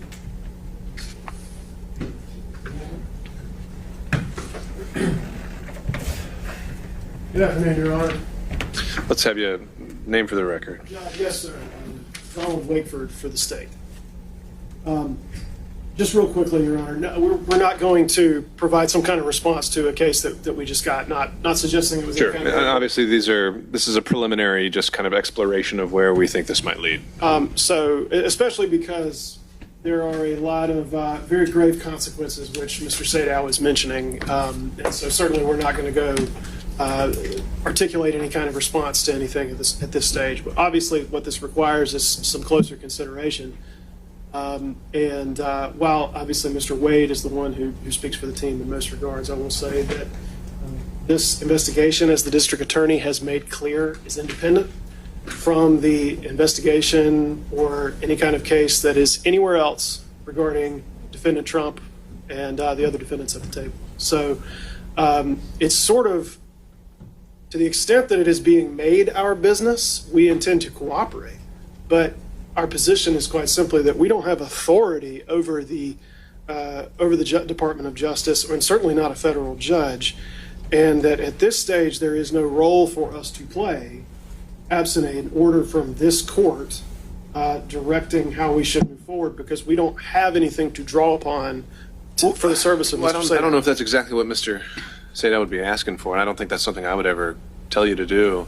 I think it's really just ball might be in your court as to item number one. You say, it seems to me like you're making it very clear there's been obviously no coordination, but not even any kind of line of communication or sharing of any kind between the Fulton County and the special counsel, but perhaps Mr. Sadow is suggesting that it might be worth a phone call. That's not something that I would ever order, but might be worth it. So I guess we're just flagging that, and probably the sooner we're able to find a road forward, the sooner we can get the discovery issues taken care of. I don't think there's anything really else for us to determine or decide today, but unless there's something else you wanted to add. Well, just this notion that if they somehow do not cooperate and comply, then our case should be dismissed based upon. I think we'd be a long way from that. I think even Mr. Sadow concedes that. I think but it's obviously something that we need to be mindful of here as we make our way through discovery and turning it over. And maybe we'll have more enlightenment if we know what the special counsel's position is on it. I don't know who they'd be more open to taking a phone call from. I don't know. But I'll wait for direction from the parties on that, because right now The motion was to obtain access.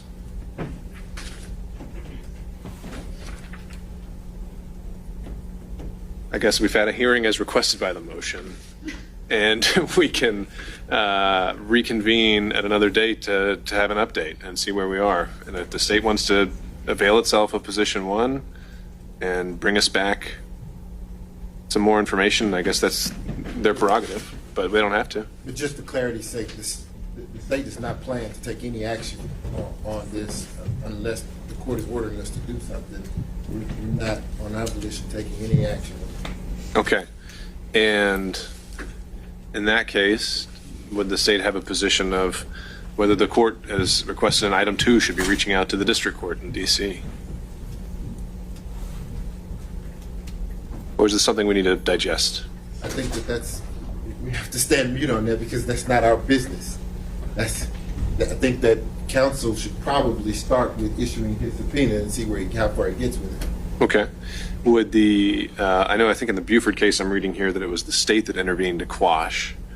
I guess that would be something worth flagging. Again, maybe something that the state needs more time to think about. Would the state be intending to intervene and move to quash, or would be waiting to see what the Department of Justice says? To the extent, Your Honor, that you're looking for guidance as predicated by the case that we were just handed and that was not in the motion, I just think I'm really just kind of more flagging issues to think through. Okay. For the next time we convene. Understood. All right. If Yes, I sir. might, Your Honor, what I'd like to do in the interim, and we can obviously get back together and discuss this, but I will go ahead and prepare subpoenas, and maybe the next time we're here, depending on where we are, I would seek the court's permission to issue such subpoenas under appropriate order. I know normally we just issue subpoenas, but I don't want Department of Justice, the special counsel's office coming in and saying, but you don't have any order that says you're allowed to issue the subpoena. So I'll prepare them and then we'll go from there. All right. And let me just flag this as well, since is there an issue here where this is an extraterritorial out-of-state subpoena where you have to go through some other process? I do not think so. I do not believe so. If the way Buford is set up, they've kind of said in that case, you may have subpoenaed the wrong person. Maybe it would have been better if you did it to the Attorney General, but you're a right to compulsory process. Now, I think what you're asking me is, do we have to do like an out-of-state witness? Yes, that's exactly It's right. not a state entity, though. There's no provision. Special counsel's not in Georgia. Theoretically, I could serve the U.S. Attorney's Office in the Northern District of Georgia if it went to DOJ, but then special counsel becomes a special issue because they're different in part than DOJ, although they're under federal regulations. Or I can serve my counsel up in D.C., and they can take service and say, I'm sorry, I can't turn it over. And then you could bring them in and potentially order them to disclose it because they have it.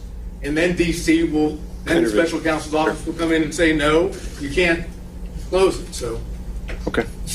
I'll just get it prepared so that you at least can see it. All right. Not going to be any more detail, though, than what I said. I'm not looking for the evidence. I'm just looking for a list so that we can begin the process. Well, to that end, though, why wouldn't you be just asking for all the evidence as well, if that's the end goal? Then I can't show relevance or materiality to what the specific items that I would want to have. I want to make sure that when I'm presenting it, if it doesn't have something to do with our case or witnesses in our case, I don't want it, and I don't believe I'd be entitled to it. If it has to do with witnesses like in our case, like Department of Justice officials, Vice President Pence, there was actually another thing recently, Scott Perry, Representative Perry, some of his material was unleashed or unsealed yesterday and then sealed back up again. He's a witness, 133 in our case. So I would want to make it as specific as possible so that Your Honor would be in a position to be able to say, why would you want this if it has nothing to do with our case? All right. Okay. Any last thoughts from the state or anything to add? Nothing, Your Honor. No, I just wanted to. Nothing further, Your Honor. Okay. We'll put a pin in it for next time. All right. So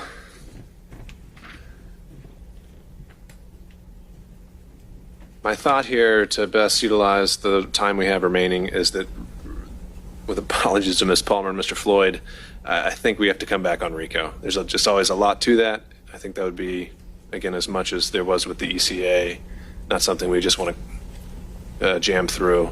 So I'm thinking we could continue with item 7, the filing false documents, the perjury count, and then the catch-all, whatever's left, and call it a day and come back on RICO.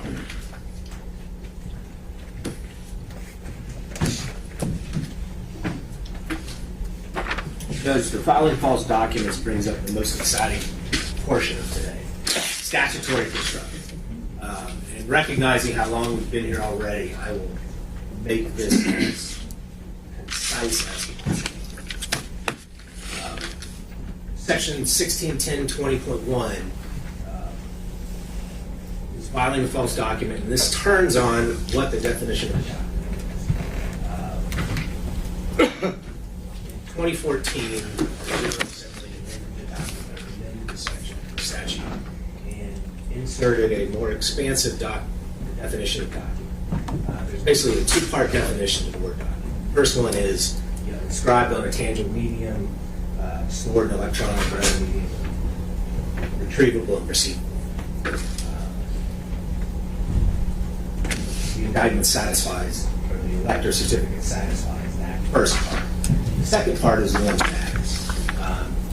The definition goes on to say, shall include but not be limited to liens, encumbrances, documents of title, instruments relating to security interest in or title to real or personal property, or other record statements and representations of fact, law.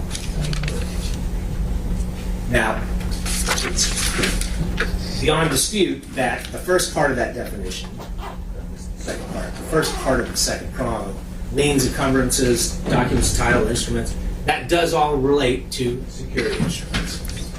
So the issue then is, does the trailing word, other records, expand the scope of this statute beyond what was previously listed?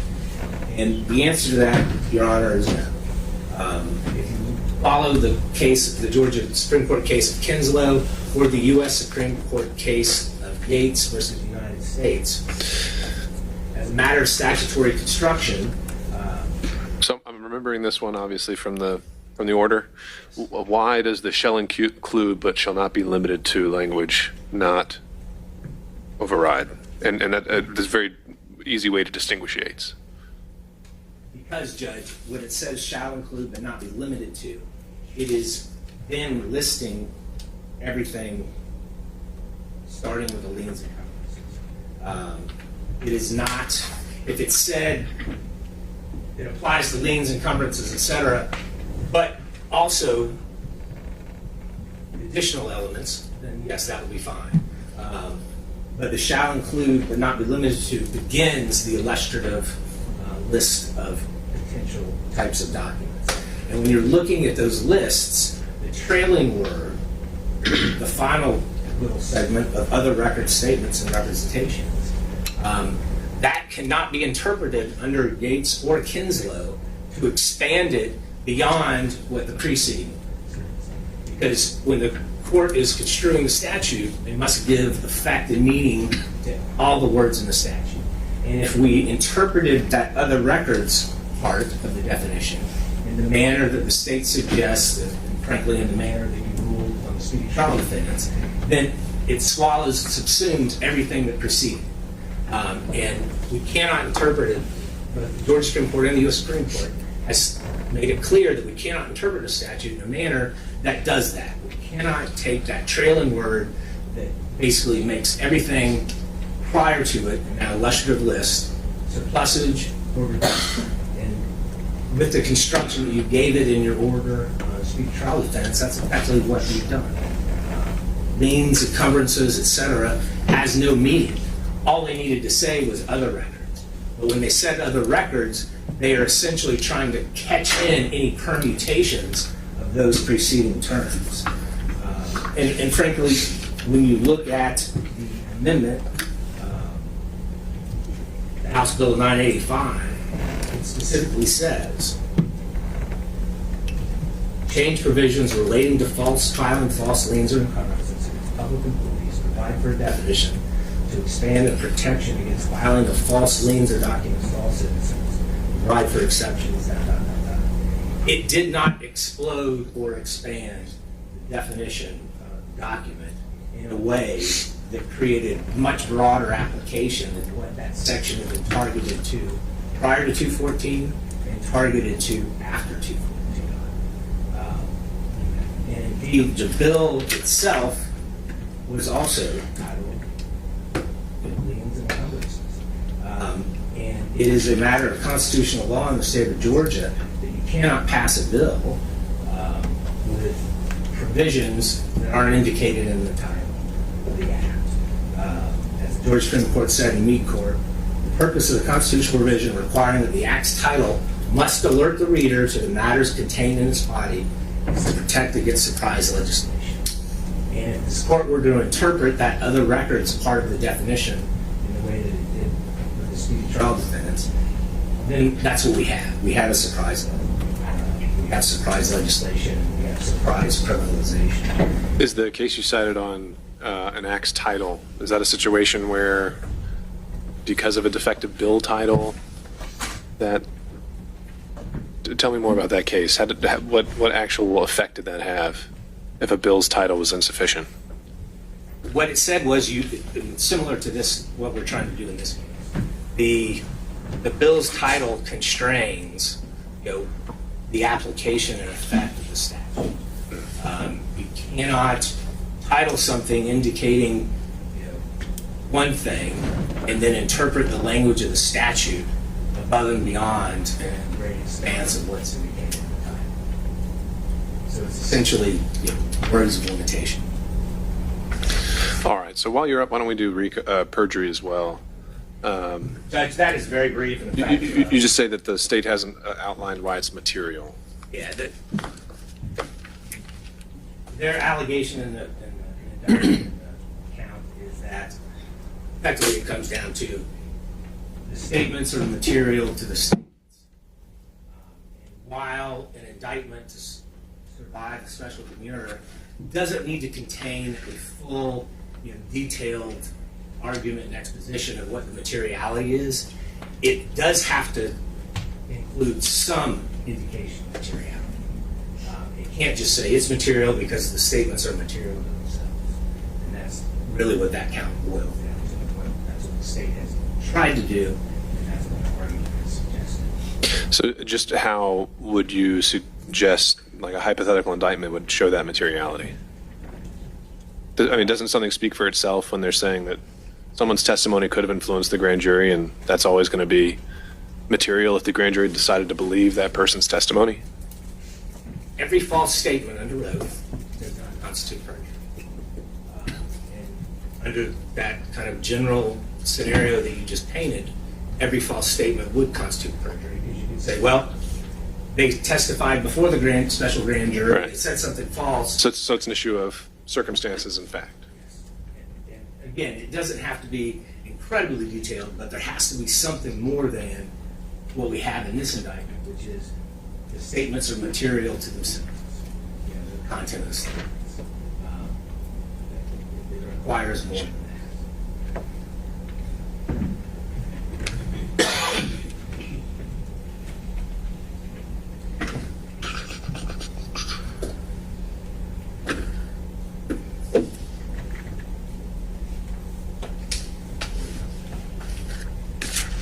All right, Judge, hopefully I'll take us home with this. So the final false documents counts, quickly through this.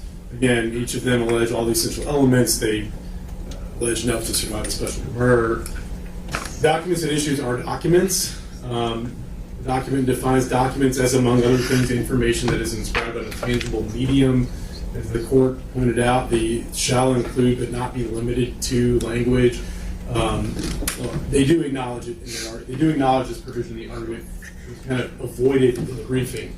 But again, information means words. Inscribed on means written on. Tangible medium is paper. These are documents. Going to the 2014 change, the General Assembly, again, specifically expanded the applicability of 161020.1 in 2014. But Prior to 2014, the statute only criminalized filing false liens and encumbrances against public employees. It largely tracked 18 U.S.C. 1521. House Bill 985, as the defense pointed out, signed into law, made it a crime to file any false document in any public record of a court of Georgia or the United States. And the 2014 amendment did add a broad definition for the word document. It means information inscribed on a tangible medium. All these other things shall not be limited to, shall include but not be limited to the liens and encumbrances. That doesn't exclude, or that doesn't limit the types of documents to just that list or things like it. It just gives examples. I can't get into the mind of the legislature, but I would imagine this is just so that kind of the original iteration of the statute kind of carried through. I don't know why they left that there, but it doesn't change the fact that any information inscribed on a tangible medium is a document. The argument about the title not matching the contents, that's with regard to the title of the bill, not the title of the statute once it's been enacted. So House Bill 985's title was, I won't read the whole thing, but a bill to be enacted, or a bill to be entitled an act to amend this section of the code to do X, Y, Z, and the bill did amend that section of the code to do X, Y, Z. So there's not an unconstitutional variance in the name of the bill and what the bill did. I think the defense is confusing the name of a bill with the name of a statute. And we know from case law that the heading, title, or heading of the statute really doesn't mean anything. That comes from Marta versus McCain, 135 Georgia at 460, 1975 case. I don't even think that the titles of the statutes are created by the legislature. I think that's created by the people who put the laws into the books and then distribute them out to lawyers like us. Again, just hitting some of the other arguments, they say that there's no allegation of what was filed by whom or whether it was in a pleading or attached as an exhibit. Those are not elements of the offenses in general. And again, taking a step further, these are attempt and conspiracy to commit filing false documents, so even more so not elements of the offense, of those offenses. In any case, the indictment does specify what the document was. It was a document titled Certificate of the Votes of the 2020 electors from Georgia. It specified who did something with it. It said that Schaefer, Still, and Latham placed that document into the United States mail, sent it off to the Chief Judge of the Northern District of Georgia. The defendants again attempt to add additional elements to the offense. Not an element of the offense that the false document is material to anything. It's not an element of the offense that the false document is placed in the record in any particular way. Those simply aren't pleading requirements in this case. Motion as to those counts should be denied. Essential elements are pled. There's enough to survive special demur. The documents are documents. The remaining arguments seek to add elements to the offense that are just not part of the statute. Finally, the perjury argument, I'm a little bit confused by it, but again, it alleges enough to, it alleges the essential elements, it alleges enough to survive special demur. The defense says that it fails to allege materiality. The indictment specifically alleges that the false statements were material to the accused's own involvement in the December 14th, 2020 meeting of Trump presidential elected nominees in Fulton County, Georgia, and to the accused's communications with others involved in said meeting, the issues in question. So it identifies exactly why they're material. He didn't lie about what color shirt he was wearing. He lied about something that was an issue in question before the special purpose grand jury. That is sufficient to withstand demur. And also, they cited some cases concerning sufficiency of the evidence at trial. Again, as we've discussed, that's entirely different than a pleading requirement. For those reasons, Judge, you should deny these motions. I think that takes us to the end. Maybe. I think we still had been a request to also address other discovery or motions issues and just other general housekeeping. So open it up to the floor on that. If anyone wants to jump up first. Ronna, do you want me to go to the podium or is this so? Can you hear me? I can hear you just fine. Thank you, Mr. Sadow. I understand that Madam Court Reporter is working as hard as she possibly can about everything that's going on. But I'd like to see if we can figure out a way that we can assist her in potentially getting transcripts done. She's got a load that she carries is worse than anybody. And we're trying to work with her, and she's been very kind in saying to us that she's getting around to getting them done. I'm hoping maybe we can figure out a solution and get them done a little faster. Well, on that point, Mr. Sadow, we've been looking into this as well. On the front end, I'll say one of the reasons that we record every word is I'm going to be rewatching this, and I would think that you could also rewatch it and hear what you need to. And if it's not an evidentiary hearing, I don't know if a transcript would be as necessary. It's just argument here. Logistically, though, we'd explored whether if there's a way to expedite transcripts. The issue was we can't outsource that. No matter how much money you offer, we can't outsource it. Ms. Smith has to do that, and in the meantime, we also have trials. We're starting one on Monday. So I understand all of that. That's why I'm most concerned. For example, obviously, you're correct about everything that watching the videos and the YouTube taping. I'm most concerned about the pleas of co-defendants, because if I understand correctly, we can't get the exhibits until those exhibits are made part of the transcript, and that kind of a Sure. chicken and an egg thing. And those aren't long proceedings, and so those we'll see what we can do to place those at the top of the priority list. But these longer argument hearings, I wouldn't expect to see transcripts on those expedited. If there's an interlocutory that we have to start talking about, then obviously that would, I would imagine, be part of the record. We'll just have to go through that case by case. But if there's a specific aspect you're saying you absolutely need, we'll keep seeing what we can do. But I just don't think logistically it's even. Let's stay on as far as being able to get transcripts of the co-defendants and the exhibits to go with. All right. Anyone else on that issue? Okay. All right. Opening the floor again to just anything else in general. Judge, just one clarification on the supplemental briefs. Given that we've covered a lot of ground today, is the court willing to allow us to take up any of the matters? I mean, obviously not to be repeating things that we've already argued, but just to supplement any of the arguments on any of those issues. We'd request that we be allowed to do that in our supplemental briefs. So, I think the most effective way in a supplemental brief is to say something new. But if there's a point you think there's a new way to say it, have at it. Okay, thank you, That's Judge. fine.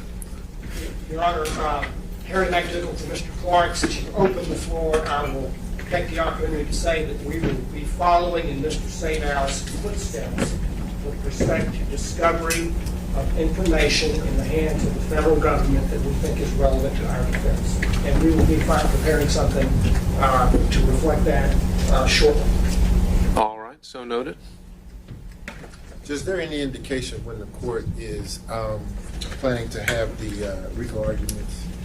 Well, I was going to probably follow that up when we see everyone's schedules, which I don't think we want to pull out our calendars here. I think that's something we can take up through email. And if we can get them this month, I know the week of the 18th, it's kind of just been a catch-all hearings. I've got trial weeks next week and the week following, and then the week of the 18th is a lot of hearings. So that'd probably be where I'd start asking everyone if we can get the RICO arguments in. What's the starting point? The week of the 18th.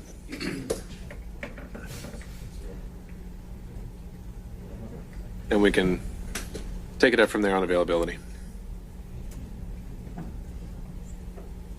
Anything else? All right. Not seeing anything. Have a great weekend, everyone. Thank you. Thank you.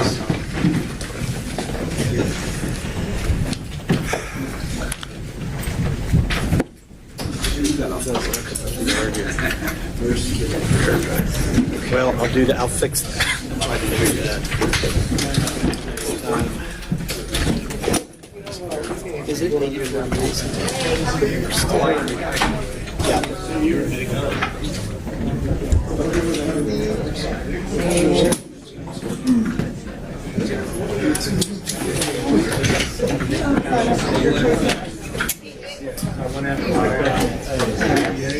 John, nice to see you. Good to see you, Bruce. You well?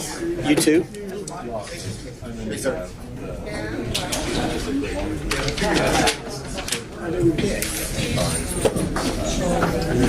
What is it? I already did this. Oh, I don't know what that is. I know that's.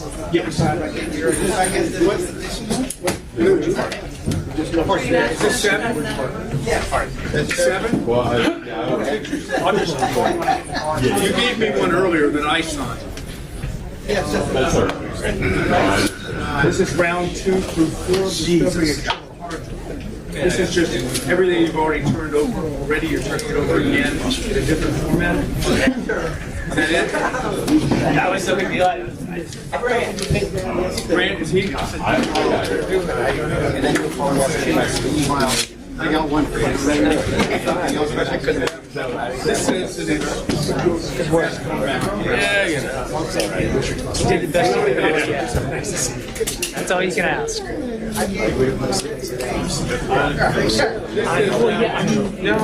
did the best. No, I have all that. Yeah, have fun at the football game. I'm not going to Good job. Take care. Good job today. Thanks.